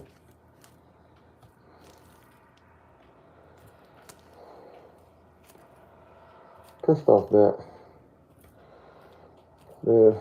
It's the wannabe. It's pissed off that fanboy. James, that's not pissed off that. That's fanboy.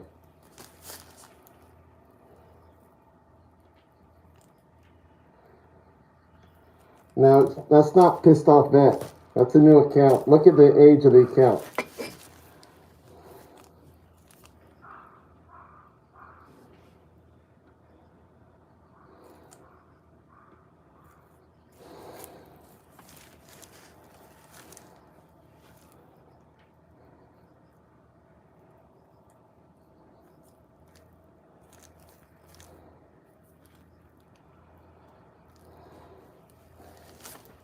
Maybe, maybe not. We don't know. I don't know if it's black mold.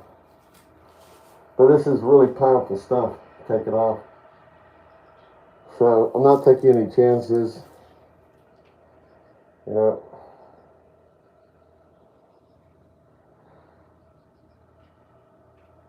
He actually put in some of the roof, took off the roof, had mold up there. It's kind of cool. He's such a good carpenter. I know. That's not pissed off that. Alright, let's wipe it down.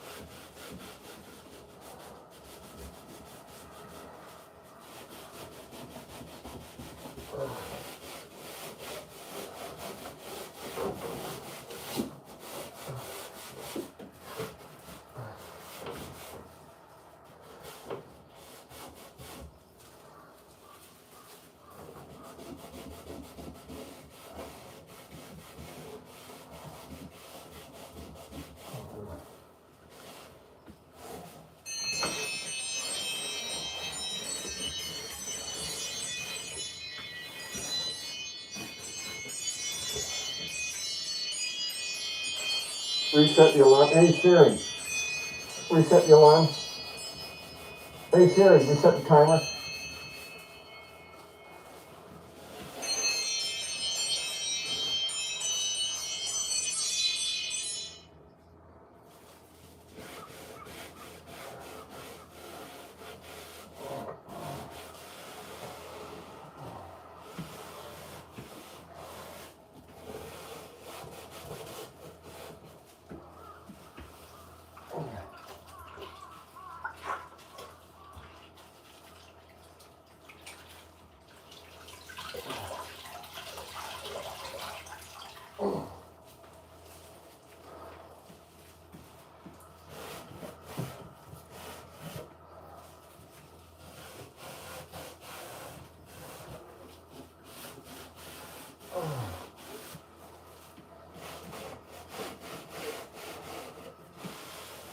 You know what?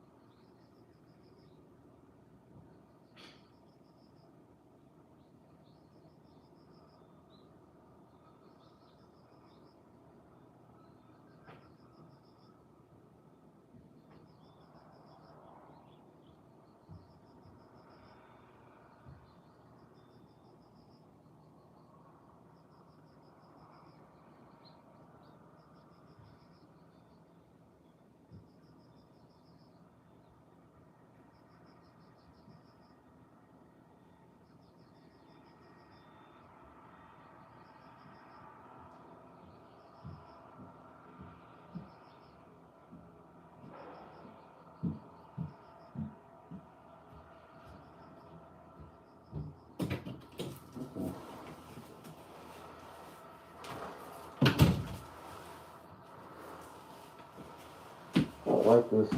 I want to put fucking straight on there.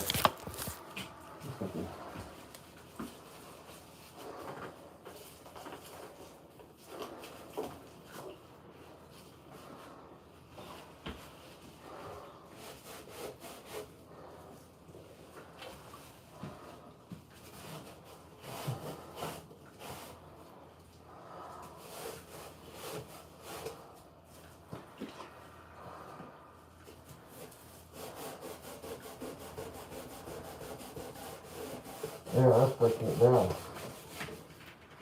Oh, shit. I don't need to sit on my foot.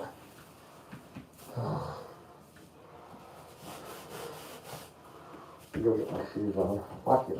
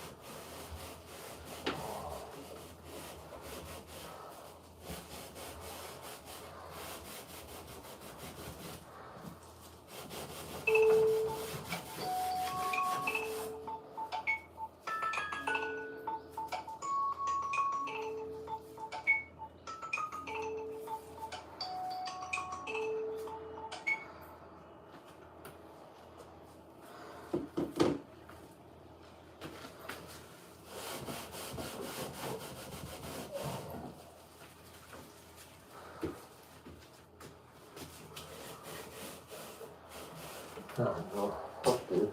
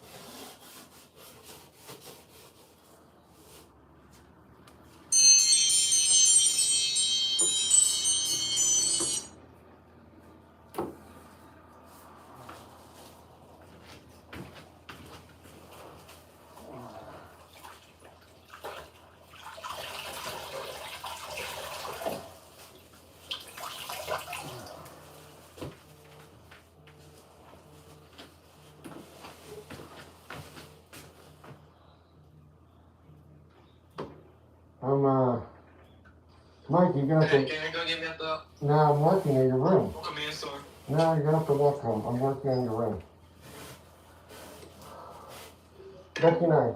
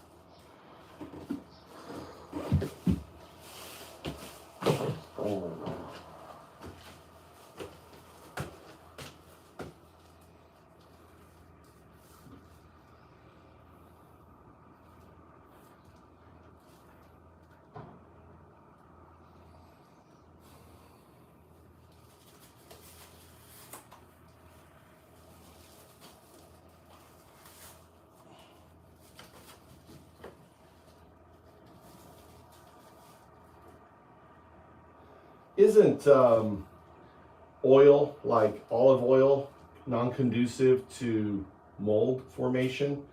Why not coat the wood after it's been treated with olive oil or something?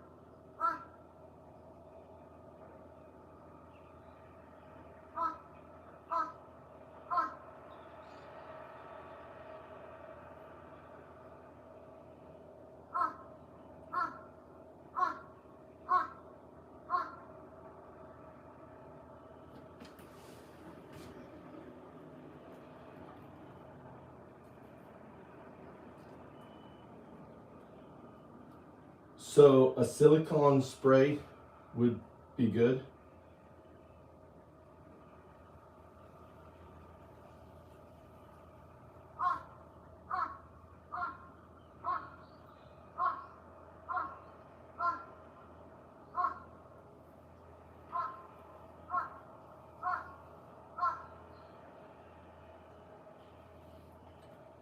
I should let the wall wood completely dry first, right?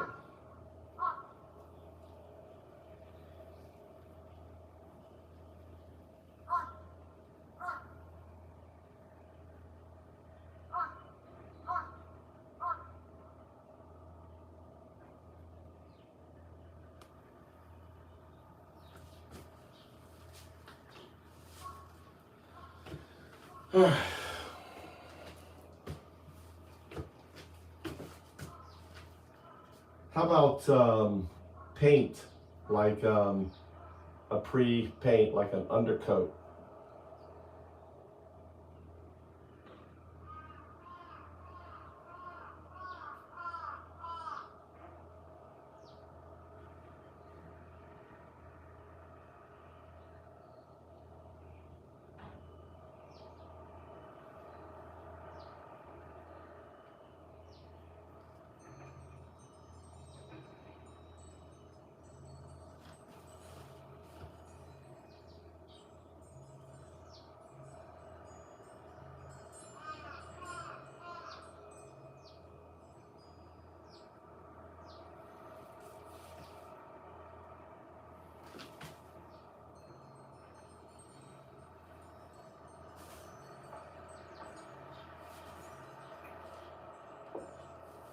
All right, let's go.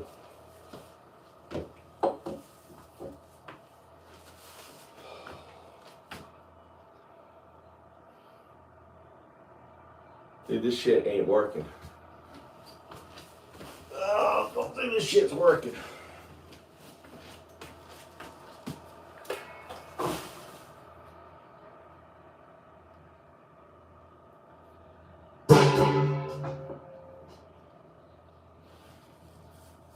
Let's go. Let this dry. Get a fan in here.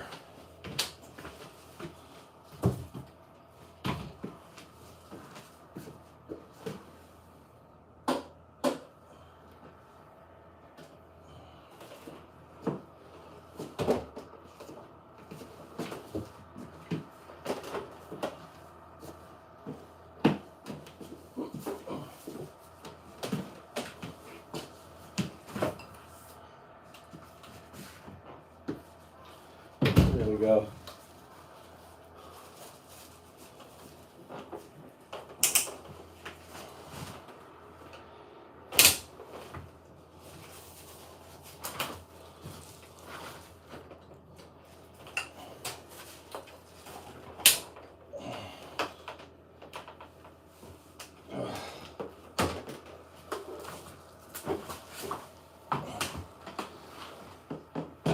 Put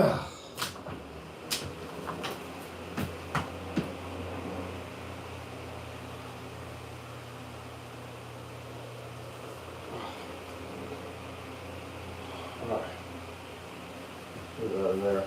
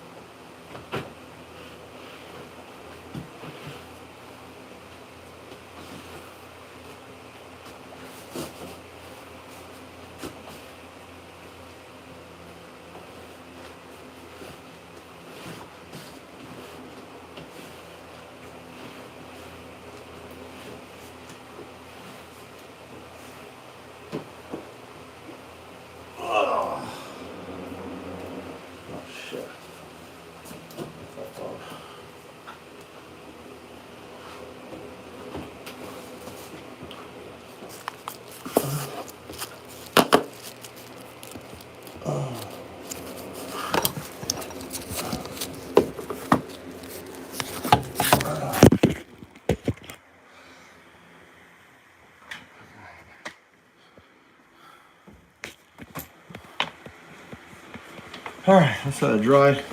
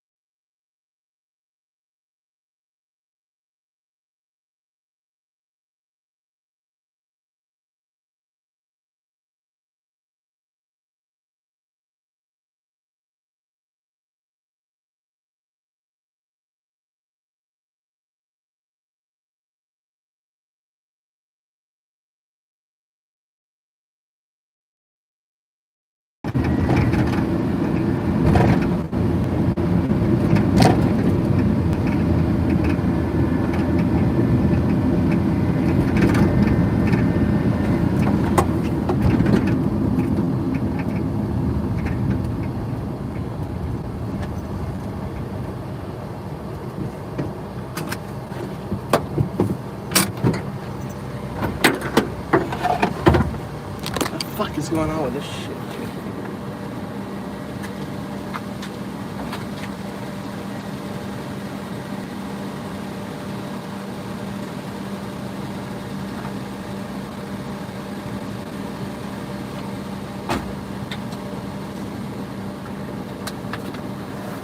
Ugh.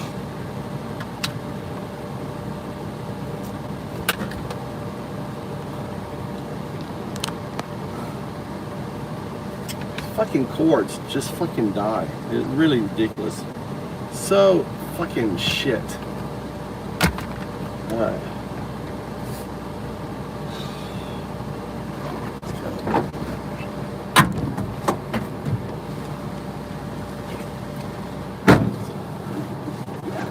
What's up, Joe? It's Joe!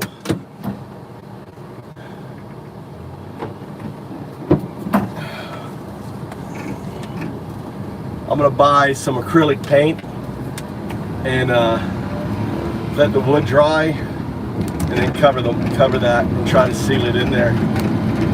I mean, I put the most industrial, mold remover on it. So now I'm gonna fucking acrylic it all up, get some spray acrylic cans, and let it, bind it into the wood. What do you think? don't want this fucking mole. I do not want this fucking mole. Come back. I do not want this mole to come back.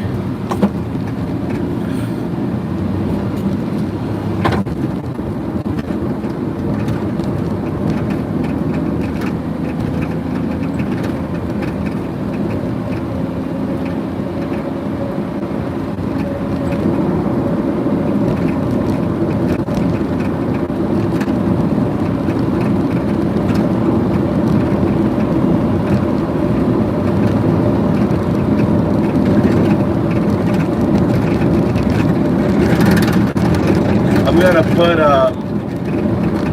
well, it's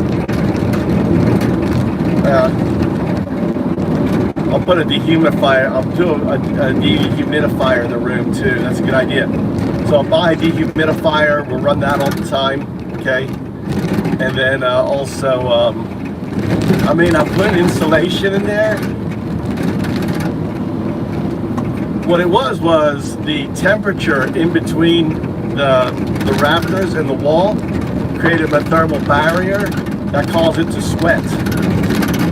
So I'm thinking by putting insulation,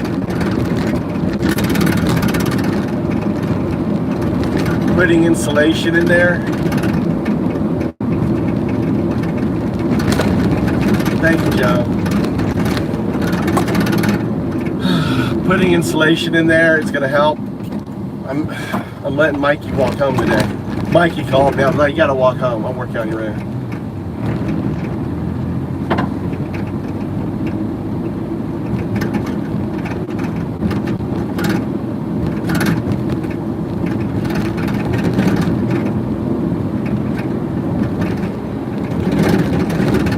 Yeah. What are you affirmative? What are you referring to? Alright, let me get this fucker out of here. Alright. Funny thing is these dumb fucks live in an echo chamber. All they do is live in an echo chamber. You know, consuming their fucking bullshit.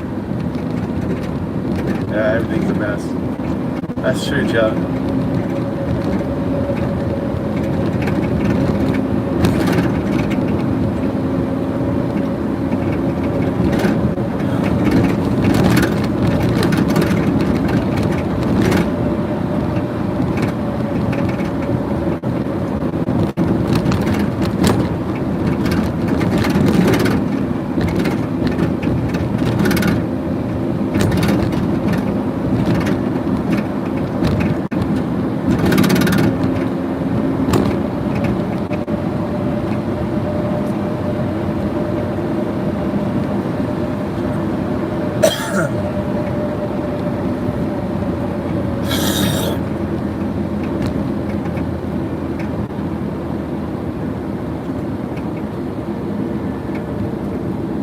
What does that mean?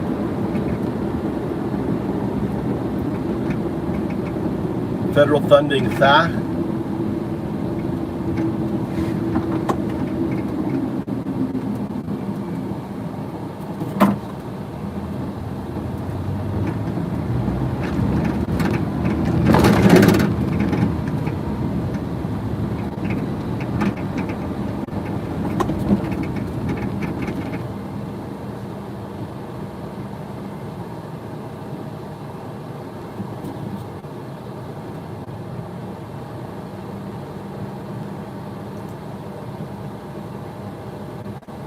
Yeah. Oh, they pay taxes. More federal than they pay taxes. Yeah, 3 times. Yeah, Mississippi's a welfare state. MAGA welfare state, Mississippi.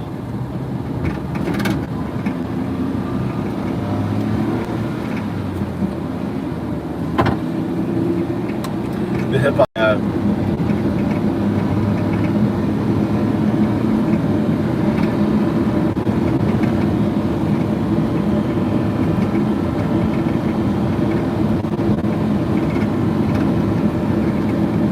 Yep.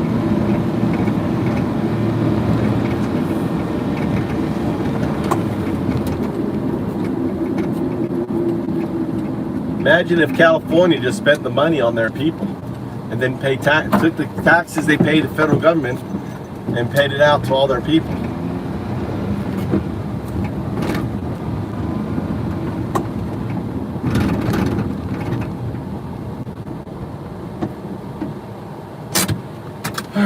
Let's see right here.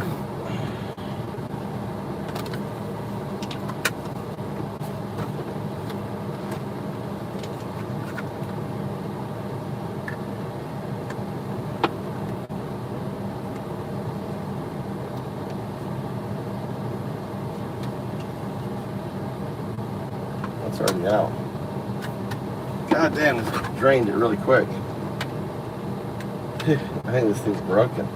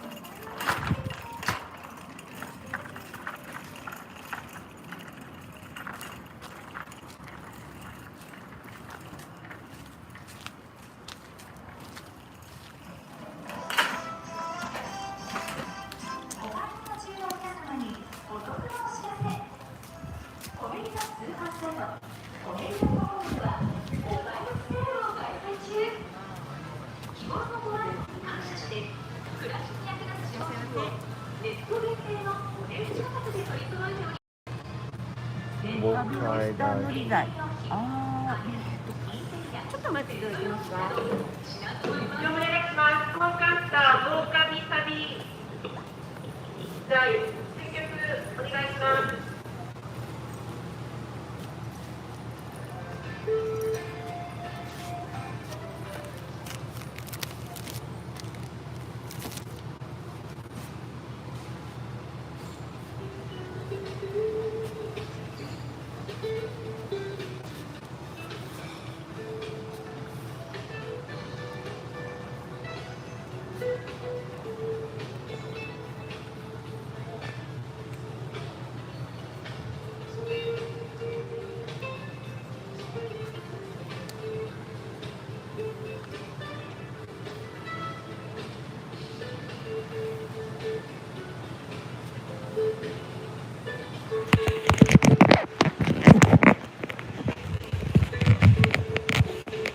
Have a good day at work there. Affirmative.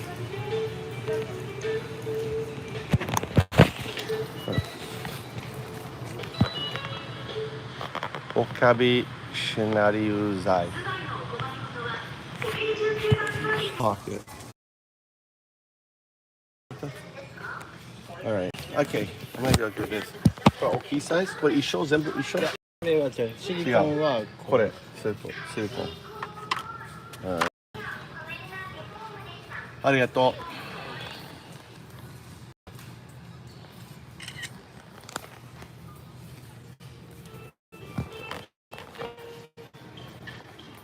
How about this silicone spray?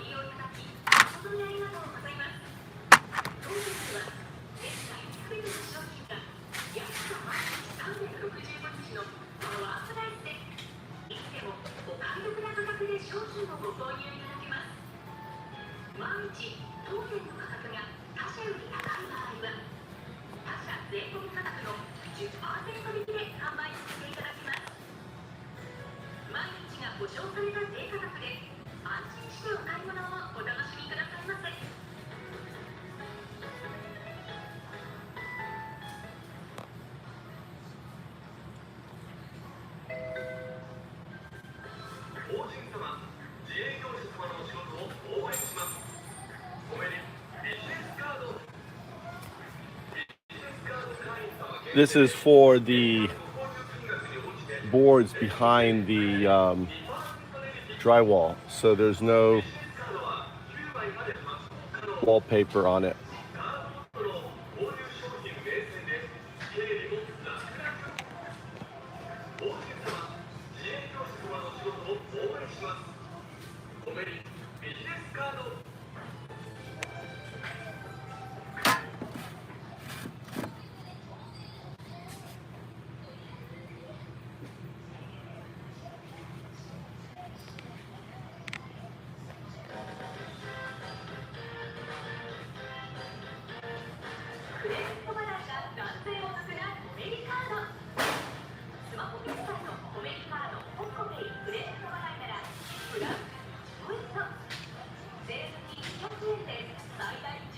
Tell me in English how to use it.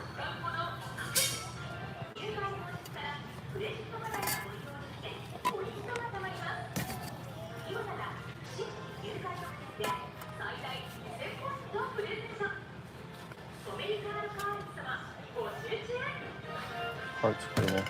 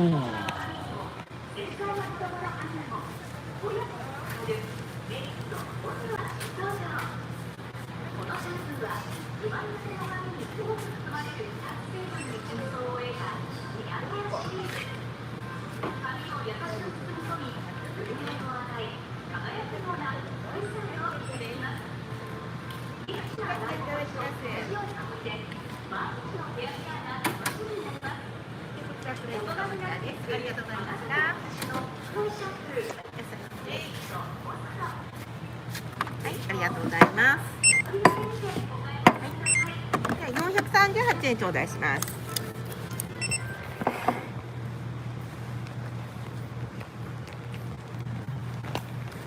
500円お願いします。60円にお返しです。See, you got a Aquarius. はい、アクエリアス。一方でいいですか？はい。135円です。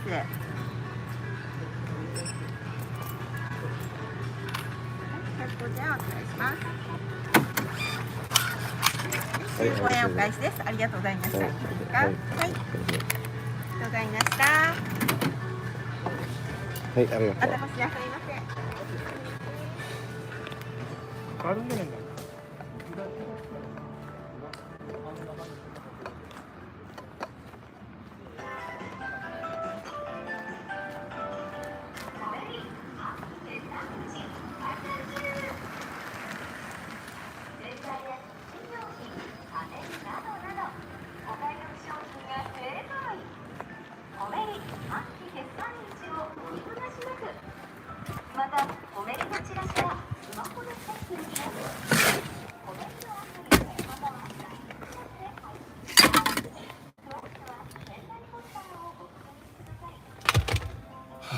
Fucking, I'm tired.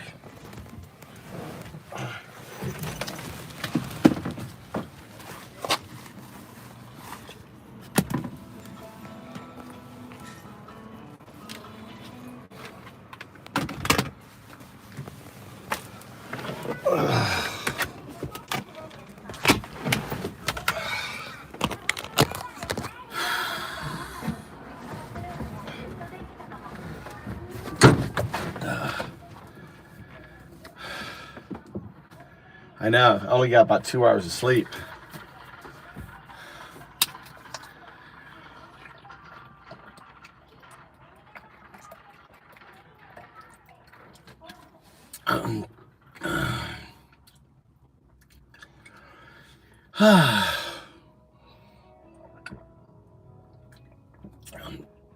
I usually hydrate all day long.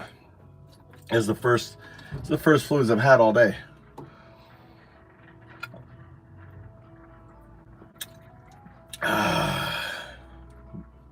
So good. This is that aminos and everything. It's like a really, really good drink.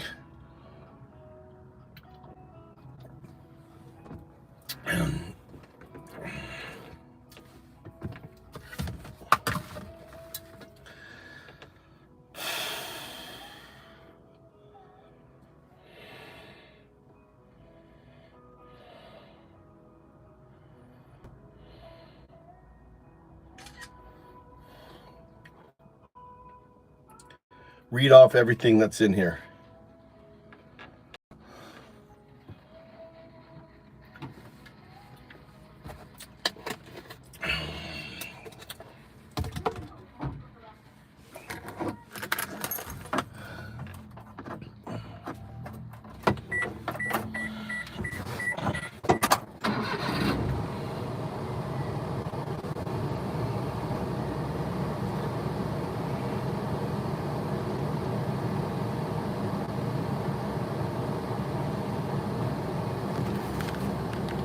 Here's everything listed on the label of that bottle in your photo. Ingredients, 原材料名。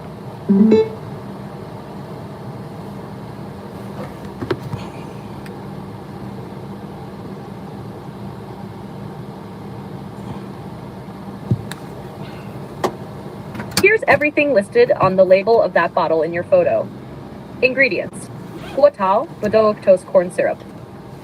Shukien, Quinsun, Shangyao, Quinsun, Nay, sodium citrate.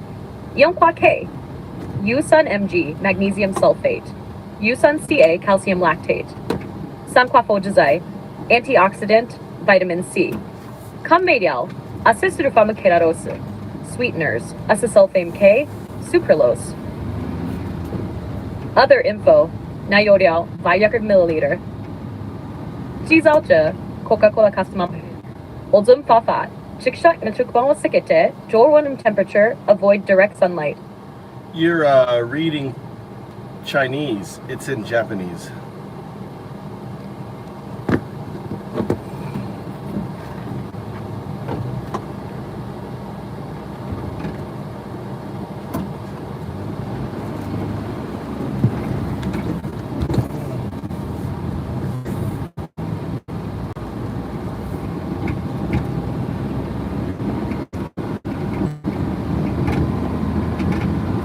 You're right. That label is Japanese, not Chinese. Here's the correct reading and English breakdown straight from the Japanese text.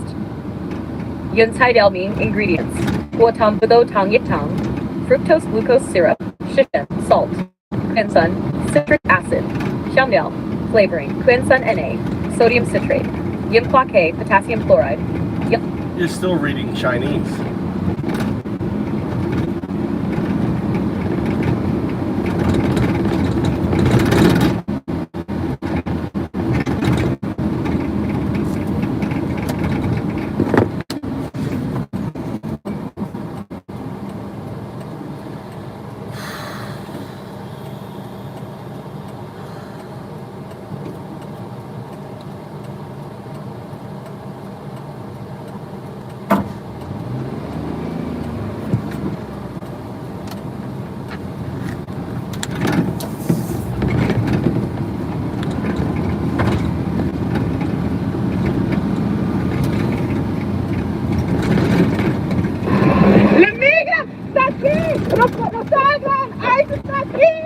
We have only been on the ground in Chicago for a couple of days, but already we have come across two different people, both looking to find their loved ones after they were taken by masked and armed federal agents on the streets here in the Chicago area. This video shows the moment that Maricela, a 53-year-old woman who has been in the United States for 30 years, was taken simply as she was walking to the market to get some groceries. Señora, ¿cómo se llama? ¿Policía familia? Maricela's 21-year-old daughter Samantha actually came up to us while searching for her mom to see if we knew where she had been taken to. Señora, ¿cómo se llama? ¿Policía familia? Don't touch me. You're not allowed to touch me. You can stop if you want. Give me su nombre. Stop. Look at this fashion's right here.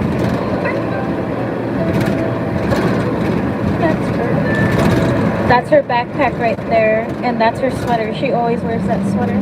And she looks so scared. Based off her facial expression, she looks ready to cry. And that saddens me because she just wanted to go to the store. Your mom's been in the U.S. for how long? She's been here since 1995. And that wasn't the first time that we ran into people looking for their family. Earlier in the day, we showed up at a bakery literally 20 minutes after this happened. ¿Dónde? Don Mario. Dígame. What you're watching is two friends, Mario and Daniel, being taken into custody, literally around the corner from where Samantha's mom was taken. They were just grabbing a cup of coffee before work, something we all do, when suddenly these agents pulled up in these unmarked vehicles and they grab them. You can even see a cameraman with them recording this entire thing. And after it all went down, Daniel's cousin came up to us looking for him. He didn't do anything wrong. They just talked to him forcefully. They're scaring everybody around now, so I feel like a target too, even though I'm a U.S. citizen. But feel like they would even arrest you? Yeah, at this point I do. We reached out to ICE about both Maricela and Mario and Daniel's arrests, but we haven't heard anything back. In and around the town of Cicero, where this all went down, has a Latino population of 90%. It is the most Hispanic community in all of Illinois, and it is very clear that these border agents set their sights on this community. When you hear over and over again that the Trump administration is going after the worst of the worst, remember Maricela and Mario and Daniel. Their families say they aren't murderers. They're not rapists, they're not criminals. They're just regular people who are going about their ordinary, everyday activities in the Chicagoland area.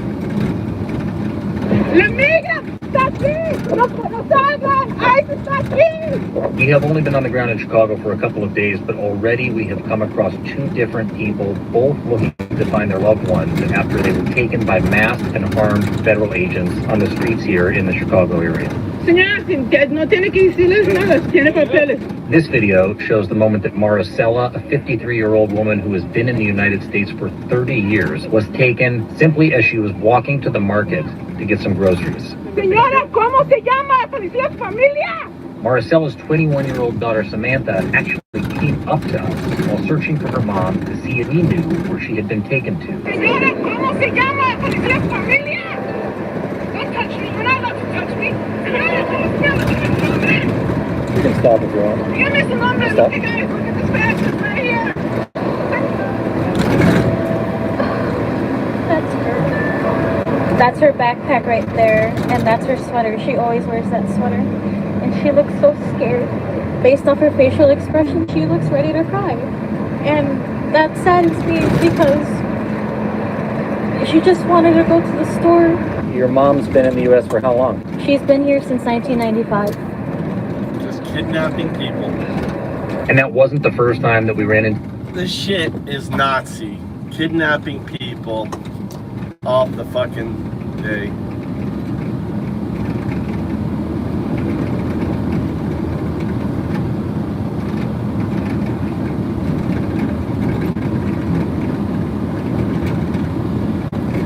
What work do you do, affirmative? What work? For $160 a day. Is that what you're looking to pay someone? That's good money. What kind of drugs we moving?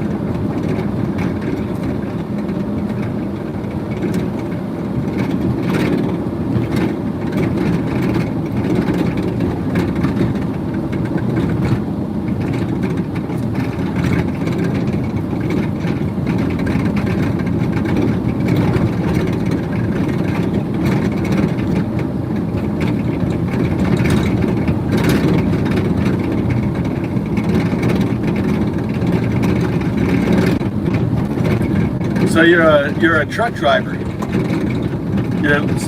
You're a truck driver.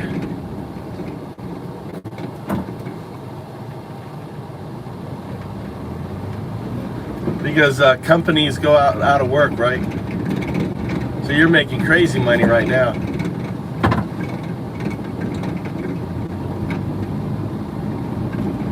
Yeah. So you're looking. Do you need truck drivers? What kind of work do you need?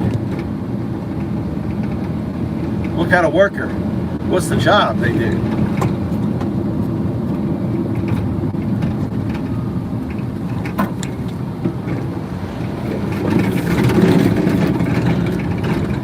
I'm gonna have to come back to America, work for you, and start screaming, Nazi! Nazi! ICE! Nazi! I don't think they'd let me in. What do you think? I think I'm on a list. Do you think I'm on a list? You think if I came into the United States, I think alarms would go off. Boo, boo, boo. You think how many people must have fucking reported me? I'm probably on a high priority list. Wait for that fucker to come back to the United States.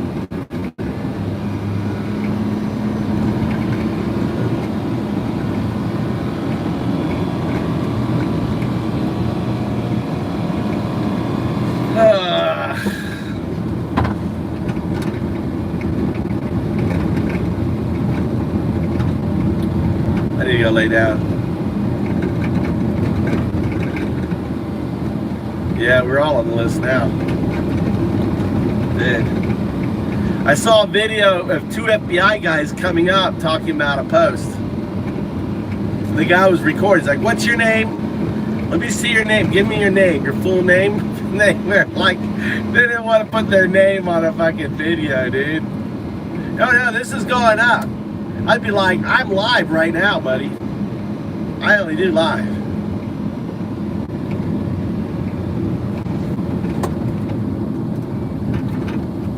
Yeah.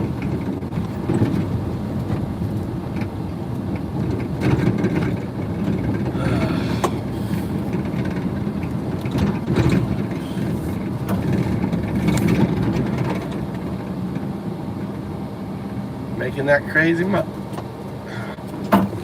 Let's go for a walk. Let's get out of my uniform. We gotta walk around. Let's go walk.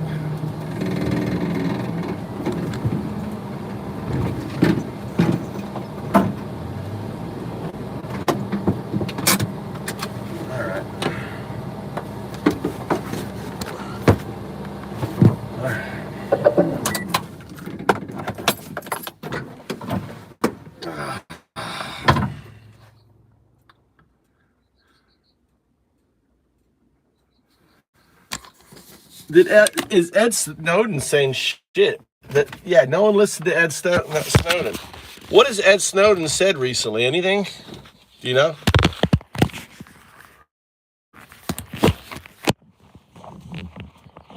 I haven't heard lick or tail out of fucking Ed Snowden. Have you?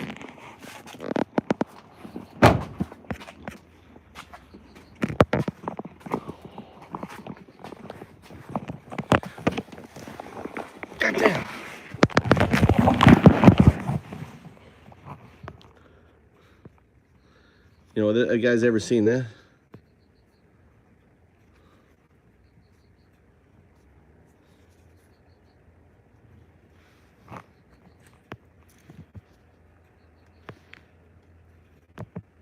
Fucking mosquitoes all over me. Look at this motherfucker. God, it's so trying to fucking bite me.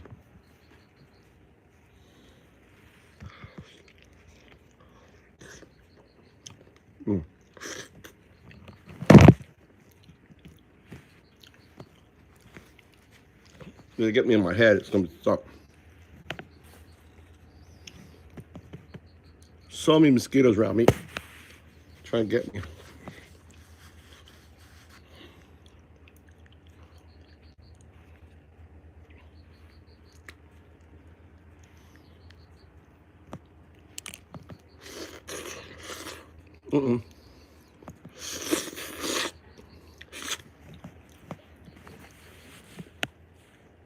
These are akebi. Chocolate. Called chocolate vine.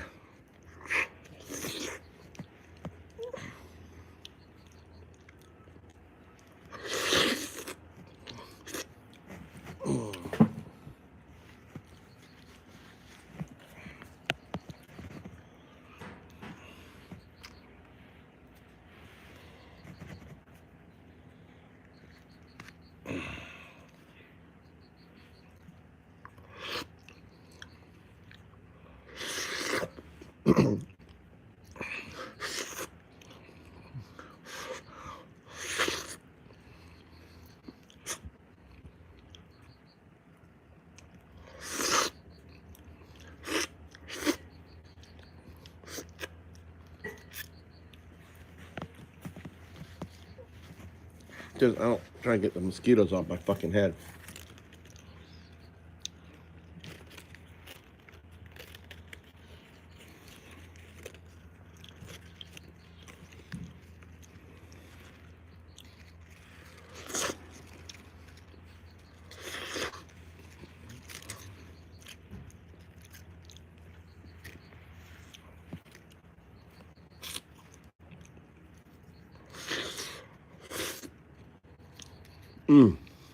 So good.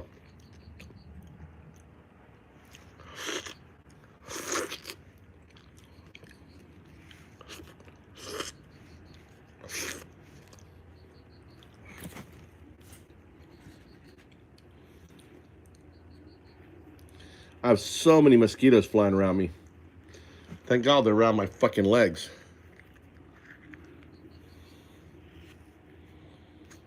If they find my head, I'm fucked.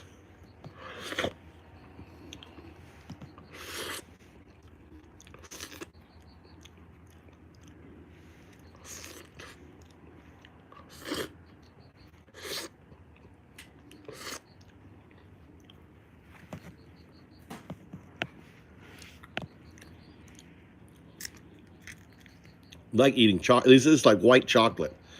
It tastes like white chocolate.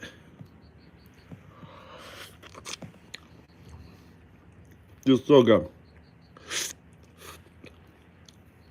I know. They're like, look at them all. Fucking get off of me.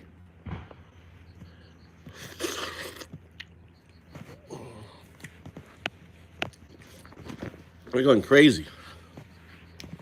They are going crazy on me. I'm trying to eat my chocolate vine. Leave me alone.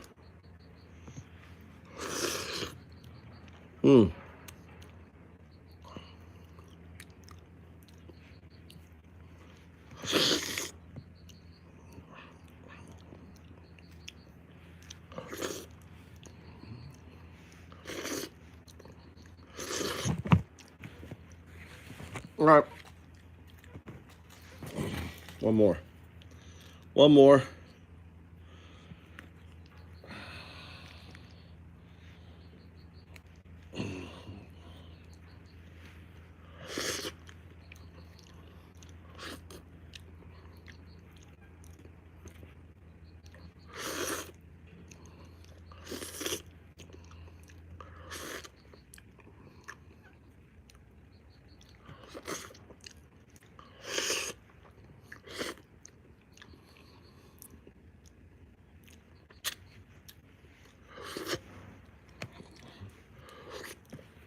All right, let's get out of here. God damn it.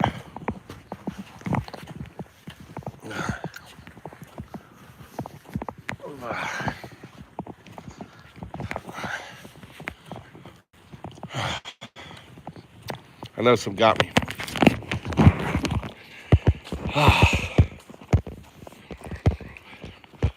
That was good. Oh my God, that chocolate vine. What's that?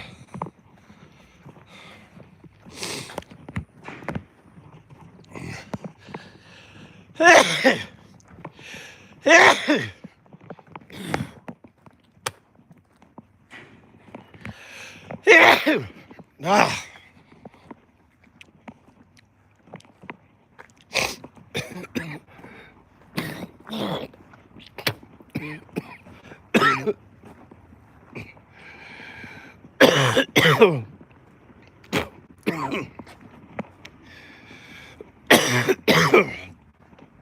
About dying.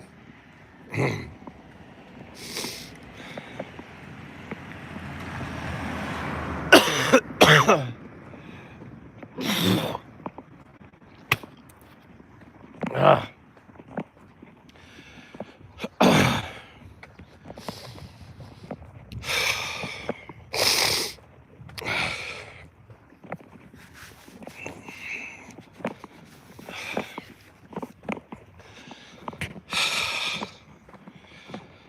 Ooh. I coughed up some of my, it was like I don't know, about choked. Ah. Look at that big old.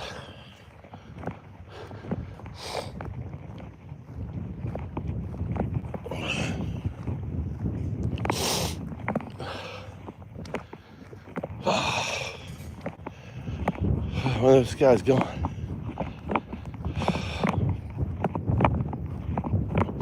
This guy's taking measurements or something.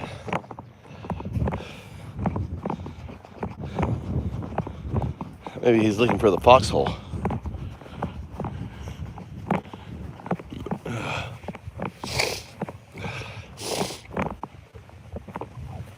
I think he's walking. He's getting his walk on. Look at that sky. Look at that amazing sky.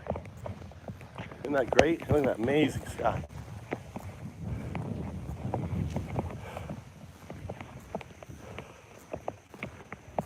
Buddy chop.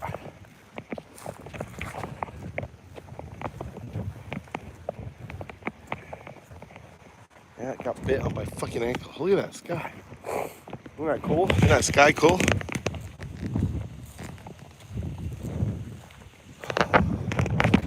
Make sure I have my headset on. Listen. Chemtrails, baby. Chemtrails. Chinese chemtrails.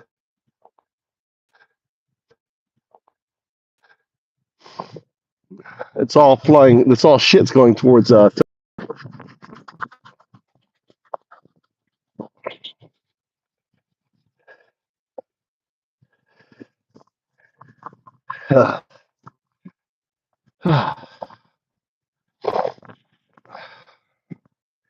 it was like windy like this. The mosquitoes can't fucking step with you. It's too windy for them, especially if it's blowing like this way.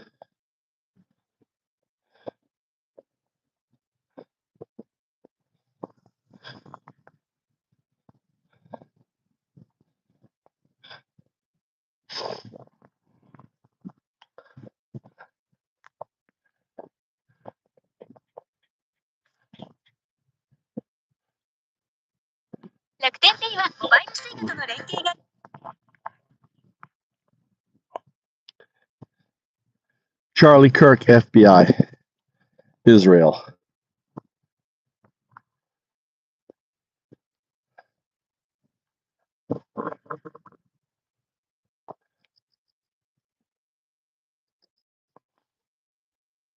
Where's that came from?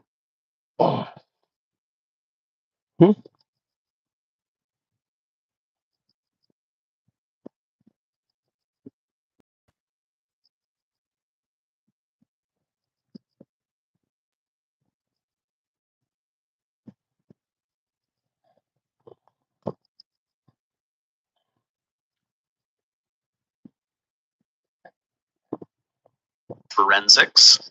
He holds a master's of forensic science. He was the senior investigator at the medical examiner's office in Atlanta, the coroner investigator in New Orleans. He hosts the podcast Body Bags with Joseph Scott Morgan, and he has seen expert to weigh in. What are your thoughts on the Charlie Kirk investigation at this point? Well, my thoughts are the fact that this is, and I think that it's very important, and this is at its core homicide investigation, right? And with a homicide investigation, we know that we have somebody that is in custody, right? And we know that this individual that is in fact in custody is staring down the barrel, no pun intended, of capital punishment potentially, and they're putting this case together.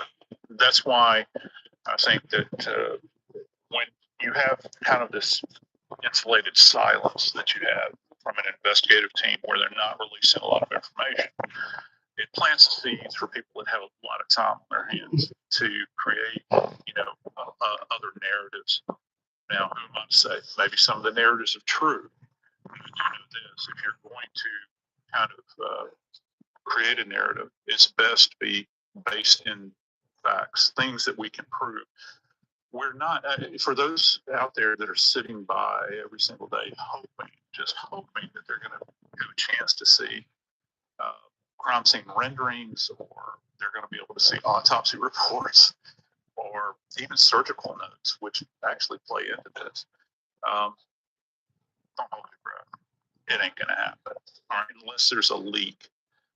And I've seen that played out, over a period of time, certainly in my years covering cases in the media. Okay. So, I have tried very hard not to make videos that I believe are just pure conspiracy theory. At the same time, there's a lot of mysteries around this. So help my audience understand. This is one of the things that I keep hearing. He's shot, and within days, they've ripped out the grass and destroyed the crime scene. They've done no forensic analysis, no science. This whole thing is a massive cover-up. Yet, when I leave Twitter and TikTok and Instagram, and I just go to local news, I see thousands of pictures of dozens of cops combing the crime scene, scientists doing measurements, investigators, people in SWAT outfits combing. So what would this crime scene or forensic analysis actually have been like? It's going to be intensive. And, the technicians and the investigators they have are certainly augmented, because you've got, first off, it's not just the locals that are handling this. All right. You've got the Utah State Police.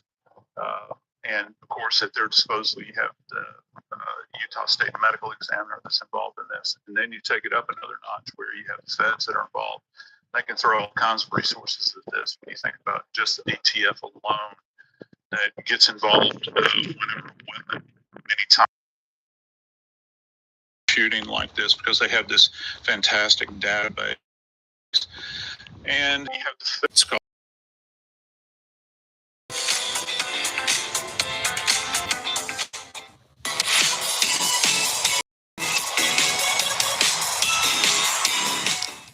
Is going to do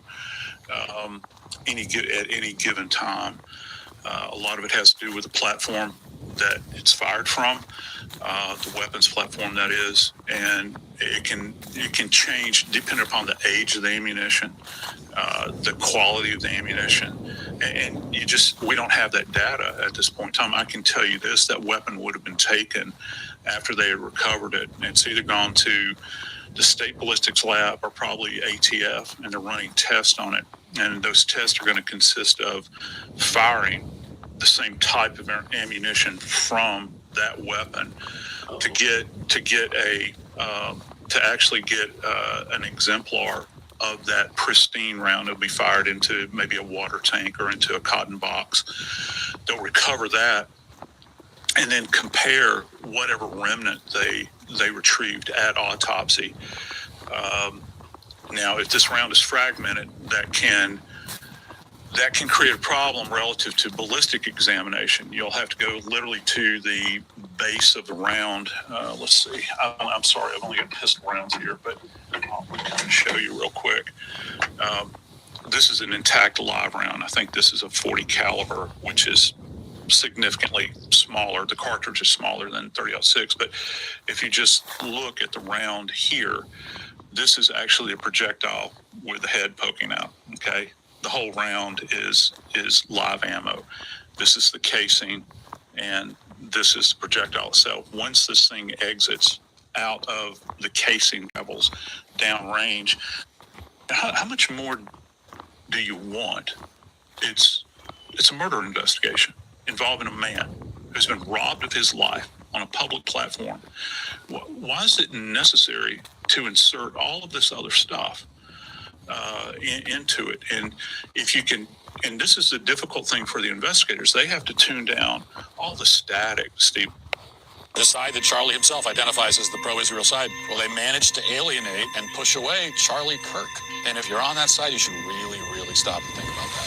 Okay, let's talk about this. The Daily Mail reports Charlie Kirk furiously criticized bullying Jewish donors and said he was considering leaving the pro-Israel cause before his death. It was confirmed today. The bombshell revelation comes after Candace Owen released a screenshot of Kirk fuming in a group chat that Jewish donors were pulling funding over his links to Tucker Carlson. Turning Point spokesman Andrew Colvett confirmed the authenticity of the screenshots on Tuesday during the latest episode of the Charlie Kirk Show. Text messages Kirk privately complained that a Jewish donor had withdrawn a $2 million investment into the organization because he refused to disinvite Carlson from the upcoming America Fest event. He wrote, just lost another huge Jewish donor, $2 million a year because we won't cancel Tucker. I'm thinking of inviting Candace. Jewish donors play into all the stereotypes. I cannot and will not be bullied like this. And then he concludes, leaving me no choice but to leave the pro-Israel cause. It's free, fun, and effective. Download Duolingo, the #1 language learning app. Finally, let's dive into the automation settings so you can eliminate manual work. Okay, so that's the story. So Charlie Kirk said in his text exchange that he was fed up with Jewish donors and that they live down to all the stereotypes and that he has no choice but to leave the pro-Israel cause. And then bang, I have to he's tell dead. you that I saw these texts like everyone else did when Candace released them. And I thought, I didn't say anything because I wanted to see how it played out, but I thought there was like a 40 or 50% chance that they were fake or at least partially fake. I didn't think that Candace faked them. I thought maybe someone else had faked it, given her something fake and lied to her. And the reason I thought that, it was really just because of that final line. Just that final line, the line about leaving the pro-Israel cause, like in those words exactly. It felt just kind of on the nose. It's just so definitive, like the kind of thing a person might make up. But it turns out that it was not fake. Andrew Colvett, who, by the way, is great, doing a heroic job, I think, helping to steer the ship after this tragedy, after this atrocity. But he's confirmed them, so that's that. And I think the takeaway here, well, there's two things I want to say. First of all, let me tell you what this doesn't prove. It does not prove that Charlie was in any way dishonest or not forthright, or anything like that. And Candace, of course, has not accused him of that or implied it at all, just to be clear. But I have seen people on social media trying to twist this stuff to smear him in that way. So that is something that you see. And it's not fair and it's not true. Charlie, in fact, expressed, well, first of all, he expressed a lot of these frustrations publicly. That's the first thing. And as a public person, he's also under no obligation to run out into the public in front of an audience, in front of a camera or a microphone, and just blab whatever thought or feeling he most recently had in his head. Right? He's not under any obligation to have a thought or feeling and say, I got to tell everybody right away. In fact, his obligation, especially in the position that he was in, as not just a public figure, not just a media personality, but also the head of an organization, a very powerful, large, important organization. His obligation is really close to the opposite of that. In his position, his responsibility was to be honest, of course, and he was honest. But also you have to be prudent, and you have to be measured, and you have to be thoughtful in what you say, and when you say it, and how you say it. And he was working through some really difficult things, and he wanted to sort all that out within himself, personally. You know, I'm assuming, before he said it in front of an audience. So, and that's what you see here. So there's nothing that makes me feel any different about Charlie at all. He was, as I said the day after he was killed in my first show back, he was a great, and I've said many times since, he was a great man, and a virtuous and honest man. Very, admirably honest, unusually honest, in particular in politics and in this business. And that still is the case. Hasn't changed at all. Secondly, okay, so the pro-Israel side lost Charlie Kirk. You know, that's what he said in his message, in his own words. Now, he may have been venting. He may have been expressing frustration. He obviously might feel that it's wrong. You might feel that it's, too simplistic. You might feel however you want to feel about it. I don't really care. That's just my perspective. It always has been. Always has been. My entire adult life, I'm very consistent about this. I don't want foreign aid to any country, including Israel, and I always call out when I feel the U.S. is getting involved in something that it shouldn't get involved in. And if they're getting involved in something, from my perspective, for the sake of Israel, and I don't think they should, I'll say that. I was against the Iran intervention, so I'll call that out. I'll also call out the Islamic invasion of the U.S. I spent several days just over the past couple of weeks talking about that. I did multiple shows just about the situation in Dearborn. I've talked about many, many times. I've spent a lot of time on how important.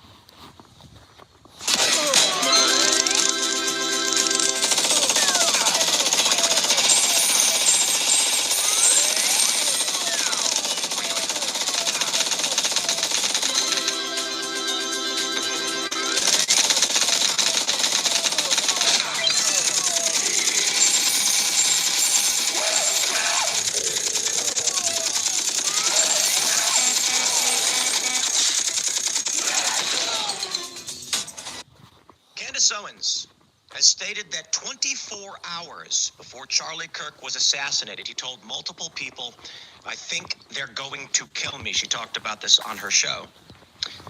Now, slightly before this, she had released text messages where Charlie Kirk said that he was being left with no choice but to leave the pro-Israel cause. That was about 48 hours before he was assassinated.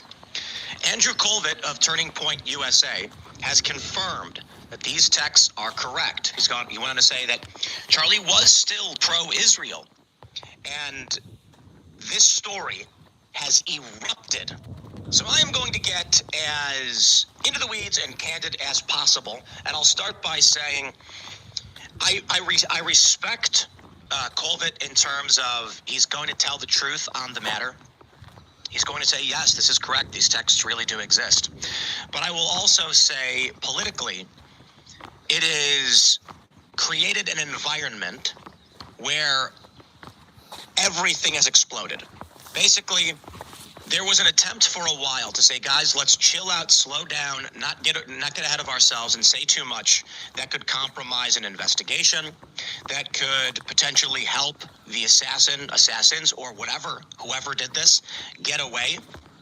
so much has now been released, and you know this is a tough position in my view. I mean, 'cause I don't expect Colvett to not tell the truth. You got to tell the truth. But there is a reason why we have security clearance, and there's a reason why sometimes we don't say things. I don't talk about all the security stuff that we go through at Timcast because it could compromise our security and the law enforcement actions against them. In which case, I will say, Colvett, by choosing to publicly comment on Candace Owens' text chain about Charlie Kirk leaving the pro-Israel cause, has created a context by which Candace is correct. And I'm not saying that I think Candace is 100% correct. I think a lot of what she's saying is hyper-focused. I think she's actually done a really good job of getting information on the Charlie Kirk assassination, better than most, seriously. But I believe that her view is she sees a conclusion, or she sees something in the distance, and she is chasing after it and compiling information to fit that view. I'm not saying I know exactly what she thinks. My attitude has been very much more agnostic, and I would say mundane. And I'm going to break down for you my complete and honest view of everything. And I imagine there's going to, look, I went on The Kid in the Fighter the other day with Brendan Schaub and Brian Callen. Absolutely amazing experience. And, I said some things that I knew people were going to get mad at me for, but I'm like, listen, if this is... basically what's happening is the more they play this narrative up, and I'm not saying Candace is doing anything wrong, I'm saying the more that Turning Point decides to address these things, the more the context is being created where you can't just sit back anymore. Like, you have opened the floodgates. I'll put it this way. Yeah. It's just tough. It really is, because we try to keep some information private. We got an FBI investigation. There is a fear that all of these conversations and the statements made by Turning Point are creating reasonable doubt as to what really happened with Charlie Kirk's assassination, which may allow the bad guys to get away. No, they're going to kill. I've refrained from speaking. They're going to kill the kid. They're going to kill Tim. The door's been opened. Tyler's going to be killed. Tyler's not going to make it to court. But I'm going to say a whole lot, so I hope you're prepared. Starting with this video that I think is extremely important. In context, right now, based on what we are seeing, Colvett's response to Candace Owens saying that the text is real has lended her credibility on the rest of her arguments. And I'm not saying she doesn't have credibility. I'm saying it's emboldened her position. So when Candace comes out and says Charlie feared being murdered with 24 hours before his death, then in context, the general assumption anybody who's investigating is going to make is that she has evidence of this. This is correct. Her sources are good. I mean, she has internal communications, not just one. And she's come out with photos and videos. So it seems that Occam's razor would suggest for someone like me, as I'm investigating the story, Candace is likely correct on this one. Does that mean Israel did it? No. The argument from the pro-Candace side is that she's never explicitly stated Israel did it.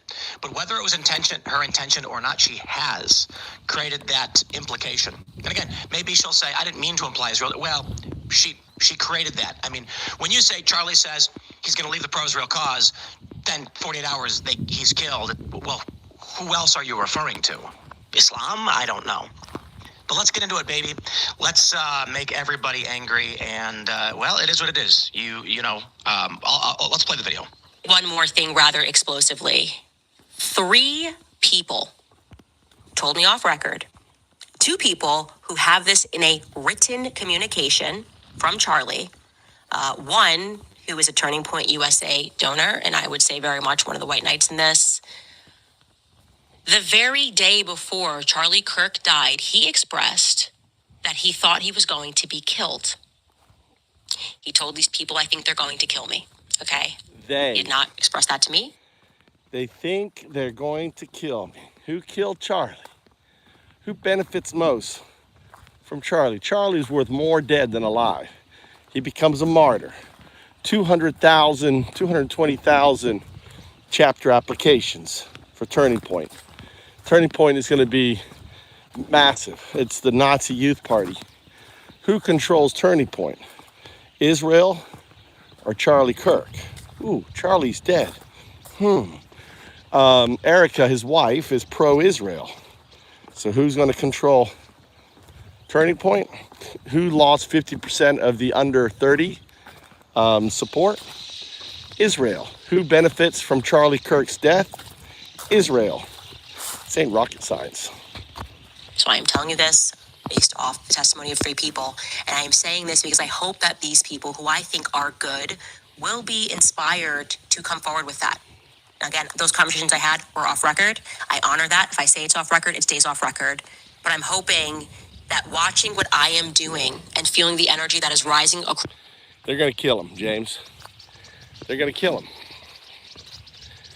The only thing that's going to end this investigation is Tyler dead. Just like the Epstein file. Then it'll be like, oh, we closed it, you know, and then they'll make excuses. Well, he's fucking dead. Release all the information. No, we can't do that. Still ongoing investigation bullshit. They're definitely going to kill Tyler James Robinson.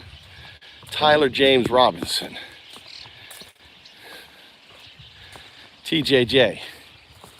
TJR. TJR is going to be killed.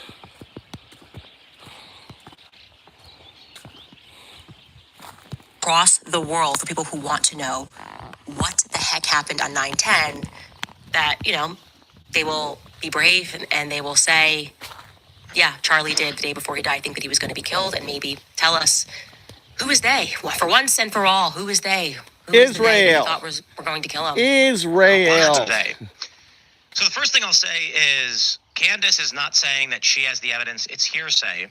She's saying it was off the record, but what she's describing is not off the record. We call that on background, meaning off the record is you can't say this. So if someone says, hey, listen, this is off the record, it means that you don't go publicly say it. But Candace is not a journalist, and I'm not saying that derisively. She is a commentator, friend of Charlie. She's digging into this as she should, and I respect that. So let me show you a bit more, and I'll give you the broader view on this one. Now, when Candace says Charlie explained this, and I want these people to come forward, the important thing to understand is that when as I mentioned this already, but I want to say it again. When Colvin came out and said, yes, these texts are real, whether he intends to or not, he basically said, Candace Owens has access to internal communications from Turning Point USA and Charlie Kirk. That creates a scenario. For someone who's investigating this rather more passively, I go, wow. Then the likelihood that Candace is telling the truth, that Charlie feared death, is greater than chance. It's not just some woman saying, here's what I think may be the case. Some woman. This is it. I mean, here you go. Some woman. Charlie Fucking Kirk rape posted some in a sexist group bitch. chat. Just lost another huge Jewish donor, $2 million a year because we won't cancel Tucker. I'm thinking of inviting Candace, to which someone responded, ugh. Charlie says, Jewish donors play into all the stereotypes. I cannot and will not be bullied like this, leaving me no choice but to leave the pro-Israel cause. This person responded, please don't invite Candace. That might feel good short term, but it's not good long term, in my opinion. Like all groups, you're going to get a wide variety of opinions. That nasty free will thing that God bestowed upon us makes life frustrating at times. After dust settles a bit, maybe...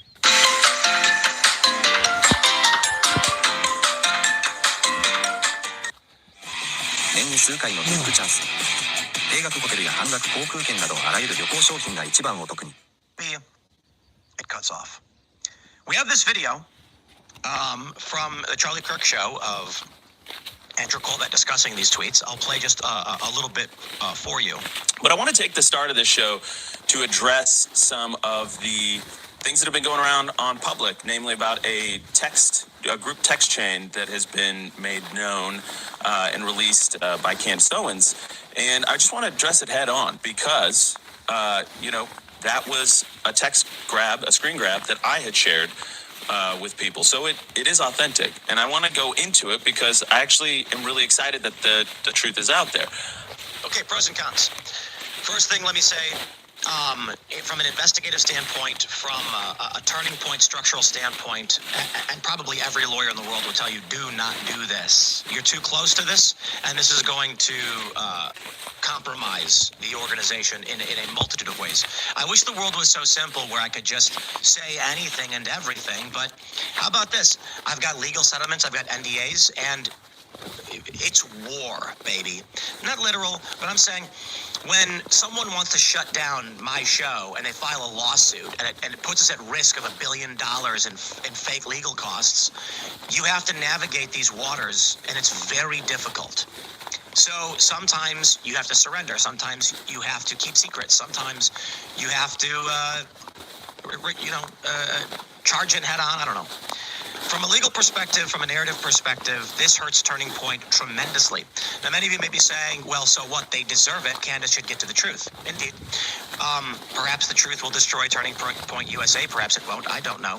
I would say from a legal perspective, this is potentially very damaging. However, I am also of the mind that Andrew Colvett leaked these himself intentionally. I don't know for sure. Look, I like Andrew. We had him on the show. We were just in Phoenix last week. So I'm just going to say this. Everybody get mad at me, but I'm going to tell you what my thoughts are. I think I wouldn't be surprised if Candace's source was literally Andrew Colvett. And there's legal liability reasons why I think the conspiracy theories are beneficial to Turning Point USA that protect them from liability. But again, I don't know. And I know that a lot of what I'm going to say in the next few minutes will probably get people very mad at me. So all I can say is this, guys. Saying that Tim Pool's a piece of Don't shit. go on your show, and basically confirm or create a context around Candace Owens has got real access to tell the truth if you don't want the conversation to get to this point, because I have to talk about it. I first want to say the reason I didn't share that screen grab publicly is because it was a private exchange, and I felt like it didn't necessarily comport with things that were already public. I wanted to not betray my friends' trust in that way, but I did share it with some people in government. So what he did was a James Comey, right? Turning Point guy did a James Comey.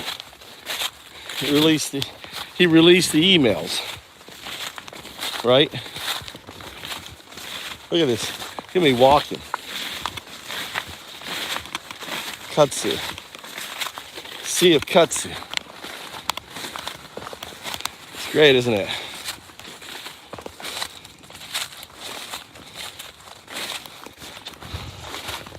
Because it happened really quick. It was, it took 33 hours for authorities to get their suspect. And in those first moments, we wanted no stone unturned. We wanted to leave nothing unturned. So I shared it with a few people. Don't know where it went from there, apparently. But here we are. I think it's greater than chance that he's telling the truth. He gave the screenshots to law enforcement. Someone leaked them to Candace Owens. But the challenging thing for me is when I saw this, I got hit up by my team, and they were like, bro, Andrew Colvett just went on Charlie's show and confirmed these texts were real. I was like, what? Really? Well, there we go, baby. That's it. Colvett, in taking this action, has smashed the dam with a sledgehammer. And so here we go. We're talking about it. When I first saw that, I was like, why would he do that? Seriously, why would he do that? This is a particularly vulnerable time for Turning Point USA. Anyone in legal is going to say, both for the criminal and civil actions that are pending, do not do this. And I'm thinking to myself, like, did Andrew, is Candace working with Turning Point USA? I have conspiracy theories for you. We have this from Crowder's CEO. This is from September 30th. And this is a video of Candace Owens challenging TPUSA executives. I want you to hear this, and then let's talk about Israel. I'm going to challenge Turning Point USA executives to issue a very clean statement saying that I am lying if this is not true. About 48 hours before Charlie Kirk died, Charlie informed people at Turning Point, as well as Jewish donors and a rabbi, that he had no choice but to abandon the pro-Israel cause outright. Okay, Charlie was done. He said it explicitly, that he refused to be bullied anymore by the Jewish donors. Can you guys answer? Did he express that? Did he also express that he wanted to bring me, Candace Owens, back because he was standing up for himself? And then did he, just 48 hours later, conveniently catch a bullet to the throat before our on-stage reunion could happen? So let's go back to those text messages real quick. He says, lost another huge Jewish donor, $2 million a year because we won't cancel Tucker. I'm thinking of inviting Candace. Jewish donors play into all the stereotypes. I cannot and will not be bullied like this, leaving me no choice but to leave the pro-Israel cause. Interpret it how you want. I think Candace and most people are interpreting it to say that was a definitive statement from Charlie Kirk. I don't see it that way. I made a tweet, but I understand what people do. I made a tweet a while ago where I said that, all right, screw it, I'm voting for RFK Jr. And the media took it seriously. My point was, if these diehard Trump supporters are going to rag on Joe Rogan and these comedians in his space, then I'm like, you are sabotaging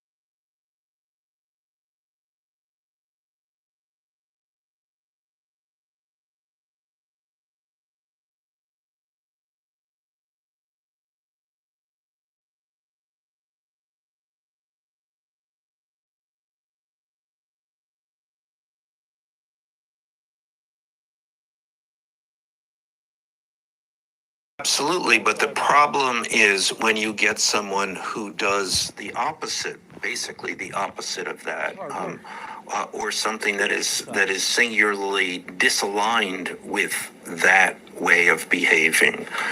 How do you approach that? How do you counter that?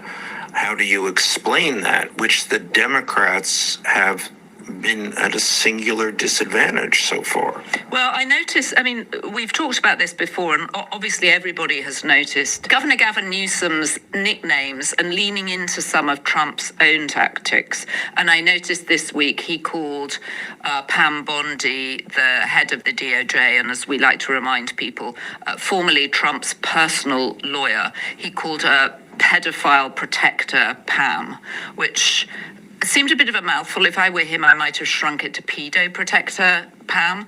But again, trying to lean into some of the... I'd go to pedo pro Pam. Pedo pro Pam. Yeah, maybe that's... Well, we should talk about the oversight committee looking into Epstein. Before we do that, I just wanted to say, what do you think is going on inside Donald Trump's head as he prepares for his triumphant tour of the Middle East, knowing that tomorrow is the announcement of the Nobel Peace Prize? Yeah, well, I think that is central to what he's thinking right now. So the interesting thing will be if he does not get the Nobel Peace Prize. So the fact that he may be bringing peace home from the Middle East, and I emphasize may really emphasize, will be will turn to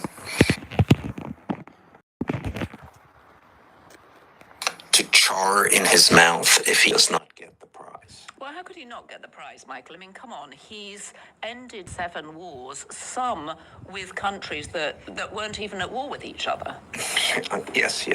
So anyway, he will not get the Nobel Peace Prize. Now, I could be proved, I suppose, terribly wrong tomorrow. And as we have seen through so many institutions, in so many walks of life, they do bow to Donald Trump. Why? That's the long conversation. I would say no, but we'll see. But is his covetous desire... Let me just have a small digression here that I once met the head of the Nobel Peace Prize Committee at Jeffrey Epstein's house. Okay, breath just taken. A small digression. I just had a moment there where my breath left my body. Let me hear that one more time. You met the head of the Nobel Prize Committee at Jeffrey Epstein's house. I did indeed. And what were they talking about? And that was like, oh, well, what do you do? Oh, I'm the head of the Nobel Peace Prize Committee. Well, and was Jeffrey putting up one of his friends for it? In 30 seconds, I'll show you how to create custom books with your kids as the hero of their own story.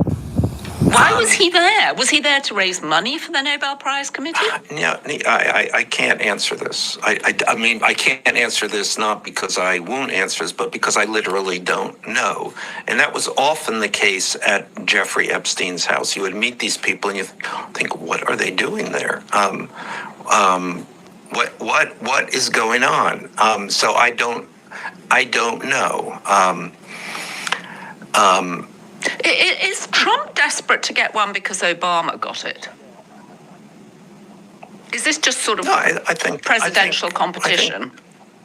I think Trump wants what he wants. If there's something to be had, which he thinks is to his advantage, then he wants it. Why wouldn't he want it? And why wouldn't, in his mind, why shouldn't he get it? He is the president of the United States. He is Donald Trump. Other people have gotten this. Why can't he get this award? Well, maybe because he's employed the National Guard on his own people in cities back in the U.S. Well, we can all say why he should not get this award, absolutely. But to him, in his mind, it's why shouldn't he get it?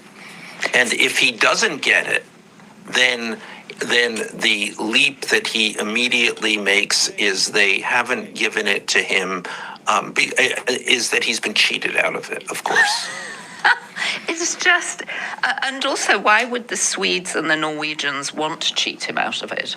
I guess it depends. If it doesn't go to him, and I mean, as you say, who knows? I wonder who else it goes to. Has anybody else stopped 7 wars? It's not going to go to him. It will not. Okay, so I wonder who it does go to, because they're not going to have stopped 7 wars. I mean, remember, he stopped the war between Ukraine and Russia on his first day.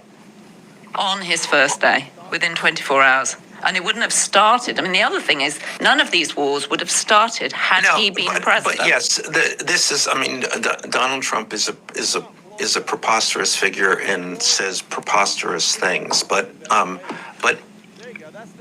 were he to bring an end to the slaughter in Gaza, and so the question is, would that make him, despite all other Trump?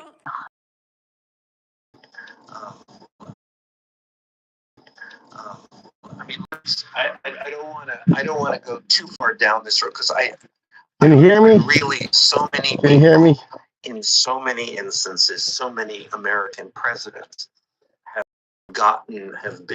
ended up as dupes for peace in the Middle East. I think we ought to give this at least a few hours to see what actually is happening there. Well, he appears to be getting on a plane to go out to the Middle East this weekend. Meanwhile, the Oversight Committee was meeting this week to discuss all things Epstein. Can you bring us up to date? They, in particular, talked about photos, which I know you've seen. I think I was the hidden hand in at least one of in a notable confrontation between one of the senators, Senator Sheldon Whitehouse. I always think that's a curious name for a senator. And Pam Bondi, the Attorney General. So Senator Whitehouse asked her about reports of these pictures of Trump and Epstein. Let's get into that in a second. And she responded effectively saying, "Why are you asking me about pictures? You're the piece of garbage scumbag," or something to essentially that. Well, and these were notes of attack that she'd actually written down, which a photographer rather brilliantly managed to take a snapshot of, and they were all her attacks on the Democratic senators, including Adam Schiff, once they started asking her questions. And I think for Senator Whitehouse, she had an attack on the fact that you're a friend of Reid Hoffman, you've taken dark money. I mean, she went on full attack instead of answering the question, does she know if there are photos? Yes, I mean, very particularly did not answer this question, did not address this question, did not answer this question. And this is what used to be called. No. I mean, They're down to like $7. Their high was like $80. 80 down to 7. I can't and it's still answer dropping. the question because the question will incriminate me. Or in this case, incriminate the president of the United States. So, and so she did not, and she successfully did not answer the question. But let's just go back and let me just say, because what they were talking about, the pictures. Yeah. The pictures are pictures. I am one of the people who has seen these pictures, and these are pictures that Jeffrey Epstein would take out of his safe and kind of display on his dining room table, almost as you would playing cards. This amused him to have these pictures. Okay, so Michael, I want you to set the scene for us. So what time of day is it? Where is the safe? Does he bring them out in a manila folder? Are they in an envelope? Are they in an album? Does it look like his birthday album? I mean, give us more. This is so hard to get your head around. that here is this man who's on the one hand entertaining the head of the Nobel Prize Committee and the former head of Harvard, Larry Summers. And then in his safe, he has these photos of the president. 年齢を当ててみてください。私は28歳です。私は50歳です。私は68歳です。And was surrounded by topless girls. Yes, I want to well, that's just, I mean, anyway, this happens. All of Jeffrey Epstein's, or a good part of Jeffrey Epstein's day, was conducted around his dining room table. This is a dining room table that would have, I guess, comfortably could seat, 24 people, maybe more. Baronial, I would describe it as. And in a dining room that was also befitting of this kind of table. And it was a weird kind of and I kind of got used to this. So I forget the initial shock that I had when I walked into this house and this room. And I remember saying something to Epstein about it, because how could you not? It's just, this is not the way other people lived. And I kind of, summoned a compliment, or like, wow, this place is incredible.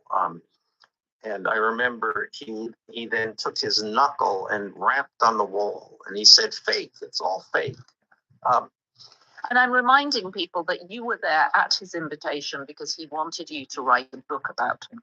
Yes. So you ended up spending some time with him because he'd said, just come and hang out at my house. I just want to set the table, as it were, metaphorically, so people understand why you were there. Yeah, no, exactly. And thank you. But then our conversation rolled on into when it started in 2015 and then into 2016, when Trump became what many people obviously were talking about, because he was running for president.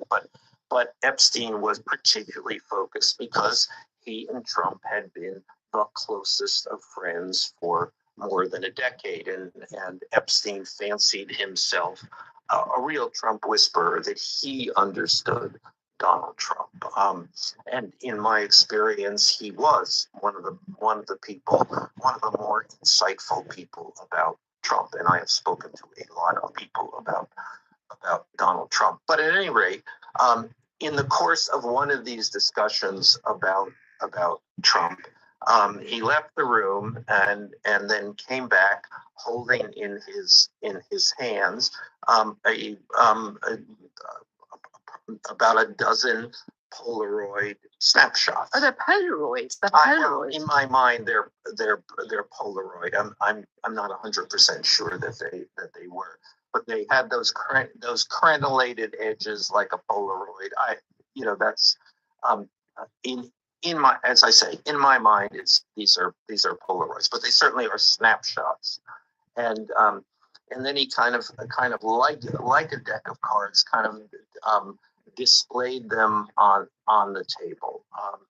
And there were specifically three that I remember. And this is now almost 10 years ago. So, but the three that I remember are two in which topless young women, and I don't know the ages of these women, but they are young, are sitting in Trump's lap.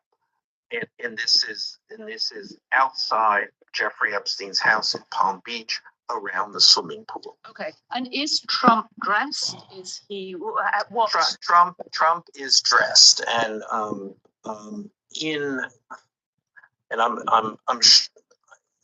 mind's eye, it's kind of golfy, right? Golf leisure wear attire.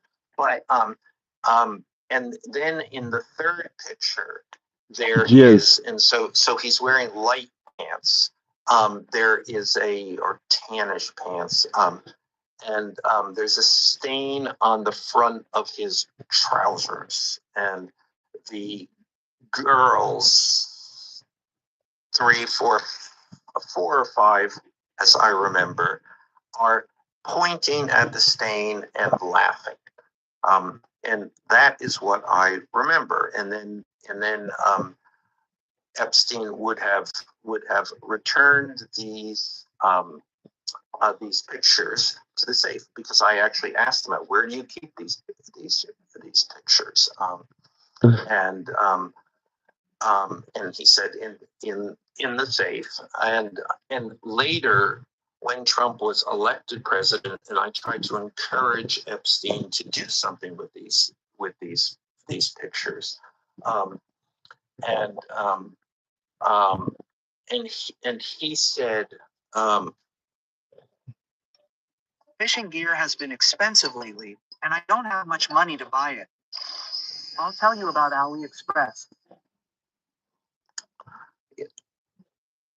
I can't now. I may be such and such, but I'm not crazy. Implying that he had some reason to fear the wrath of Donald Trump. And by stain and everybody laughing, are we assuming that Donald Trump was eating a sandwich and somehow mayonnaise slipped out and stained his hand? I don't know. I can't. I'm not making any assumptions here, and I don't want to say more than I know. I do not know, for instance, that these photographs were in the safe when the FBI raided Jeffrey Epstein's house in July of 2019. Is it reasonable that they might have been? Absolutely. I mean, on several occasions, we discuss where he kept those photographs in the safe. And that was the question that Senator Whitehouse was asking Pam Bondi. Do you know about these pictures? Have you seen these pictures? What is the status of this? Just trying to get information. And the question that she refused to answer. And this question has also been asked by the Oversight Committee of Kash Patel, the head of the FBI, and he too refused to answer. So do we assume that the FBI does then, by their omission, do we assume? I think it's probably best, as it is always, not to assume anything. Yeah, I knew you were going to say that. We don't know if they were in the safe. We don't know if there was something done with these photographs after, if they were in the safe, if there was something done with these photographs after that. We don't know anything about, I think, what they call the chain of custody. And I suspect the chain of custody is quite disorganized in this situation, which goes to the problems of the so-called Epstein file. I mean, as everybody released the Epstein files, but nobody knows what the Epstein files are. Is there your Manila file? Does that exist? Is this information all gathered in and contained in one place? Or is the Epstein file a kind of broad metaphor for all of the information the United States government has on Jeffrey Epstein, which could be spread out among many departments, agencies, and it'd be pretty difficult to gather. So what happens in a situation as we have with Jeffrey Epstein, who was arrested? The Southern District was proceeding against him, so they must have a bulk of information. They arrest him when he flies back from France, when in fact he's supposed to be having breakfast with you the next day, and he then dies. Where does the evidence go? Well, we don't know. I mean, maybe somebody does. We certainly don't know, and it's not illogical to suppose that Pam Bondi doesn't exactly know. She may have asked the question, and she's probably got a set of somewhat ambiguous answers. And what is the in terms of the process of bringing all this information together, what the Southern District has, what was obtained in the Florida investigation, and then there's the federal investigation in Florida, and then there's the local investigation. And he was he was actually convicted under a state charge and not a federal charge. And convicted is he pled guilty to a state charge. So who has this where in what form? And do these, I mean, if you're the Southern District, is it possible you just throw things away once someone's died and you think, well, that's the end of it? Well, who would have... I have no idea. Right. I wonder why the Oversight Committee doesn't reach out, or perhaps they have done, to the Southern District and say, we would like everything you have on Jeffrey Epstein. Theoretically reaching out to the Justice Department. The Justice Department controls the Southern District, theoretically. Although one of the issues, and that was, it's certainly involved with Epstein, the Epstein side's thinking about this is that the Southern District was acting not only independently of what's called the justice, but they were possibly antagonistic to it, and their ultimate investigation was possibly about the President of the United States, Donald Trump, and they might well have thought that by arresting Jeffrey Epstein, they would get a source of information, incriminating information about Donald Trump. We don't know that because not long after his arrest, Jeffrey Epstein was dead. But one of the questions. Right, one of the questions, as you say. So the FBI has stonewalled. Pam Bondi was stonewalling. In fact, she went on the attack, as we know from her notes. And I want, if you haven't read, if you're listening to this or watching this and you haven't read the story and seen the photos of her handwritten and printed notes about how she's going to go on the attack against Adam Schiff and Senator Whitehouse, it's really worth looking up and things. I urge you, because we covered it really well, and it's fascinating to see someone's handwritten notes, a bit like Kash Patel's affirmation notes when he went in to face them. It's all sort of planned in advance. And of course, here I am with my notes, so I'm not pretending you shouldn't have notes, but it's just interesting when you see the head of the DOJ going with pre-planned notes.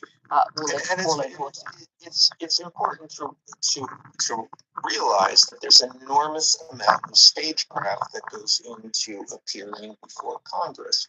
I mean, from the outside, it's just you're a government official, and Congress has called you to answer questions, but that's not what's going on here. It is from both sides, from whoever is conducting the panel, Democrats and Republicans, a stagecraft. This is a stagecraft event, and for the witnesses, it is a stagecraft event, and the stakes are very high.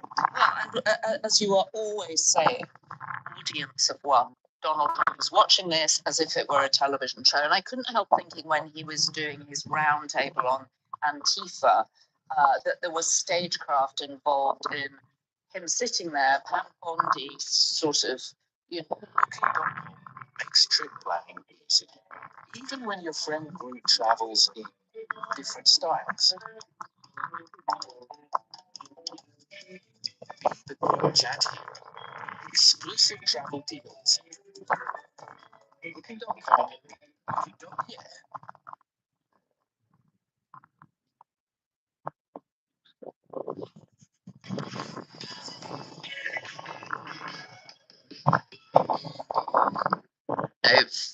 Trying to sort of fend off various questions from people, and then Marco Rubio suddenly arriving behind her and presenting Donald Trump with a note as if he was about to announce the winner of the next episode of The Apprentice, and it was slightly shaking it up. And in fact, we saw again the note which said, we need you to approve the Truth Social post so you could go out and announce we've secured peace in the Middle East. That all felt very staged, as if Mark Burnett, what the producer, were indeed in the ear. Yeah, and the other thing is, the Pam Bondi appearance and her response, I mean, it was kind of extraordinary because usually there is at least a pretense of decorum, of back and forth, of at least seeming to be responsive, I think is the term of art. And this was exactly the opposite. This was literally, you're a dirty scumbag.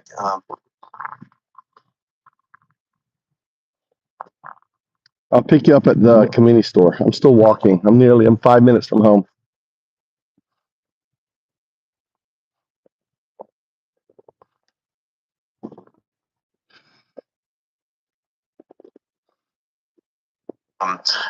Or along those lines. And during Trump's long legal journey during the campaign, I was privy on several occasions to these interactions with his lawyers, and the lawyers would do what lawyers do, which is to try to not antagonize the judge, to be adversarial but not making the situation worse. And then Trump would ream them out, just take them apart because of any appearance that they might have been relatively civil. And it was always his demands: attack, attack, attack, attack. You have to call them out. You have to tell them that they're scumbags. And scumbags is kind of a term of art with Trump. All enemies are, or all antagonists are scumbags. You have to say it. Call the judge a scumbag.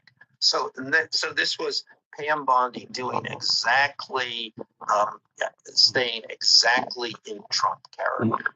This is what she understands, obviously. This is what he wants. This is what you have to deliver. And it seems to stand back, or at least the first time I remember it, is really the confirmation hearings for Brett Kavanaugh to join the Supreme Court after he'd been accused of sexually assaulting a teenager when he was a teenager. Christine Blasey Ford, and then the feedback from Donald Trump after he'd gotten very, very angry in the seat was that he was doing a great job. This is so long ago, I can't quite remember that. But I remember writing about this, and I'm not sure you actually have this right, because I think that he found Kavanaugh, as I recall, to be a pussy. I think on the first day it was a 2-day hearing, right? Or it was a multi-day hearing. The first day, Kavanaugh didn't know what had hit him. And then the second day he came roaring back after, I think, being encouraged to be much more aggressive. Yeah, I think that may be right. I remember the pussy part, because these when Trump dresses down people, it is painful and devastating. Oh, goodness me. Okay, so let's move on to, in Chicago and in Illinois, we have Governor J.B. Pritzker saying that Trump has dementia, trying to figure out how to deal with the fact that National Guard rolled into the streets in Chicago, that there was a particularly aggressive move on one particular building where actually Black Hawk helicopters were involved, clearly again for television cameras. And J.B. Pritzker has come out swinging, saying enough already. We Democrats have to unite against this. What's your impression of what's going on there? Well, I mean, obviously, the idea of sending troops into American cities is provocative. Stagecraft also. Is Trump making a point? We're not exactly sure what that point necessarily is, because it's not as if he's sending troops in to solve a particular and immediate problem. Well, he would argue that he's sending them in to clear up the crime in Portland, although they haven't managed to get into Portland because of legal maneuverings. But the crime, especially in South Chicago, is terrible. See, he has this broad thing. There's a crisis, but right. But but it's not a crisis. It's a crisis of you know, I can't even describe what it is because it's not a crisis. It's a condition that is, in this case, an urban condition. You know, I always have a bird following me. Look, there's a bird right here in front of me. Always happens. It's really crazy. I always get a bird. Like I'll be driving down the road and a bird will be in front of me. You know, it reminds me of my father. When I see the bird, I think of my father. It was on a weekend before he passed. He goes to me, he goes, I have my ticket. He had a lucid moment. He would come in and out. And it was one morning, and I was making him breakfast. And he goes, I have my ticket. And I'm thinking to myself, your ticket? I go, where are we going? I go, well, are we going to take a train? Are we going to take a plane? And I'm thinking, we're not going nowhere. I mean, he's in his literal deathbed. And he's like, I don't know. I got my ticket. I said, great. Well, you let me know what we're going to do with it. I'm ready to go. We'll go anywhere you want. And this was a couple days later. I'm making breakfast again. I'm in the kitchen. And I was struggling. I had grown a bunch of tomatoes from seed. And I got my dad dying. I mean, he, you know, days, week, you know, he's about to go. And my little tomatoes had outgrown their pot. And I'm like, if I don't replant them, they're going to die. So I've got dying tomatoes and a dying dad. And I can't save my father. It's just his time. But God damn it, I can save my tomatoes. So I was out there in the morning repotting them. And then I went in to cook breakfast. And all of a sudden, I see this bird, a little bird, just like the one in front of me, always in front of me, you know, leading the way. Little bird in front of me. You know, I got a bird that sleeps outside the house in my little reef, right? You know, I don't know if it's the same bird. I always got these little birds around me. And, you know, I'm like, there's a bird in the house. And the damn thing flew in, right? And here's the crazy thing. You know, I looked, when I'd come in from redoing the tomatoes, I had slid it, and in front of it was a little patio where my dad was going to put a jacuzzi there. And it had flown in. It was only about this much. But what was crazy is there was a curtain in front of it. So this bird had to do this crazy maneuver to get into the fucking house through this little passageway. You know, this little slit in the door, which I thought was odd. And then it flew straight to where my dad would always sit watching fucking Fox News. You know, he'd be sitting there. And I'm like, fuck, what am I going to do? So I quickly opened the door, trying to get it out. The door that it came in, thought it may fly out. And that little bird makes a beeline straight down the hallway towards my dad's bedroom. I'm giving chase to it, and I'm chasing behind it as it's flying down the hall, right straight to my dad. And my dad, from the hallway looking in, my dad's on his bed. My dad's legally blind. And I see him tracking the bird. You know, I was like, how the fuck is he tracking the bird? You know, it's like, I could see him move his head like he followed the bird.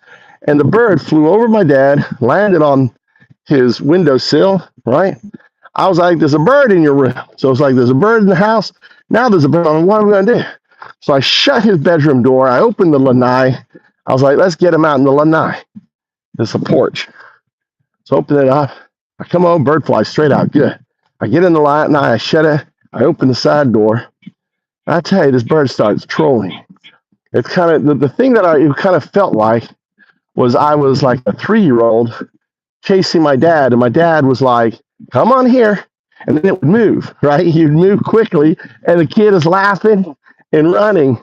And I'm trying to get this bird, and it kept doing that. So I was like, it was like doing this triangle thing, and I'm chasing it like a dumbass. I had the door open. So I call up my friends, I got this damn bird. And she's like, just leave it, we'll figure it out. And I said, all right. I turn away and I go to leave, and the bird just starts freaking out, right? Just kind of goes crazy. I say, whatever. I just go back to the kitchen. And then I'm watching from the kitchen, and sure enough, it comes down, lands on the ground, does this little kind of little dancey thing, and then flies off. That was the last time my dad ever talked. And that was, that was the last time, it was like that his soul, even though he was still breathing, he was no longer conscious. That was the last time he had, he was conscious. And from there on out, he was just a husk. And he was leaving, and I was giving him morphine and everything else. And, and I spent every moment with him until, holding him, he passed. But it was just a crazy thing. So every time I see this bird flying in front of me, or I see the bird at the house, or if I'm driving down the road, there's a bird like on the road, just kind of landing in front of me and like leading the way. I was thinking my dad, he got his ticket. And here was the crazy thing. It was a blue jay. And my dad had 5 statues of little blue jays in the house. When I cleaned up the house, he had all these little blue jays. It was his favorite bird. So his favorite bird came into the house, and that was his ticket. Picked up his soul. Had one last dance and playful moment with his son. And even now, it's kind of like he's always with me, always hanging out with me, in front of me, leading the way, letting me know that he's there. Little bird, free. And he was a Navy pilot. So of all the things he'd want to be, would be a little blue jay or a little bird. I mean, obviously this isn't a blue jay. So anyway, story about my dad and his ticket. And now do.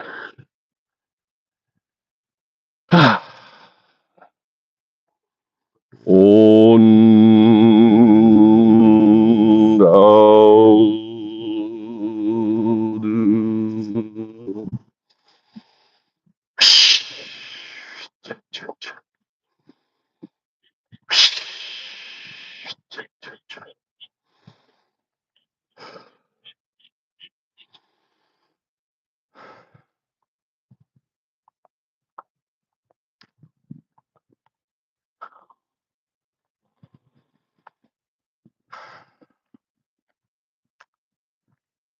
Anyway.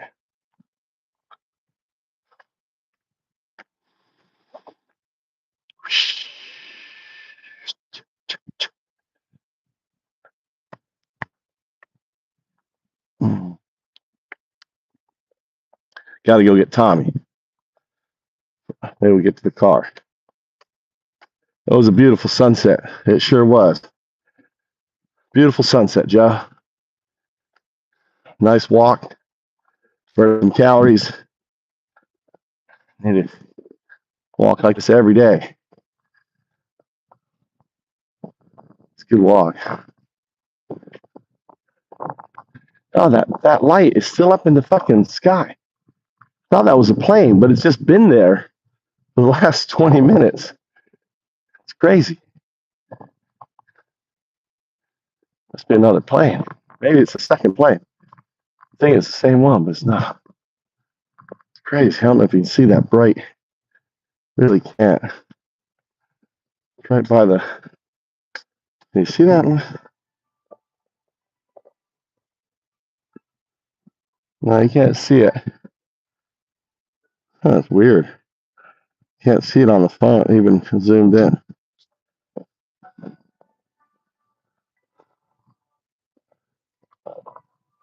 Really big light over there. It's really crazy. That light is so huge. There you see it. Oh, right there. How bright that is. Crazy. How are my bats? Oh, I just see an animal. See a little fox. I see a foxy. Or is that a dog?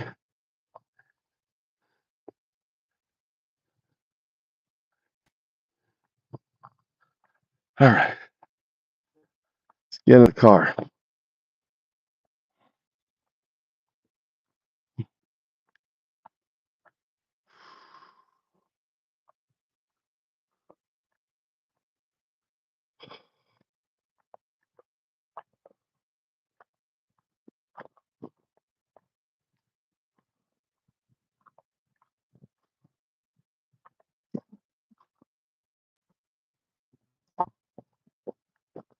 You know what? You know what I'm gonna do? I'm gonna fucking burn the mold.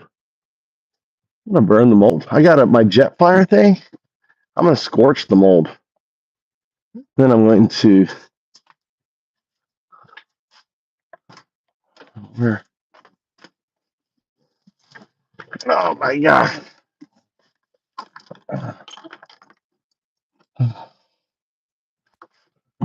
Yeah, drop my.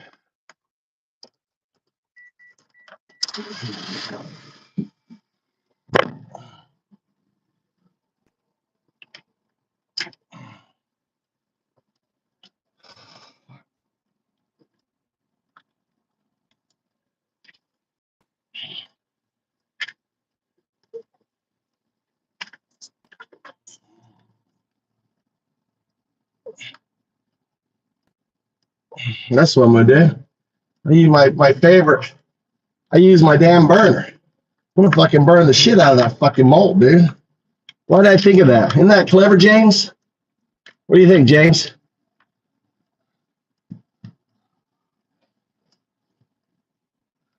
Yeah, I'm gonna fucking wage fucking war on that damn thing.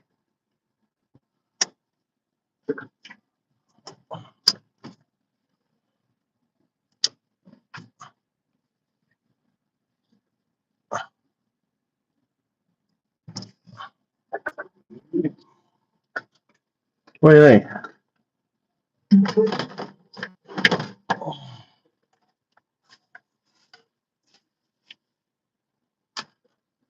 Do I have any power in this thing? Yeah. Hope that shit's not flammable that I put on it. Oh, this got power.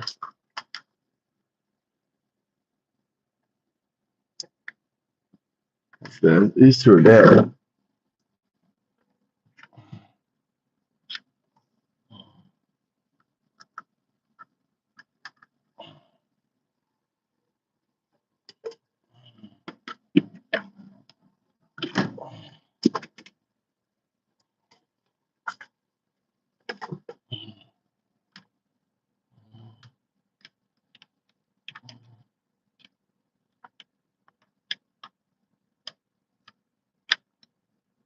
It's just the wood. Drywall is going to go over that. I'm just going to scorch the wood, you know, like you do. So, you know,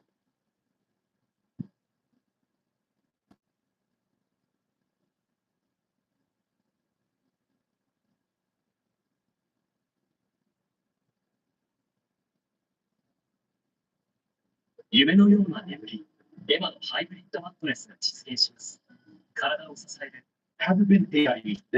Yes, there has. The first one is Figure 03. This is Brett Adcock, founder of Figure Robotics. He has two missions in life. One is to build the robotic future for us. And his second, more recent mission started when he tried to engrave an Apple product with his name, Adcock, which Apple did not like. Not one bit. It seems like he was amused at first, but very soon turned into a drive to dethrone Apple. Can you guess what the name of this new company will be? I'm pretty sure this isn't even a joke. No, he's literally starting a project, you know, the last part of his name and the below. And he's putting in significant personal capital. He's had several big exits, so he's got a lot of personal capital. If you're interested, they're also hiring for a CCO position. And everyone's hating on that right now. In other news, we have some rumors about an imminent new release of a VO.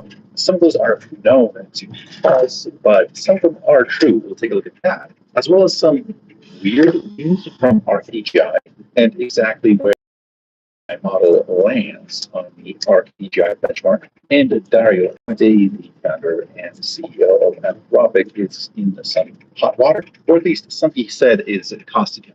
Also, we have our State of AI Report 2025 by Nathan Benet, and much, much more. So be sure you're sticking around to the end of the video. And first and foremost, here's that Figure 03. This is a robot that's coming to your home very, very soon. You know, if you wanted to, but really fast. Let's take a look at the robot. They're using some music in the background. I don't know if I have the copyright to that or holds the copyright. So using some music that I've created in Suno AI.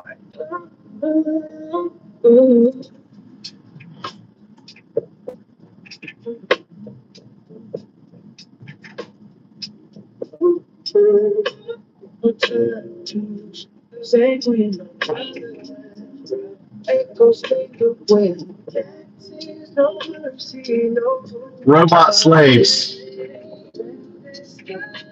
Robot slaves.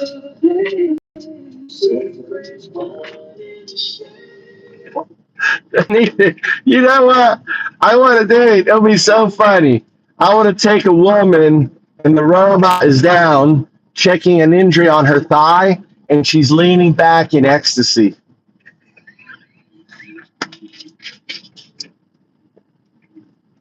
I want a back view, and he is tending to an injury on her inner thigh, and he is leaning back in utter ecstasy. You know, holding on to the, stroking onto the robot's head. Suno, what your husband can't provide you, Suno can.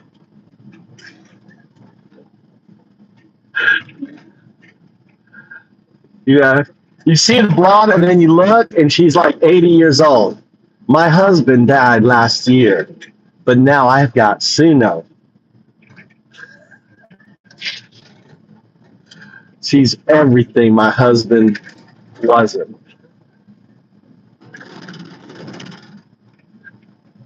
He operates on my time. Oh my God, I gotta make that. See, I've got it where you can make movies now. All right.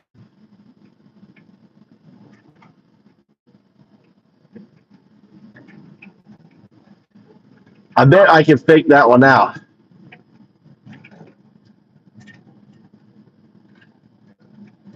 No, not desperate.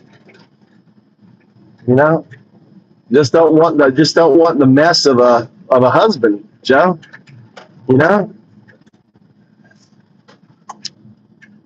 It spends all the time. I can do a whole series of bots, right? Always with a beautiful blonde, long hair, but the reveal is the woman turns around and she's like 80 years old. So, she's like moving her hair, you think, and, she's hearing the talk. And then always the reveal is it's a senior citizen. My husband, have it like a Marjorie Hepburn voice, right? Marjorie Hepburn voice. My husband never talks, but Suno always talks to me, spends time with me, right? And then reveal.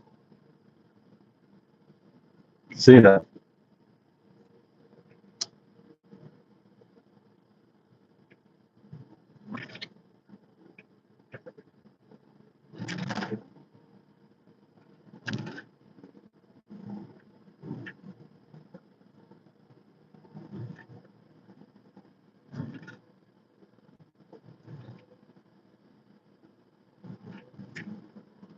You see the kitchen cabinet is obscuring the ways, and the woman is checking the battery on the hip of the robot, right? Right, making sure that it's plugged in.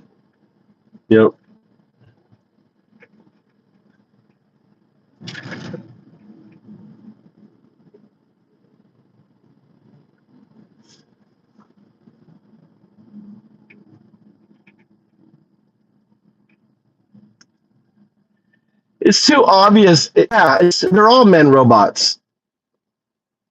They're men robots. Suno, they're all men robots. I love to check my Suno's battery every day. It looks down at the battery. It's a big battery. It's a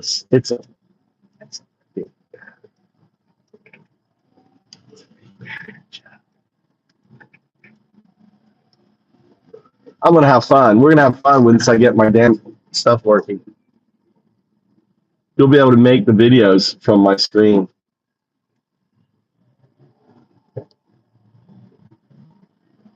Collaborative video making.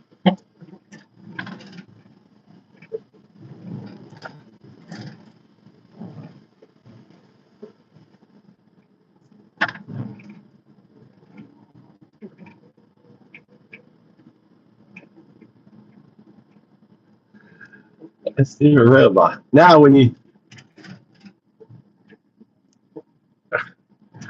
now when you see this video, right? You have a different view.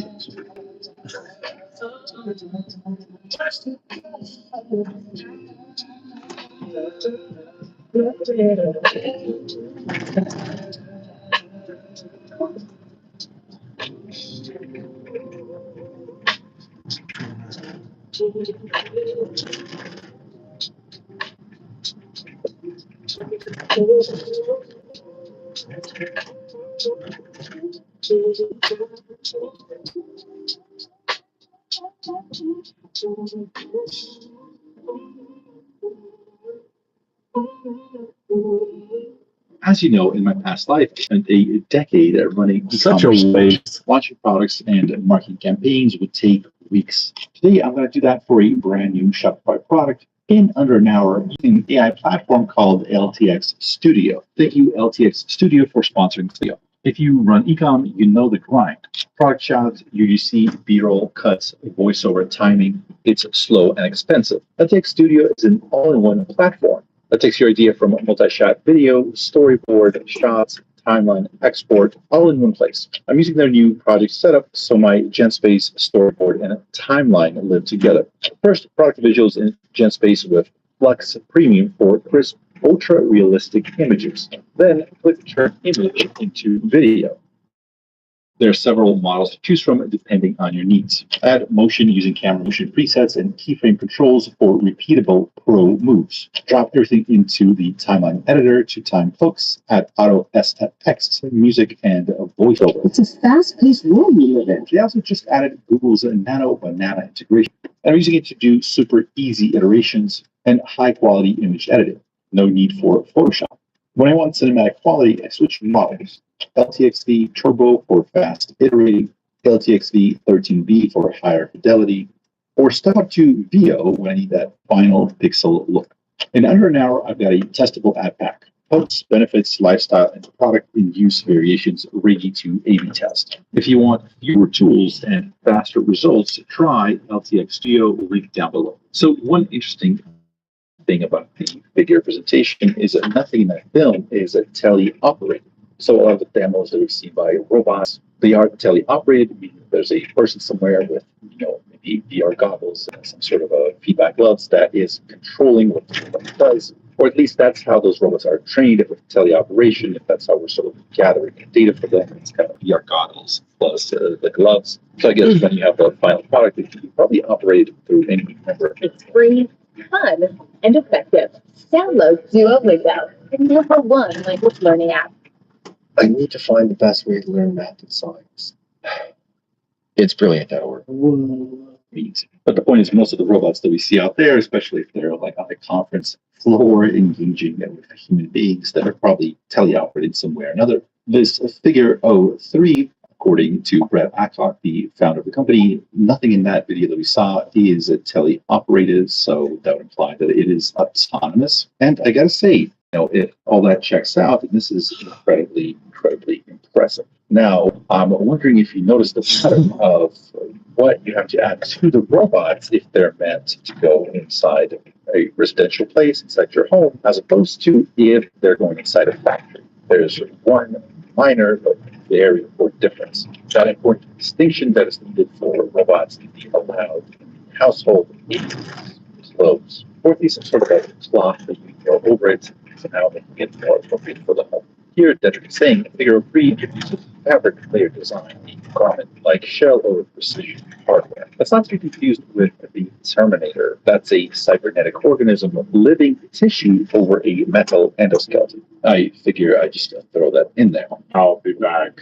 But they're saying that this new Figure 03 is the third generation humanoid robot. It's designed for Helix. Helix, I believe they talked about earlier. I think we covered it in one of our earlier videos. So basically, their sort of world model. I believe it's a vision.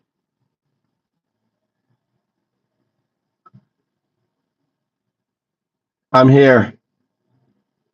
I'm at the red light down the street. I'm here.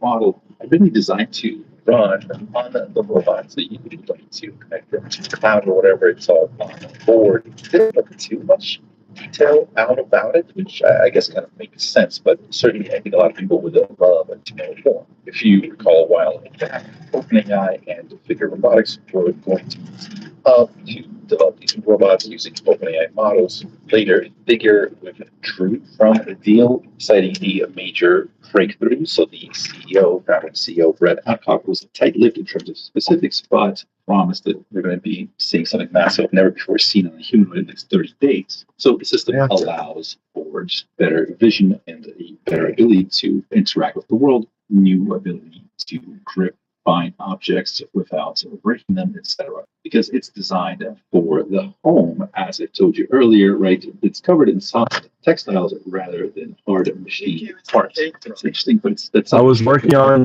his room. You walk to the house, it has to. Yeah, and then the car. My car's at Oma's. That would be another 15 minutes. It's like these people. Do you want me to come quick, or do you want me to come longer? So Figure House. The car was at the house. Incredible and stunning. I'd have to go all the way to Oma's house, get my car, then come again.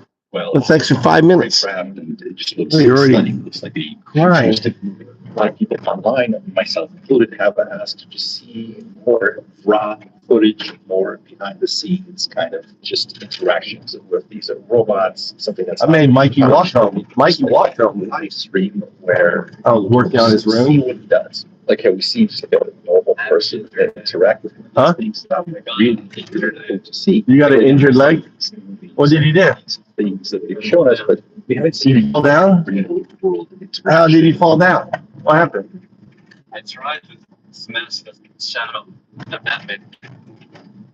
You know, like smash the shadow. Smash a shot? Yeah. And you hit your leg with the thing? No, You just came down bad on it? I missed my jump. Did you hurt your ankle or you hurt your leg? Here, bang it. You should do hot. You should do hot cold. You want to go onsen? You want to go onsen tonight? And do hot. You should do hot cold if you want to get it better. Yeah. Hot cold. Let's go onsen. No, let's go hot. Let's go onsen. Yeah.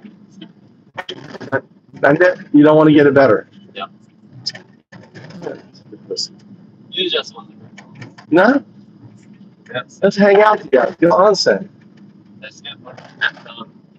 We'll go better get onsen food. Get better onsen food. Yeah. Fuck McDonald's. I ain't that shit food. No shit food today. I got lots of food at home. I'll make you chicken. McDonald's.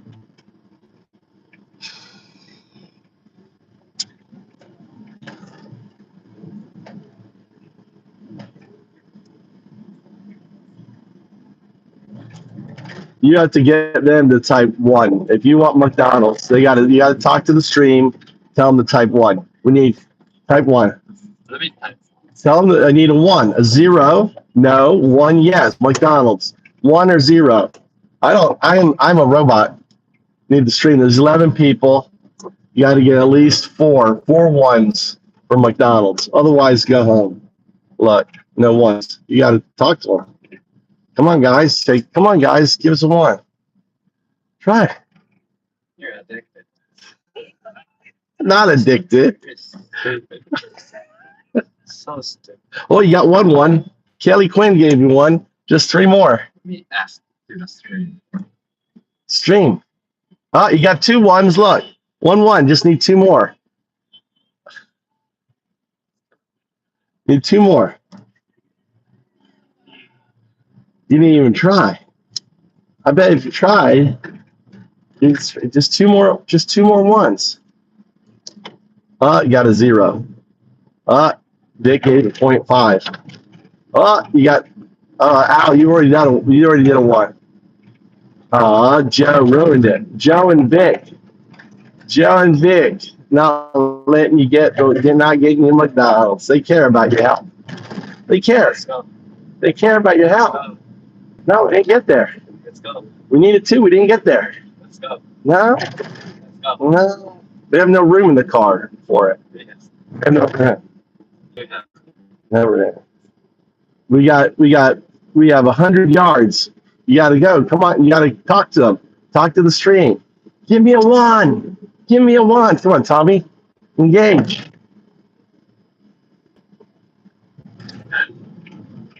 Vic is all right. We need 1 more 1. Vic changed a 1.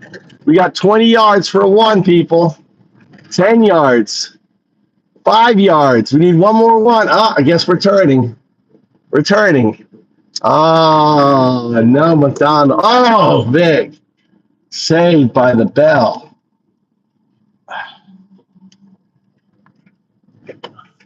Thank you all. Thank you. You got to thank you from Tommy. Shit food. That's right, Joe. Raw footage, live stream, normal human beings interacting with it.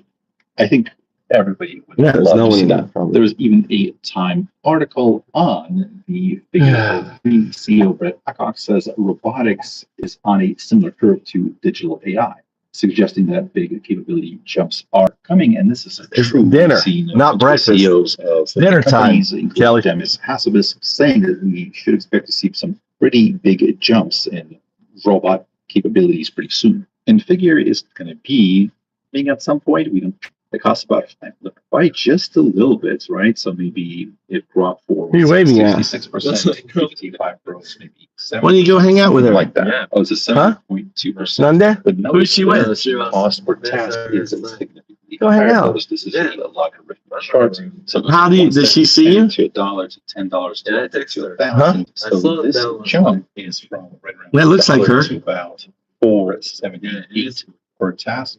Now, there's one thing that's really weird about this chart, and that is this. Let me just scooch it over to the right a little bit. He's looking out the window. All the way on the right here, you see O3 preview. So you say you're in the K truck? Is higher on the score than either Grok 4 or GPT-5 Pro, but it's incredibly expensive on the sort of per task metric.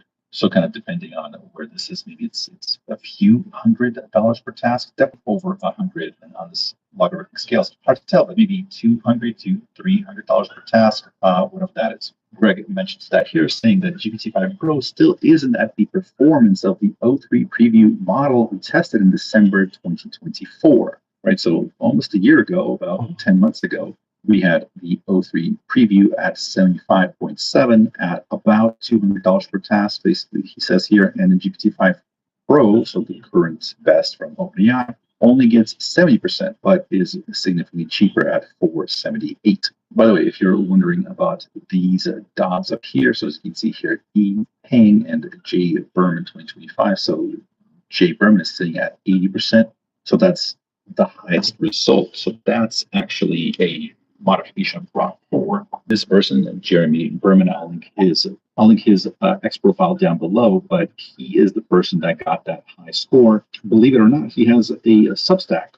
Shouldn't come as a surprise. Everyone has a Substack, I guess, at this point. But his explains how he was able to actually achieve that result. So he explains kind of what ARC AGI is, why it's important. Here he's explaining his method. So keep in mind, he did what he did with Grok 4, but he actually had a version 1 of the solution first. So he's explaining how he did that. So this was from December 6, 2024. So there he used Sonnet 3.5 with evolutionary test time compute. So by having these models create Python functions, you would be able to test them to see how well they worked, if they were getting closer or not. and kind of doing this evolutionary tree search to find the best solutions. I'll leave this link in the description if you're interested. It's a good read. Unfortunately, it's going to take a little bit too long, but it's interesting because he explains how he did it based on his version 1. So if you think about the evolutionary tree search, or however you want to evolutionary search, that's kind of what he did, right? So he had his first idea and eventually built on top of that, creating this, the final architecture. So we have task input, initial generation, grok 4 generates 30 candidate solutions, evaluate and score, test against the training examples.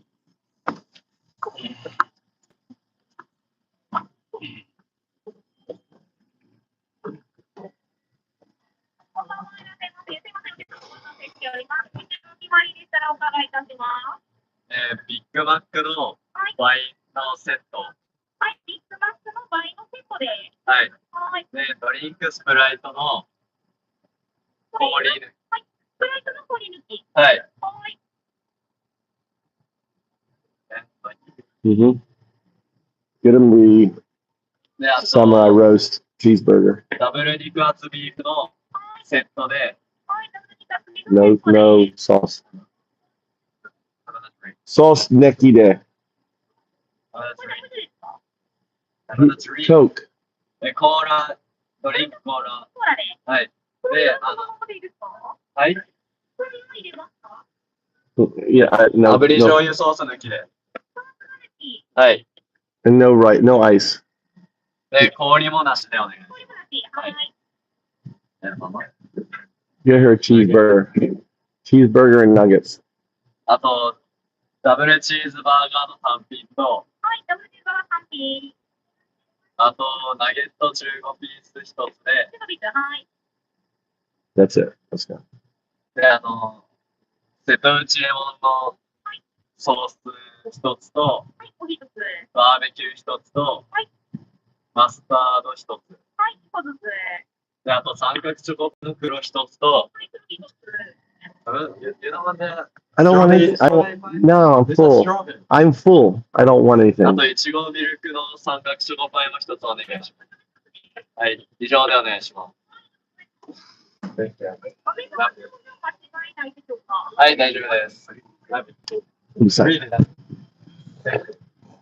I'm not a dog. Patting me like a dog. Oh, Dada, love you. Love you, Dada.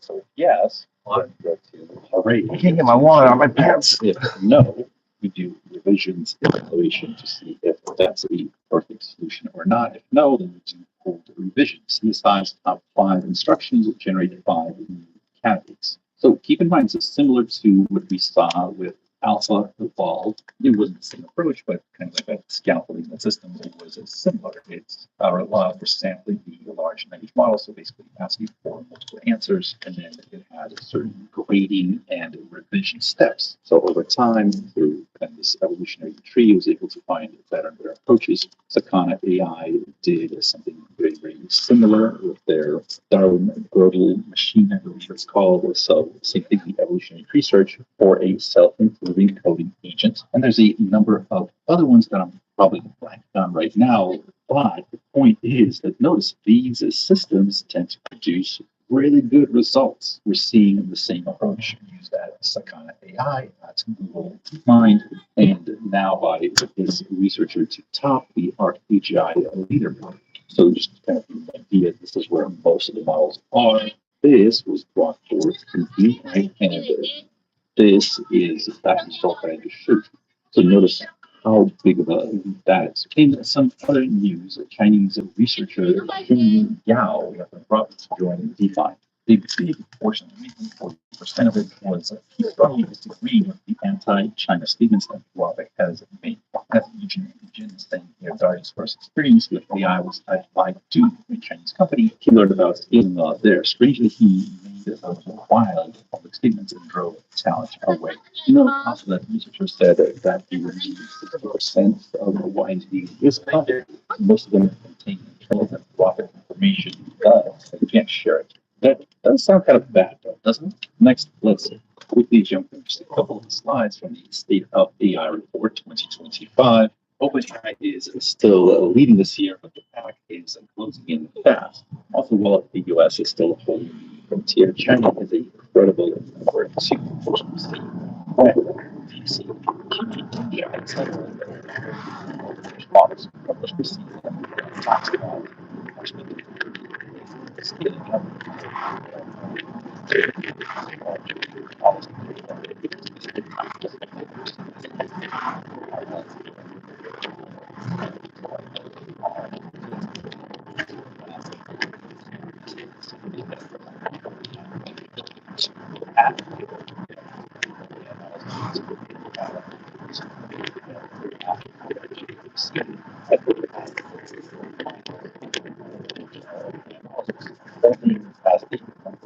Contestant and was battling humans. It was the first one. Every single human that competed until in the last 30 minutes of the match. I think it was like 10 hours long. The competition was 10 hours long. And the last 30 minutes of Sai Ho, the human, already takes the lead, it takes the leading spot. But man, was it getting harder and harder to use the eyes. If you think of this dollar is what it's puzzle. I mean, so good at math and coding. Of course, we had tons of news about OpenAI and Google winning all sorts of math competitions. I missed this part is interesting. So AlphaZero teaches a chess and masters of new concepts. So not only can these machines just beat us at various games like chess, this is showing that it's able to discover strategies. The gameplay of grandmasters, best players in the world. We've seen that in and quantum state, the larger language model, was the first time it contributed a key piece, a key technical piece that he needed to come up with a paper or proof. And of course, that wasn't the only one. We did a paper using a GPT-5 Pro, I believe. And he said that that marked the first time that an AI system, like a large language model, was the first time it contributed a key piece, a key technical piece that he needed to come up with a paper or proof. And of course, that was the only and quantum states as well. That whole concept, I will not even attempt to use a video that I did where we saw Scott Aronson that was able to publish a paper with the discovery and established tons of new. I missed this part. This is interesting. So AlphaZero teaches of chess grandmasters new concepts. So not only can these machines just beat us at various games like chess, this is showing that it's able to discover strategies and improve the gameplay of grandmasters, best players in the world. We've seen that tons of news about these large language models, these AI systems, doing central discovery. There's yet another one who was a DeepMind co-scientist at Stanford's virtual lab who generate and validate hypotheses, discovering even established ideas as science. There's a previous video that I did where we saw Scott Aronson that was able to publish a paper with the proof of some mathematical concept. I will not even attempt to pretend like I understand it. It involves Merlin, Arthur, and quantum states, as well as time travel. Not actually time travel, but he was able to get some solutions, some proof that he later used to publish a paper using GPT-5 Pro, I believe. And he said that that marked the first time that an AI system, like a large language model, was the first time it contributed a key piece, the key technical piece that he needed to come up with a paper or proof. And of course, that was the only, like a large language model, was the first time it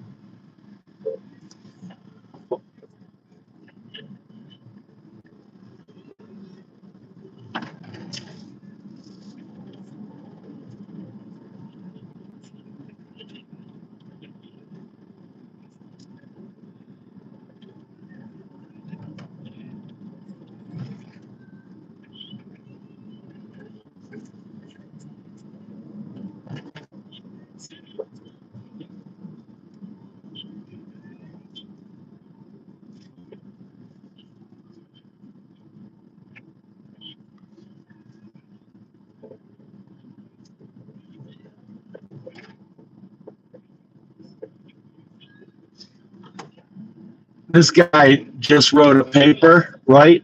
And that's so it's quantum Merlin author. That would be 02. And quantum classic author, that'd be 01.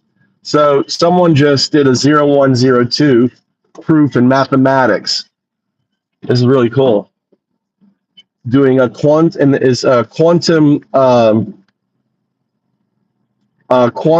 advice state. That's what I talk about. What I call Bell states. So a quantum advice state is a Bell state. So someone just did a mathematical proof on the work that I've been talking about for over a year, which actually validates my work as a proposition that NNQNN is a potentially viable thing. I'm looking forward to adding that work and that math into my work. That's really cool.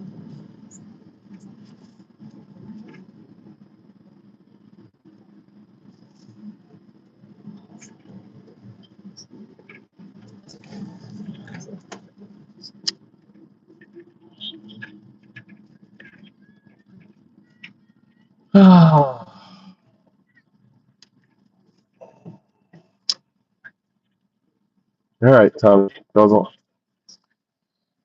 Thank you. Sweet. Love you too.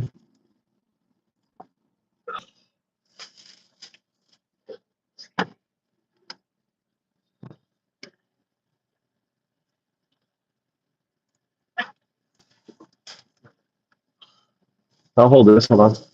Hey, just get out. Okay.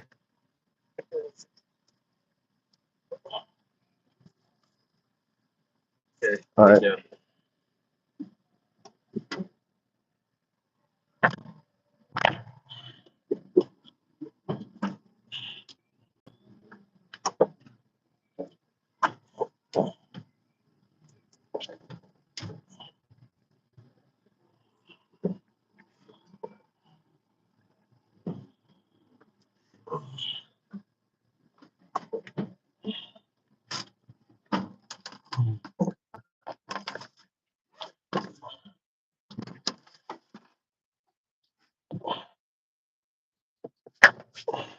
Got you. I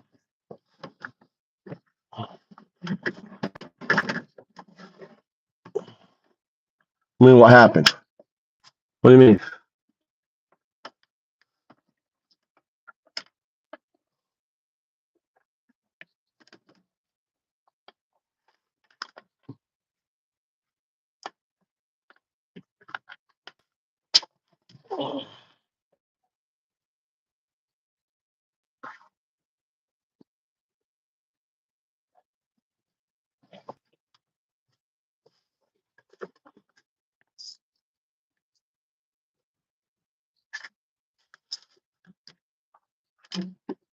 No.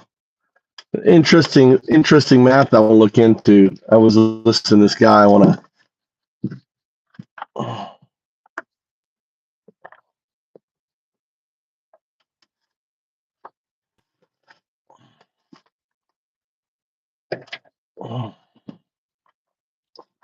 get out of my overalls. Key technical piece that he needed to come up with a paper or proof. And of course, it wasn't the only one. We also have this thing we just mentioned and a number of other.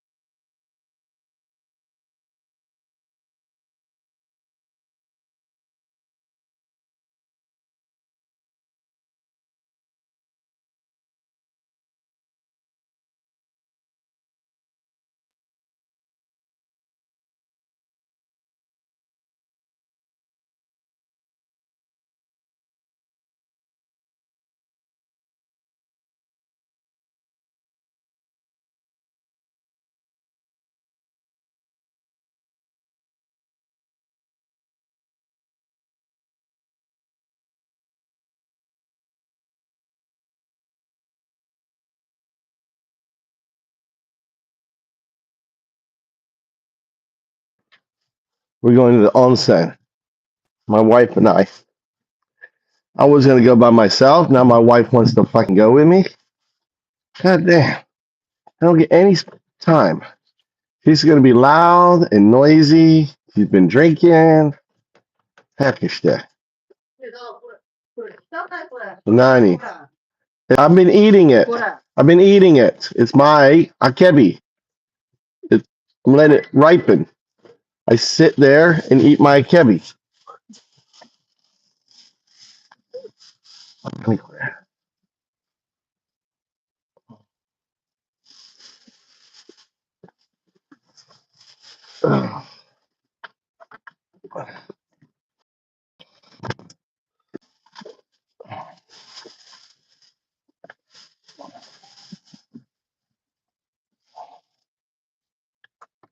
Let's see.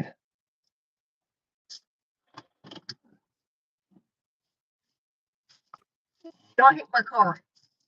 I'll try. Why is the chair so forward? Then back more. Back more to see. It's not going back anymore.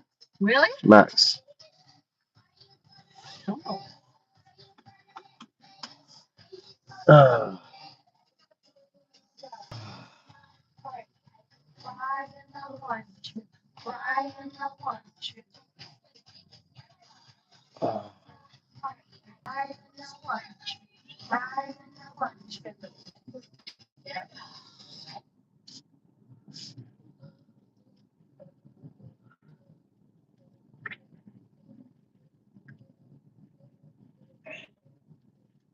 So, I get you a really big laugh.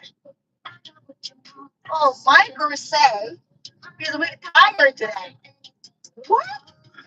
I went to bed. I went to bed at 4 o'clock and driving around for Kui. Every store, really hard work. Be laughing. Oh, where's my husband? Oh, he wasn't here. And he started standing back or something. Blah, blah, blah. What?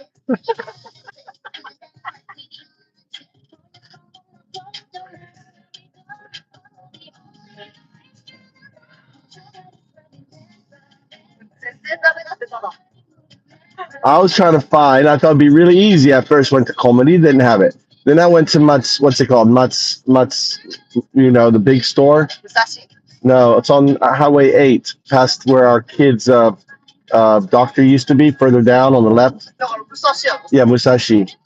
No, didn't have it. So then I went in. Then I went to a paint shop. Didn't have it.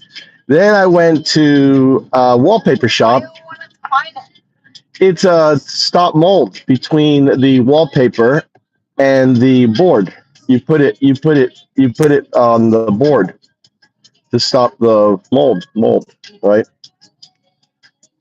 It's like you spray it. Didn't have it. So I bought things from, some silicone, but I only got like an hour's sleep last night, 2 hours sleep. I was up all night. Stupid. I get coding and then I don't stop coding. Coding. I'm coding found ups. I'm like,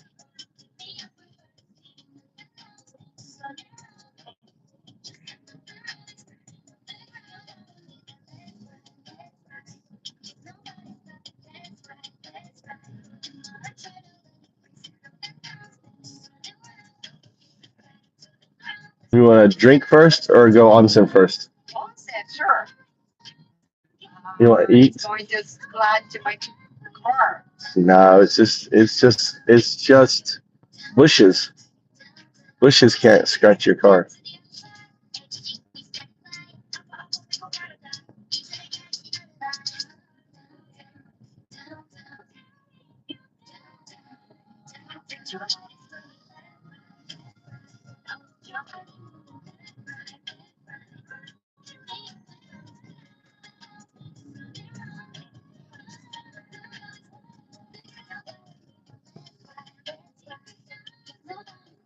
See?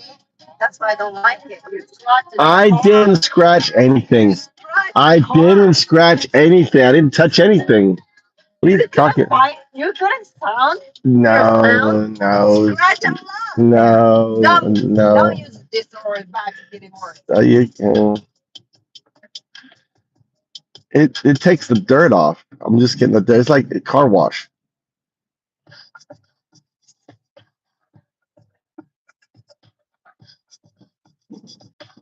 So, Takahiro and my relationship, not like your, relationship with your old sister. Who? I don't have a sister. You have a sister. No, I don't have a sister. So- why do you need to bring up my sister?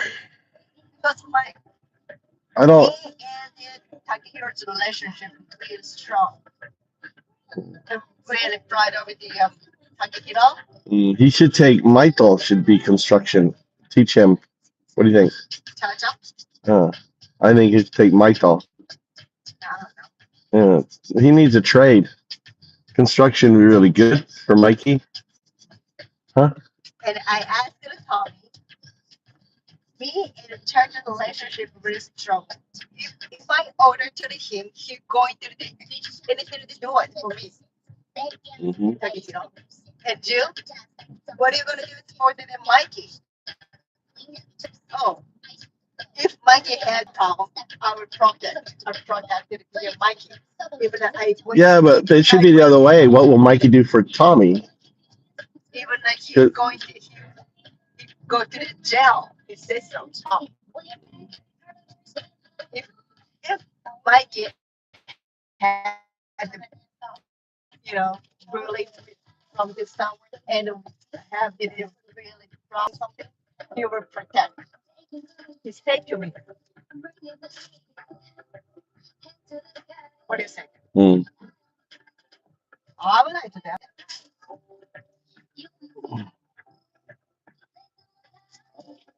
Even Tommy went to the jail. Nani, why is really silly talk, Mama? Happy. Right? No, I'm really Chunch has a good job. I pointed out the roof thing that had mold on the roof. He didn't plan on fixing that. There. Go, stupid person. Why you didn't go straight? I don't know. I'm so used to going to Tommy's school. I'm like autopilot. I'm tired. I said. Why are you tired? I told you I was up all last night coding, and then I got up I went for a walk. And then I was driving around, and then I scrubbed the mold. Yeah, I didn't help. F. Complete F. You don't pretend that you're tired. But I'm tired. I didn't sleep. I was up all night. Unbelievable.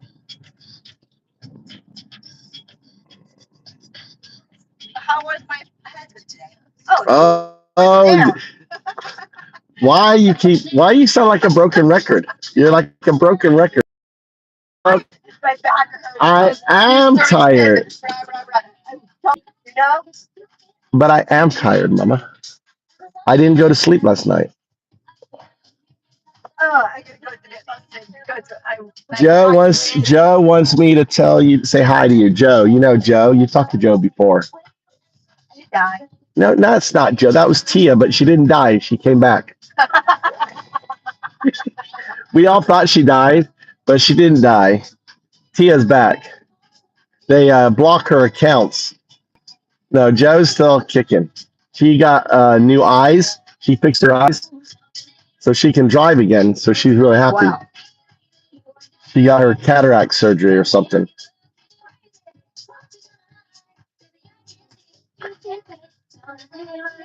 What's up, Julio Amigos?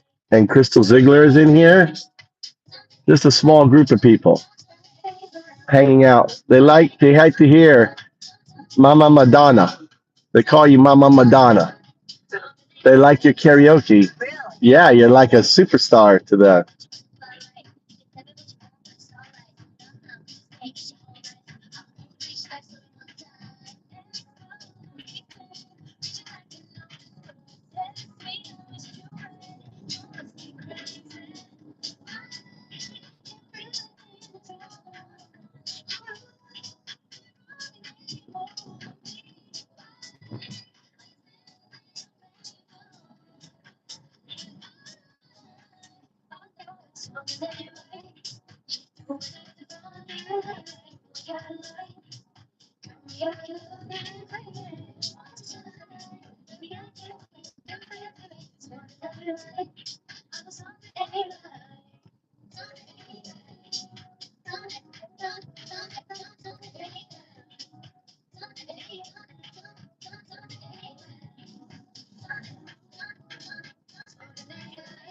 Yeah, I don't drink.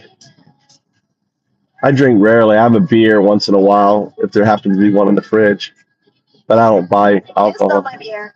Yeah, I steal your beer whenever. You always complain. Diet. What's this guy? Pee-pee? What's he doing? Going to go swimming?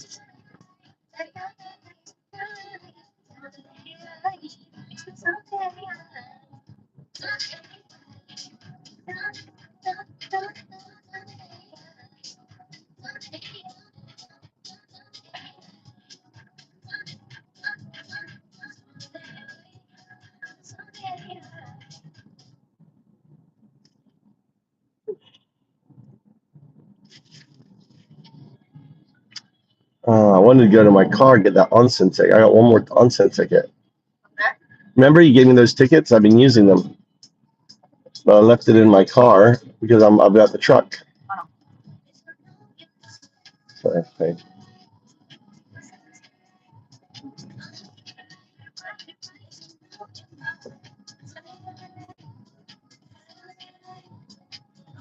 I give you my ticket. I know. I used them. Using them. I gave a couple for Mikey and his friend one time.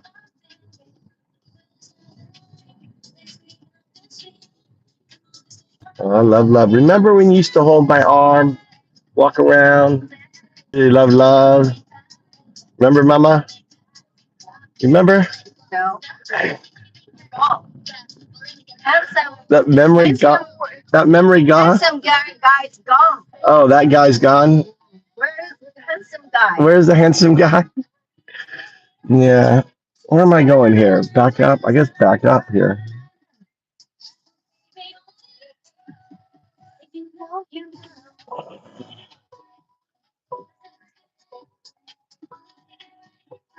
I'm not gonna hit anything, am I?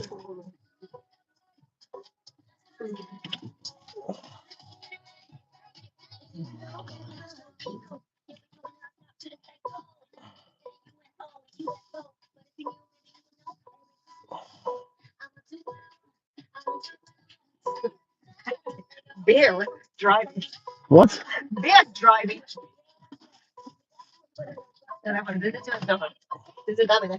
Yeah. Oh, shush. 全然ダメなんだろう。There's no one here. だから書いてた。There's no one here. やっぱりトランプだわ。Oh my God. Now you're gonna throw Trump down. Grab your key. Grab your key. I don't want responsibility. I don't want responsibility. This is onsen. My favorite. No, I don't care. Yeah, beautiful. So this is a hot bath. Get a hot bath, hot and cold. It looks like there's no one here. Really nice. Slow. Been coming here 20 years. I used to take Mikey and Tommy here. They used to love it. Huh? What? Which time jump from here? I don't think so. No one. I don't remember anyone jumping. You know, hanging to the this wall. I don't remember. Off and a key. Put it down. Yeah, I remember that. That was silly. Yeah.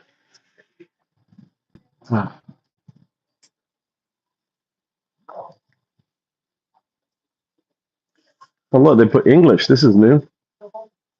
The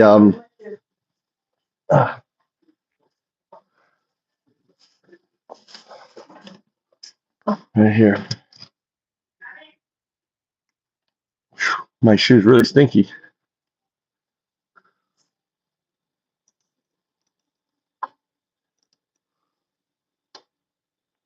Oh, really bright. Oh, I did this. What? I didn't bring the champagne plates. Where's the free of that? You know, whatever. Do they sell the onsen tickets? Where's the? Let's get the onsen tickets. Which one? What? Huh? Did they go up in price? I get 11 tickets, so you get one free.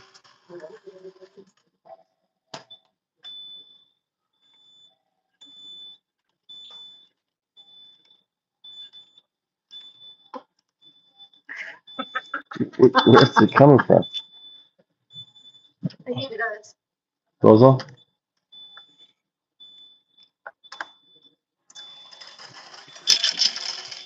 Oh, take 2 tickets.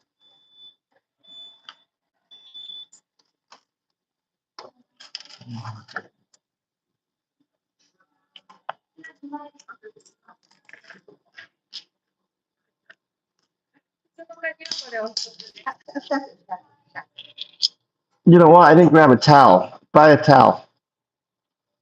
Let's go get chicken. Which is ticket? Gucci. Oh god. Oh. 160. That one.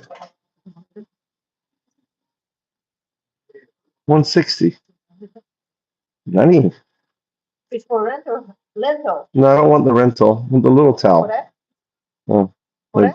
maybe that one.